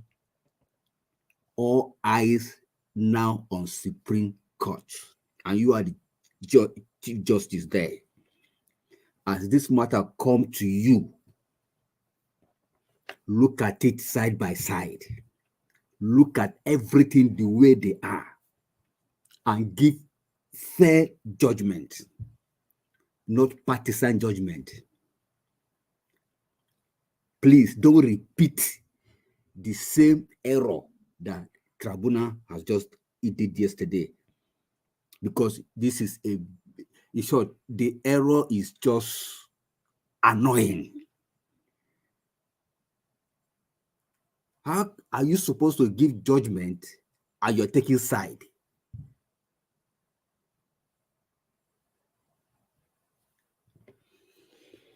We leave you with God. God will judge. God is the judge of all judges. You have done your own yesterday, but the God that we serve, the God that is watching the affairs of men on earth, in his own time, he will show off for Nigerians. He will show off for the crying Nigerians and the suffering Nigerians. How he give everyone according to his work. Remember, all liars shall find their part in the lake that burned with fire and brimstone.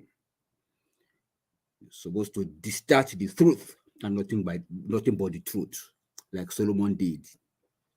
But you guys are here stealing and suffering the masses. I rest my case. I don't have much to say. All the other comment in the session, wonderful, good job. CM, good job. Give us our mandate, good job. Alex, good job. Let's keep the fire burning. Let's follow our principal. He has spoken. Let's continue support him. Make sure that we see the end of this journey. It is not over yet until it is over. All eyes on the Supreme Court. Thank you. Thank you, sir. Thank you very much, Emmanuel. God bless you, sir, for your wonderful submission. All right, my brother Olumide, it's okay. I'll give you 1 minute now to round up then. Go ahead, sir. Okay, so what I was trying to say is that Nigeria, as it currently constituted, has deviated from what the founding fathers intended. The founding fathers, Awo, Azikiwe, Tafa Balewa, the other speaker before the last speaker was just reacting prematurely. You understand? So even if Tafa Balewa never had any good intention, what about Awo? What about Azikiwe? They had good intentions for the country, but it was truncated by the military. Ever since then, Nigeria has been on the decline. So what I'm trying to say is that maybe after the Supreme Court judgment, if things don't go the way they should go for most Nigerians, maybe our eyes will open to see that since 1999, the law, that country wasn't constituted to favor the common man, to favor the owners of the resources of the country as it is right now. We don't have a country. I'm sorry to say. We have to sit down and fight the establishment to make them realize that we have to stop this further decline into the Stone Age or into, we just have to rebuild our society. Our society right now as it is, we don't have, you can see that the Constitution, you can see the ruling they gave yesterday. We don't even know what they were relying on to give the ruling. They did electoral reform, and they couldn't even use that reform to give a ruling. Thank you. You understand? So that was just my cross. In saying this, we have a space on the panel. Why doesn't it come to the panel? Our eyes will open to see that it's okay. we need to build a better society for ourselves. Right now, we don't have one. Thank you, Elvis. Thank you, Olumide. God bless you, my brother. No. That's fine. Mr. Najawatch. Yes, sir.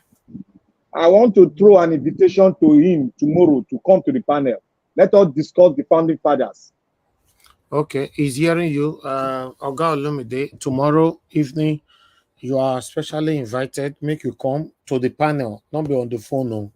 Come to the panel where I'll get time to talk. I want to talk. Because they don't invite you this evening now, but we'll not get time for this evening.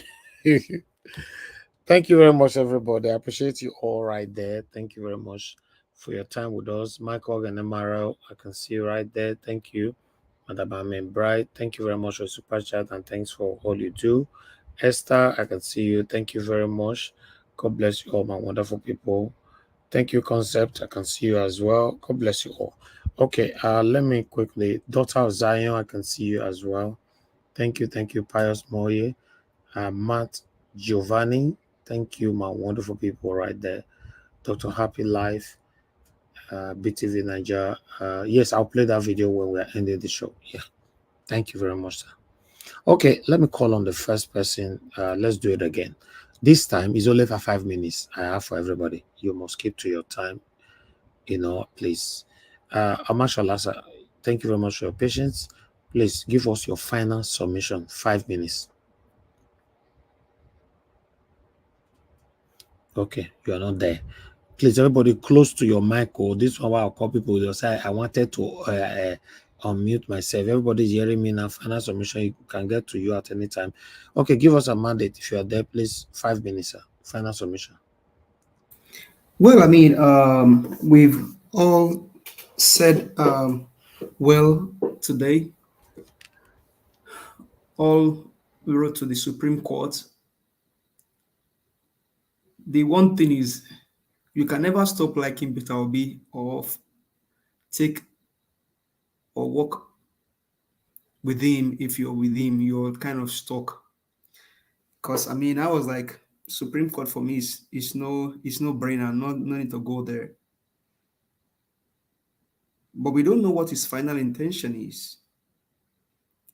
Because like after the election, we were hoping that he's gonna, ring a bell. He did not.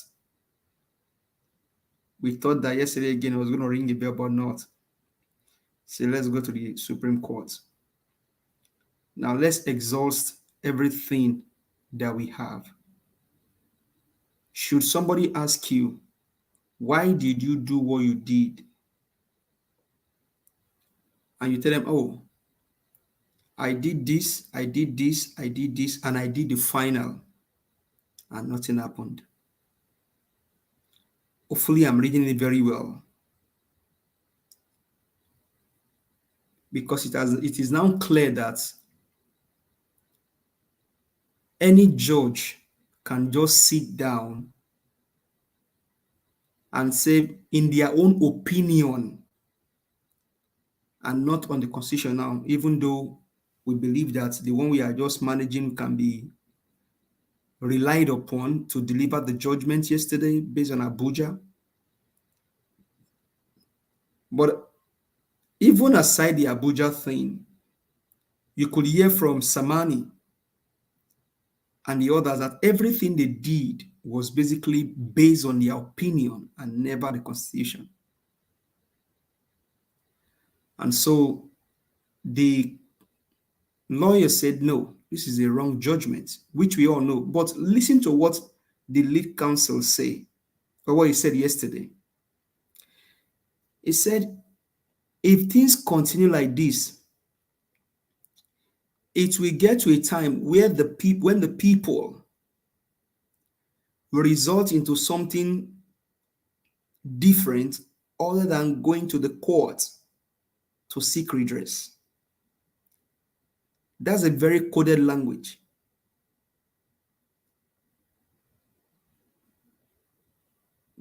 Hopefully, they've been able to get the final judgment. The judgment that was delivered yesterday, they already have a hard copy of it, and they are working on how to put in their stuff into the Supreme Court. Let's see how this whole thing plays out at the Supreme Court. I understand our emotions yesterday, we all had emotion yesterday. But we are still here. That means something is pulling us together, that this country we can get this country back from the hands of these guys. And the only way we are doing it now is continue to crack them. So we'll continue. Let's follow through with our principle and see the end of it. Now, it is now clear to Nigerians. You should have been your earlier of the Unilag students protesting. That is not even the final story. Do you know they released police to tear gas students protesting for hike in school fee at Unilag yesterday?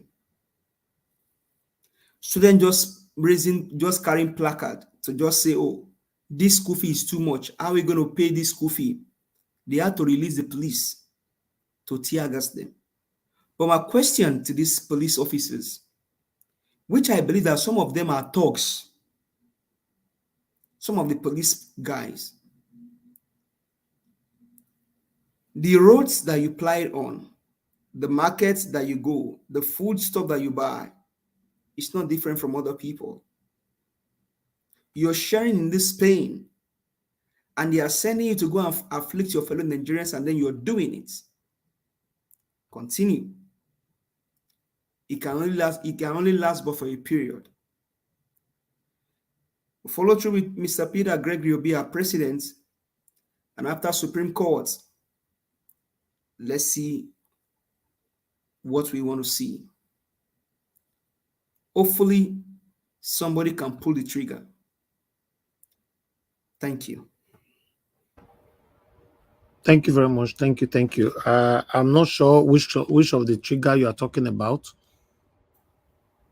Well, I mean, put trigger of cold iron now, but that's a coded language, so. Okay, no, you need to make it clear. That's why, because this is a live broadcast. Because we don't put trigger here or back. No, we are not. No. You're not. So that's why you must. You're not pulling gun trigger. Okay, it's not a gun trigger. No, it's not a gun trigger. But it's just my own coded language. Thank you. Okay, thank you very much. All right, let me call on the Ogasiam. Ogasiam, give us your final submission. 5 minutes, sir. Unmute yourself. Okay, yeah. Thank you, Niger Watch. To bring my submission to a conclusion. Well, our case is before the Supreme Court. Well, we must go the whole length. We must go the whole hog. We've all agreed, those that spoke. So, but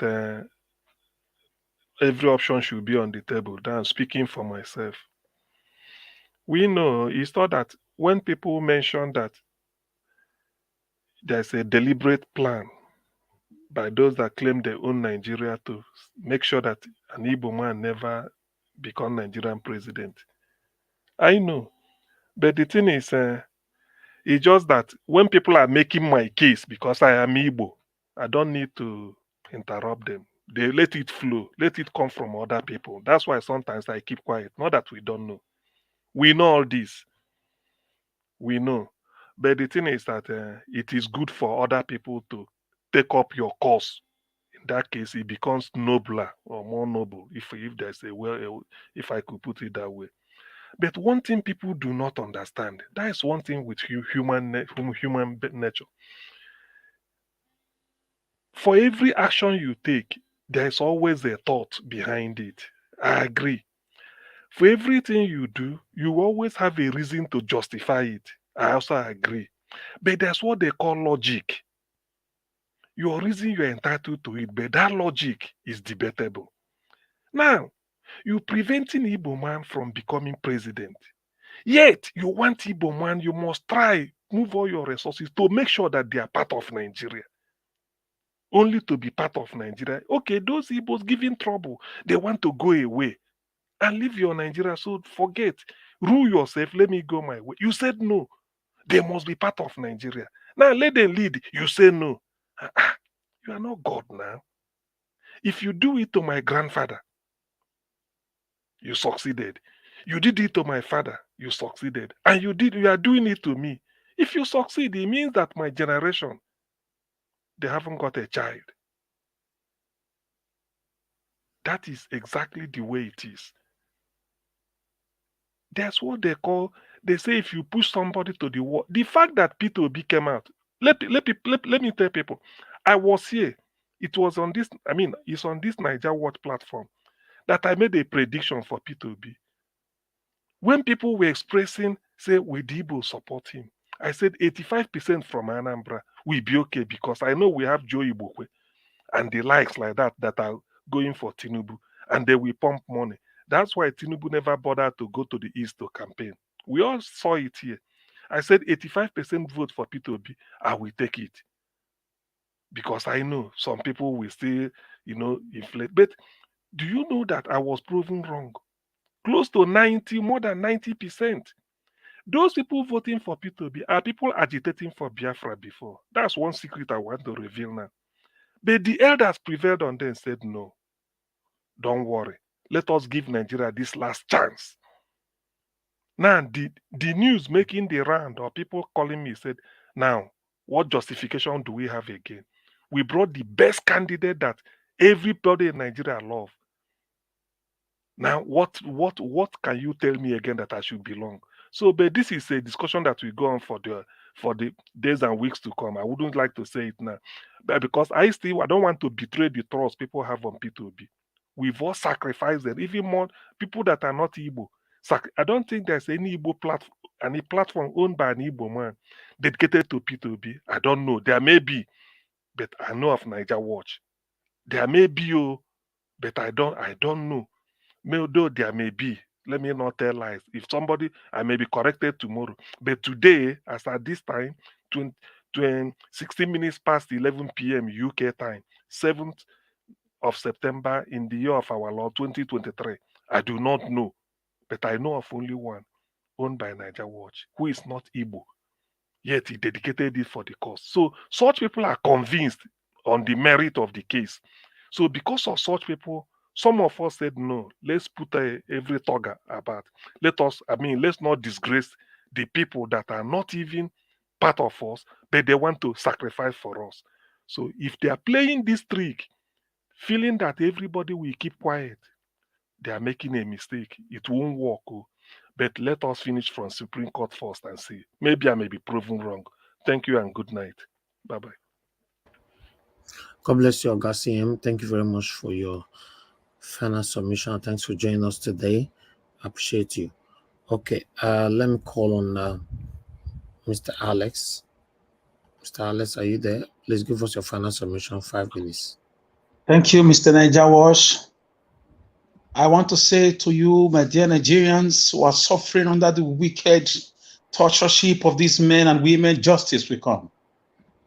For those who came out nationwide, across ethnic and religious divide to vote for Mr. Peter Obi, justice will come.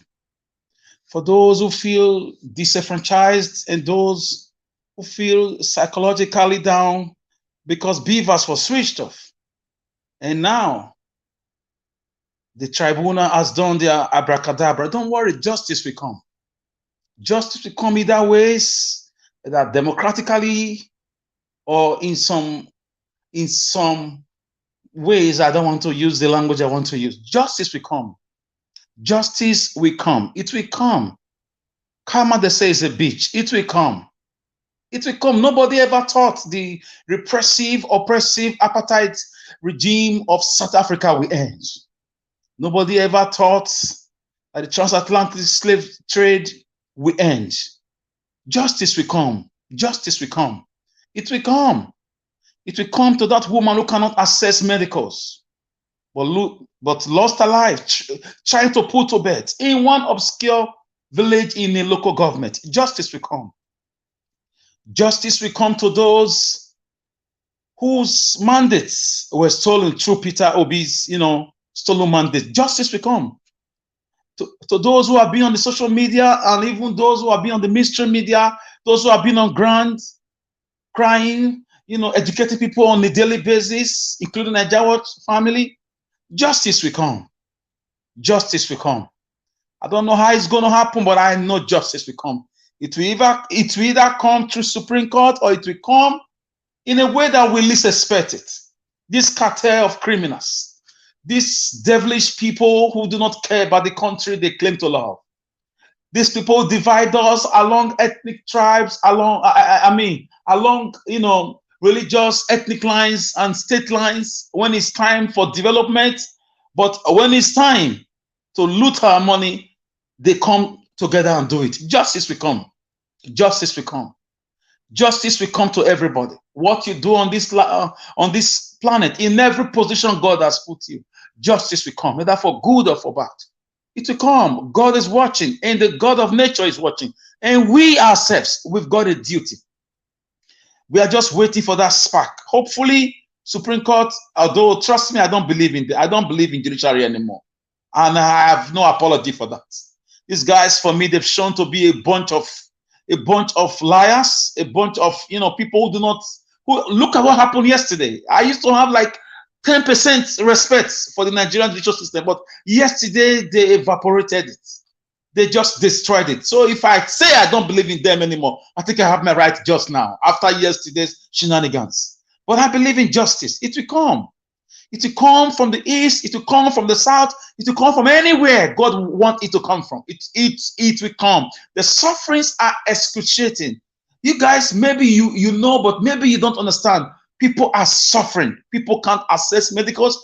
People can't pay school fees. People can't feed.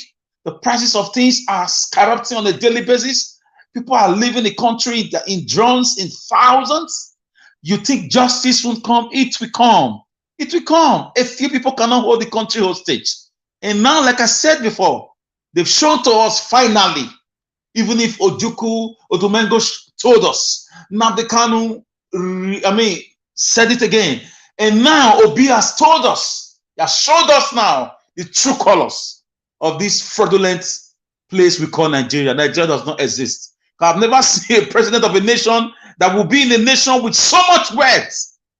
From 1999, will not declare war on darkness, on electricity darkness. Will not declare, a national, reorientation like Jonathan Goodluck tried to do through the national compact. Will not declare, that the constitution is not really a true constitution. It's not reflecting true federalism. So with everything, with this way they've done it, there is no Nigeria. It's a fraud. Obi should try his best. We are still with him. We will never abandon him. When I make up my mind to follow you, I follow you to the cross. I do not look back. I don't give up halfway.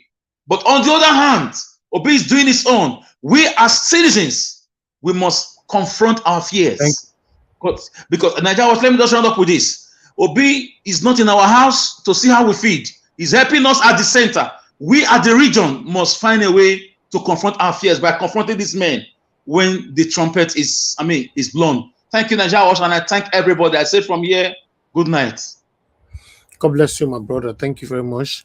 Before I call on the next person, as you all can see that one right there, Reno Mokri, he said there would have been war if Obi was the winner of yesterday. Reno Mokri, a former media aide to ex-president Goodluck Jonathan, has asserted that Nigeria would have been thrown into a second civil war if the presidential election petition court judgment had favored the Labour Party presidential candidate, Mr. Peter Obi. Daily Post record that the presidential election petition court yesterday declared the President Bola Tinubu was not convicted in the United States and also declared that he did not need to win 25% of the vote in FCT to be declared a president, as argued by the Labour Party and its presidential candidate, Mr. Peter Obi, in their petition.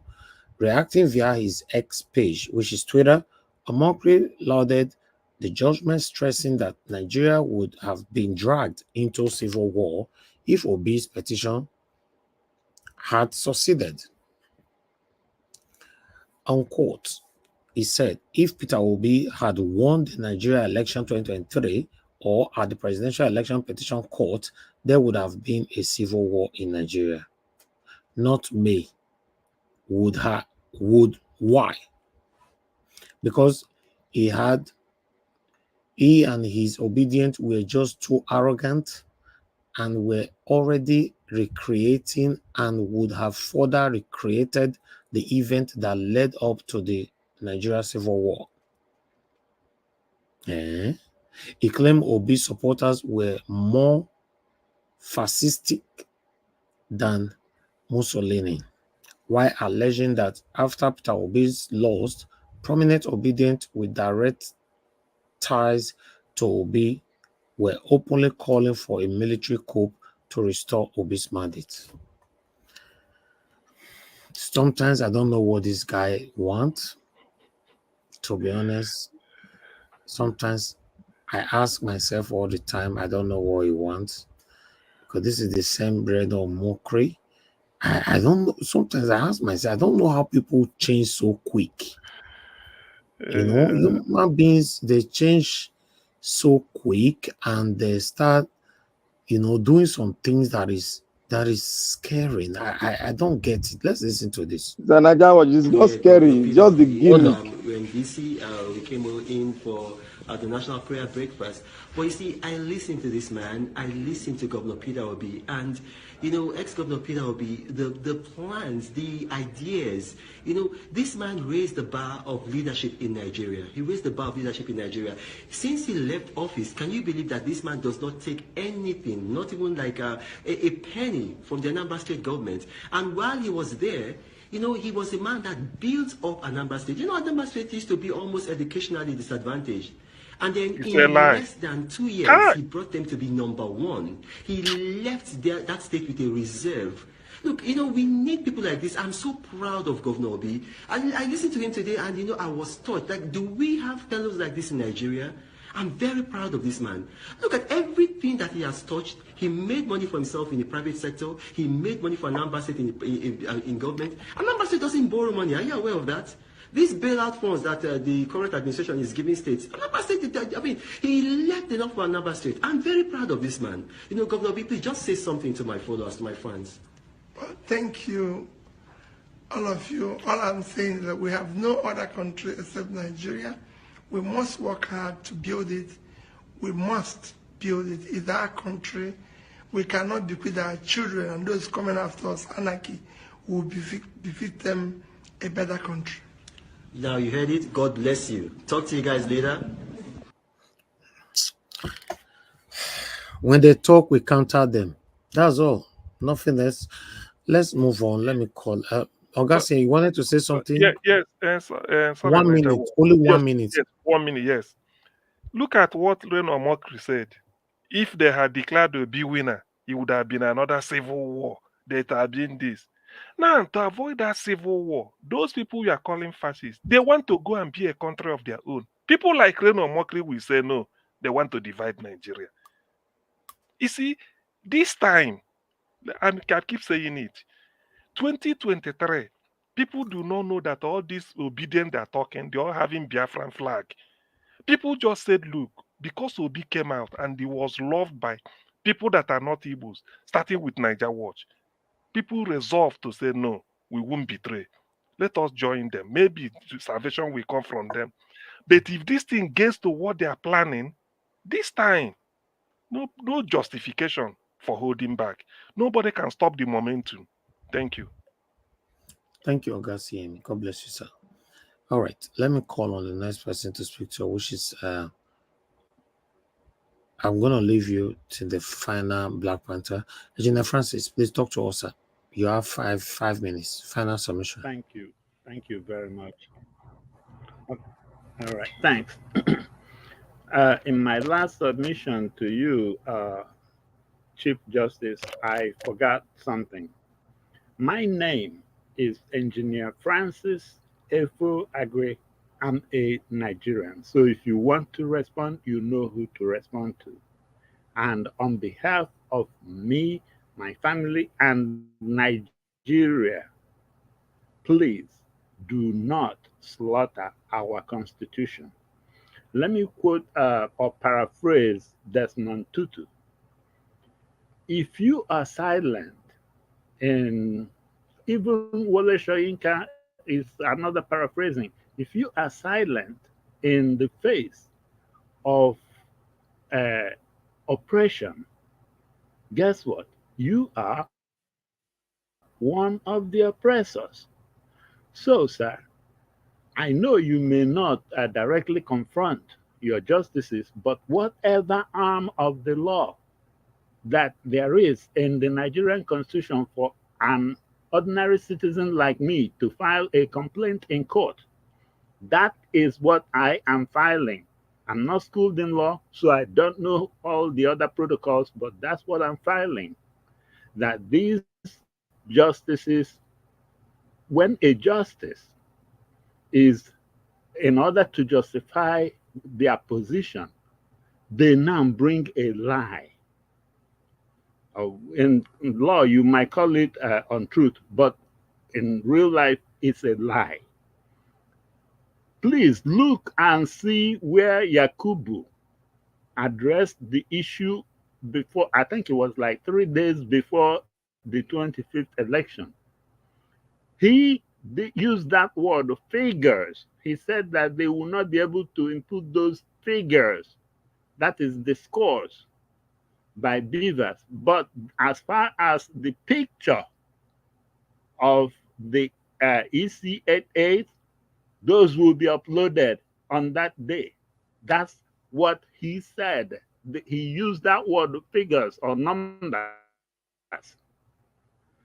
So when your justice yesterday, in order to justify the beavers thing, said that he announced it before the election, what did he announce? Please let him or her, in fact, she was the one, the female justice was the one that made it where it really pissed me off. But sir, why is a tribunal constituted? Are they not supposed to be a fact finding to get to the bottom of the truth? Or are they supposed to be like a law court? Because I think they should have been like finders of the truth, since the truth in this case is what the country needs. Sir, please, I beg you, do not turn this country upside down. Do not even look at things the way they did yesterday, or I will start looking at you as being compromised. If Tinubu wanted to be president of Nigeria, good. He has been president of Nigeria now for 60 days or so. Now is the time of you, the real wise people, to give Nigeria to Nigerians. So in the history of Nigeria, they will still put his name at some place as being president once. So if that is why he maybe promised people whatever to get him there, good. But now give that office to whom it belongs. Thank you. Thank you, Engineer Francis. God bless you, sir. Thank you. All right. Mr. Jonathan Kingsley, are you there, sir? Yes, I know, Mr. Elvis. Thank you, sir. Yeah, 5 minutes. Thanks very much. I always, before the judgment, I always, each time I have the opportunity on this platform and any other platform that I find myself, I always end my submission, especially on this platform. I always end my submission, on what posterity will say about these judges, about the Nigerian judiciary. I think this time it is worth it to begin with it, but not to end with it. All these judges that deliver this judgment yesterday, posterity will not remember them for good, if for anything. In fact, their names will not even make even to the footnote of history. It will not, because it's not worth it. There is no space for them, even on the footnote of history. That's what they did yesterday, and that's what posterity will deliver on them. You see, I think it will not be fair not to address this man on Arise earlier today. One lawyer called Jesu Tega. Is this lawyer called Jesu Tega on Arise today, who was, rampaging there, is a supporter of Tinubu, that Tinubu won, and the court declare him as the winner. If Tinubu won the election, let the same court did not touch the 18,088 votes. They didn't address it at all. They struck it out. If they bring that in, Tinubu will not even be close. He will not even get 2 million of the votes. But they knew exactly what they are doing. They struck that out because it was convenient for them. Very, very convenient for them to struck that witness evidence that will have brought in the 18,088. They struck it out. They did the same thing with respect to the 25%. Again, we must emphasize it. Emphasize this. There's so many of them, but as the day goes by, we'll be bringing them all out. All their hypocrisy and contradictions and inconsistency, that characterize this judgment that they took them 12 hours to deliver yesterday. With respect to the 25%, they talked about. They said, Abuja is not. Abuja is not. Abuja is a state. That's their position. That Abuja is a state. And when it comes to the issue of the Electoral Act, they suggested in their judgment that the legislature should, the politicians should approach the legislature to amend the constitution, to amend the Electoral Act rather. With respect to the 25%, what you should like to be consistent. You will have also asked make a suggestion to the legislature to amend the constitution, because as it stands right now, it is clear 25% in Abuja is needed. You cannot you can't spin it anywhere. The best you could have done is that the legislation should take it up and amend the constitution. But as it stands right now, 25% is 25%. But on that one, they deliver judgment based on their own opinion. On the other one, the one that they will not favor, they refer it to the legislature. That is that's the inconsistency. Thank you, sir. And their hypocrisy. Are you hearing me? Yeah, I'm hearing you very well. It is fit for so let me just that's just that. Let me just leave it at that for the Supreme Court. At the end of the day, I don't trust the Supreme Court. I'm not waiting for any positive judgment from the Supreme Court. The whole idea for me is just that let it be on record. Let it be on history. Okay. Let the Supreme Court rubber stamp this nonsense, this rubbish that the appeal court deliver. Let them rubber stamp it so that it will be on history. It will be on record. That is the whole idea behind it. That's my take for now. Thanks very much, Mr. Elvis, and good night to everyone. Thanks. God bless you, sir. For me, I support that. That's what I said from the beginning. Because if you back off right now, you can be blamed in the future that you didn't go to Supreme Court. Why did you just withdraw?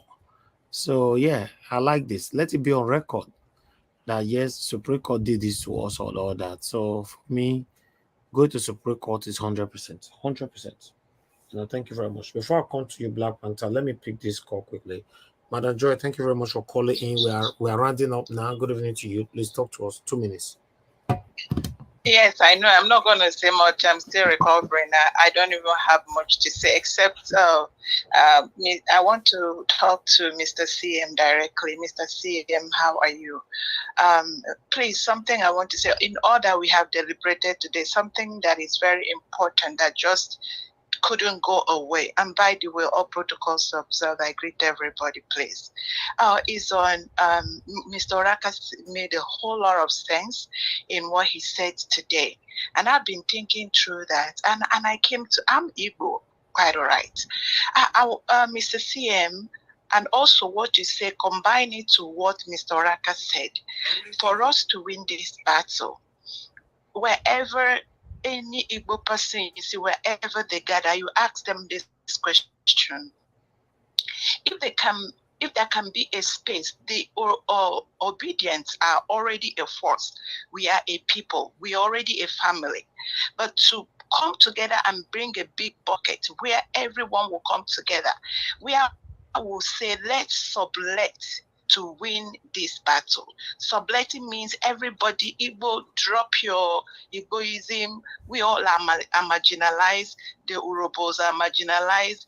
It's just like Igbos seem to be the louder, so they're pushing on you to drown you so that the others will drown with, So this battle is larger than, being Igbo, being or Urobo. But if Ishan can answer Ishan, but they are fighting. But we have a common place where we gather to now make it a force and a battle.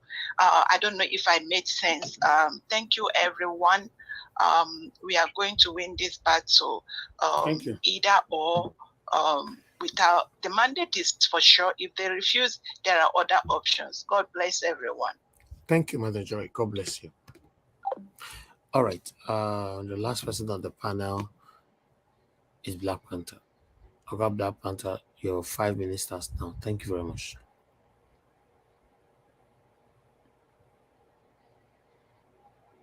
Okay, it looks like you are not there, Black Panther. We can't hear anything from you.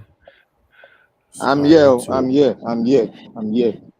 Go ahead, Where the wrong go? Black Panther absent? No. Thank you, Mr. Najawash. I want to say a few things because we are in a hurry now so that we can leave and go and get our rest.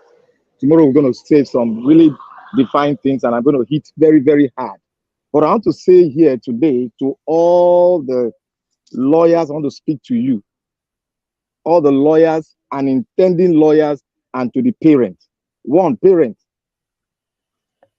I want to advise that you don't get your children to the university to study the law. Never. And with this dispensation, with the kind of Glancoya laws that will make your children become whom they don't want to be, and you don't want cause to reign in the head of your children that will lead the nation to the next level. Don't allow them to go to study law for now until Nigeria is reset. The reason why I'm saying this is that because the generation in there now, from the judges that were taken in from the year 1980 down now, they are all been swimming in the pool of corruption. We have seen another generation that have gotten in now. Illegality has been the order of the day. The old elites, they play the bargaining chips with the government and the other government that came before this. Now putting my two children as a judge because they don't deserve to be the judge of the Federal Republic of Nigeria. They don't deserve it because they have not paid their dues in the legal sector. You have to pay your dues. You have to be very enlightened. You have to be broad in judiciary and justice, the application of justice. It is like one of our lenient man that said in the I said, justice, they need experience too to function as a judge. Like I told my friend when I called him, I said, look, you should go and throw away that your white regalia and the black capachan you people wear to court. Go and throw it off because the Justice Department, the justice that you have produced in Nigeria, they are all corrupt. Look at the justice. This is what we call AI justice. The man that spoke in Arise TV there was something he wanted to say. He now said, this is an AI justice. They put everything into the computer, they dial it. What I want to interpret what he was saying in my own knowledge, with my own knowledge and my own understanding, is trying to tell you that those justices that sat, those things that they wrote on the paper were not written by them. That is exactly what the lawyer was saying. That they just type into the system and boom, boom, boom, the result comes in. That the meaning of what he was saying was that those things were not written by them. That's why you see they were fidgeting and they were downloading and their tone was in a very big format because justice cannot be served with anger. Any lawyer should come and challenge me. Justice cannot be served by justice when he's angry at the fact on the ground, or is angry with the opponent that have brought fact to the ground. And justice cannot. Black Panther. Black Panther. Yeah. Black Panther. Yeah. Black Panther. Please. Yeah. Can I interject you just for a second? Yeah. Hello? Yeah, continue. Yeah. You see what you've just said now. I just want to buttress it.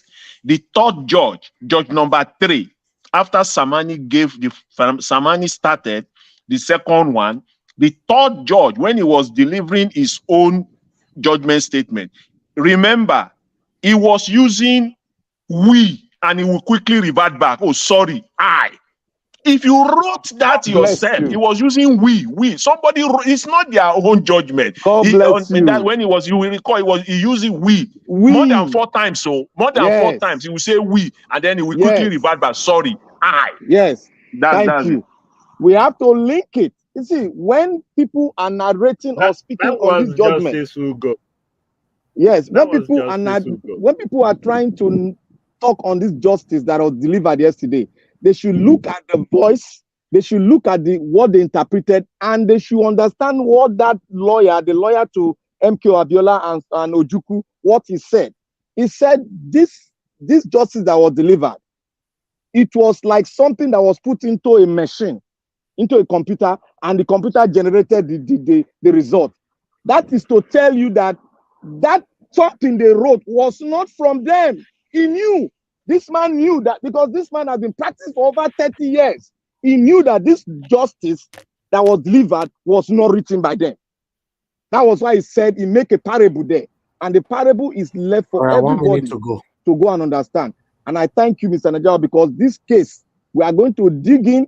I'm going to dig in. I'm going to listen to the stuff tomorrow again. As I'm on my own, I'll listen to it and bring out some more facts that will buttress my point that I've just stated. Nigerians, please don't allow your children to go and study law. Let them go and make themselves available in other fields that will build Nigeria for now, because we have to rectify the defect in the country called Nigeria, which to me, I don't believe it exists. It's only within some conglomerate and shareholders that gather themselves to cut the resources of the nation and steal it. So thank you, Mr. Najal Wash. All right, everybody. Nigel, remember? Yes, sir. I remember some people rumored that it was Fashola that was writing the judgment. So it looks like actually behind every rumor, there must be some elements of truth. So it was Fashola that wrote, and they came and read it. Also, if it were to be their judgment, why is it that they cannot give copy of the judgment to all the lawyers that are involved yesterday? I have never heard that before. It has never happened before in history. The judgment, the copies of judgment is already available, especially to all the council. They will have the judgment of the copy of the judgment. They don't have it. They want to go back and do some, I'm sure even by now, probably those council have not even received the judgment. And if they make sure that they get today, that's the one. One day has been cut off already for them. They cut it off. A judgment of 12 hours. Oh God, thank you. If the council, if they get that judgment, they should play TV, play what we had on air, and read it line by line. These guys are wicked. Read it line by line. All right. Thank you. Peter Obi confirmed it just now that they have received everything to challenge to go to appeal. So, hello, good evening to you. Where are you calling from? Your name? Hello. Good evening. Good evening to your name and where you are calling from. Please talk louder. Yes. All right, thank you. Can you hear me? Yes, you are good now. Go ahead. Where are you calling from, sir? All right, thank you. Yeah, my name is Tope and I'm calling from Canada. Thank you, sir. Talk for 1 minute. Thank you very much. God bless. Yes, 1 minute or less than. I just thank God for your life and everybody on the panel. I just want to confirm what I just want to buttress the last speaker. You see, the judgment, yes, I was at work. Sincerely, I was not myself yesterday. But the judgment from beginning to the end was written for them. And the author of that judgment of the writer must definitely be an APC member. Because everything, nothing written in that place that look like it's been assessed by the real judge or lawyer. So thank you. But one thing is, Nigeria is zero. That is just what I want to say. Thank Zero. you. Thank you, sir. God bless you. All right, that's the talk all the way from Canada. All right. Even the blind knows. You see, it's only the APC people that run to Arise today, and some of them went to channels and start defending it again. God. Yeah, because It is well. they have paid Anyway. them to go and do that work. They pay them to go and that's why you saw that guy called Jesu Tega on Arise. I mean, that guy that guy is bold. Thank you, my people. As you all can see, that was the poll I put out there. We got about 800 votes. And the question was, do you still believe that we can reclaim back our mandate? The yes, we can reclaim, that's 37%. A lot of people have lost hope. Why the no? I have lost hope totally. For judiciary, that's 63%. So if I have the time or I remember, I'll put it on at least almost every day or once or twice in a week so that we can continue to see the belief of the people. But for now, this result that we're seeing here is fair because I was even expecting it to be 90% no. Because a lot of people are still very, very aggrieved right now. Thank you, my people. God bless you all. It's nice to start this all over again. Mr. Peter Abe have taken the lead and we're following him. Oh, Nigel Watch. Yes, sir. Please, I'm forwarding an email to you. Check it now, please. Well, it's for later, but check it before you go to sleep tonight. Okay, I'll check it when I'm done now. Right? All right. Yes, I'll check it. Yes, I'll check it, sir. Thank you. Thank you, sir. All right. Thank you very much, my people right there. Everybody that joined the panel today. I can see. See you give us a mandate. Mr. Jonathan Kingsley, Engineer Francis. Thank you, all my people. All eyes on Supreme Court. They just charge you. All eyes on Supreme Court all day. That's good. And Black Panther, thank you very much, my wonderful people. I appreciate every one of you. Those of you that called in, thank you very much. Those of you that could not pick your call, tomorrow is another day. You can try again. Our people right there that supported me today, may God bless you all. I'd like to quickly recap on your names again. To Mama Love Ward, thank you very much. Adela Jagombi, Ja Ikem, thank you. Amazing Grace USA, Grace, thank you very much. That's Grace Omo Pariola, thank you very much. And Nikki Oko Ogo, thank you. Pat Osas and Madam Amen Bright. Thank you, my wonderful people. My people in the comment section. Mommy Diaspora, thank you very much, Mommy. We appreciate you. Oga Chris, I can see you. Thank you. Stella Macevedo, look up, thank you. Appreciate you. Obi TV Nigeria, thank you for all you do. Thank you very much, everyone right there. Tony Africa and many others. Okay, I can see Bryce Strasser just coming in. Thank you very much, my people. I appreciate every one of you. And God bless you now. Guys, permit me to end the show. Join us again tomorrow by God's grace, 6 p.m. or 7 p.m. Let's see how it goes, because I have something I'll be doing tomorrow. But tomorrow evening, join us again, and let's do this all over again. Have a good night. Good luck to every one of us. With this effort, we'll have a better Nigeria, a new Nigeria, by the special grace of God. Thank you. Thank you, Augustine. Thank you.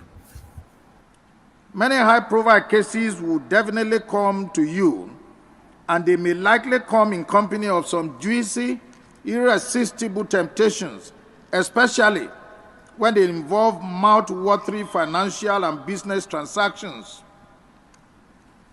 I'm making it clear to you now that you must flee from such disguised danger. Your reputation and integrity matter much, and it counts enormously in your rise to honor and fame in life. Let me point out unambiguously that in life, gifts and wealth that are not worked for, which are by extension undeserving, are always wrapped in calamity and destruction. Flee from them and keep your heads high above the murky waters of corruption and favoritism, so that you can be conveniently counted among the very best in the Nigerian judiciary. You must, against all odds, conduct your affairs within the ambit of the law and the oath that you has just been administered on you. If you are hitherto 50% under public scrutiny, I can then confidently tell you now that it has automatically risen to 100% by virtue of this appointment. This tempo of public assessment of your conduct and disposition will now assume astronomical proportion. You must equally redouble your effort and dialogue properly with your conscience in order not to fall out of the grace of Almighty God and the Nigerian people. It absolutely takes nothing to join the crowd, but it takes quite a lot to stand alone with good conscience. Several novel business and industrial disputes are occurring in the country virtually on a daily basis that have now inevitably made litigations to go on a steady rise. No court in the land is spared of this. We are constantly on our toes, and the dockets are ever rising in response to the challenges of the time. This underscores the fact that Nigeria ranks among the most litigious countries in the whole world. The onus is on your lordships to fasten your belt and roll up your sleeves to face the challenges head on. You must redouble your pace to catch up with the expectations of the litigants. As judicial officers, you have a defined mandate on earth that you must discharge with unveiled honesty and sincerity. You must give good account of yourselves to justify your appointment. However, if you decide to do the contrary, of course, the sledgehammer will, without hesitation, descend heavily on you. No judicial officer at any level of our courts will be allowed to drag the reputation of the Nigerian judiciary into the mud. We can't come this far to fail.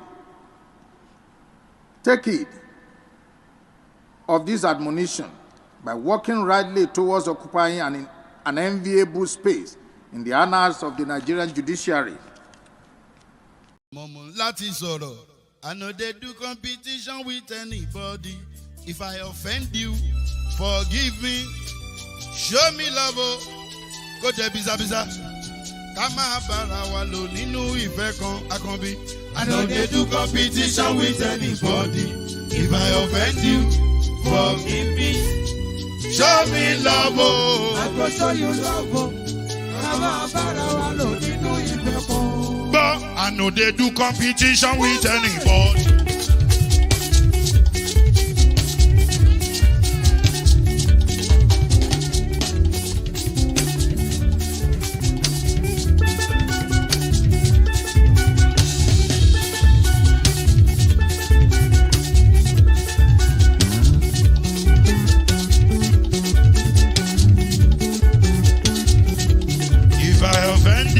Forgive me, show me love, I go show you love.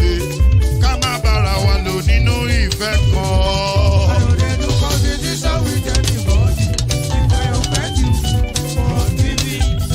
Show me love, I go show you love. Kama bara wa lo ninu ife kan.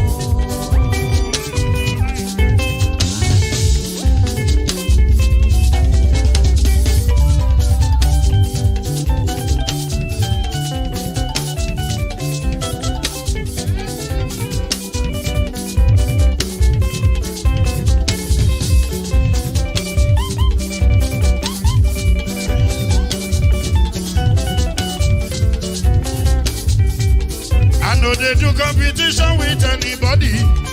If I offend you, forgive me. Oh. Tó bá ti sanwó fún Ṣẹ́gun Nàbí o. Ẹ fẹ́ jókòó. Alákọ̀bí. Ṣẹ́gun Nàbí. Alákọ̀bí. Sábàmẹ́là. Anybody. Anybody.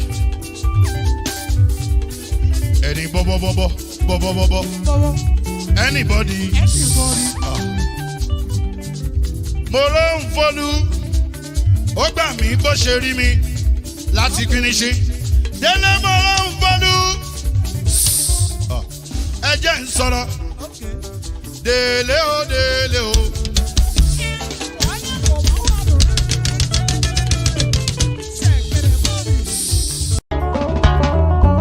You are the pillar that holds my life.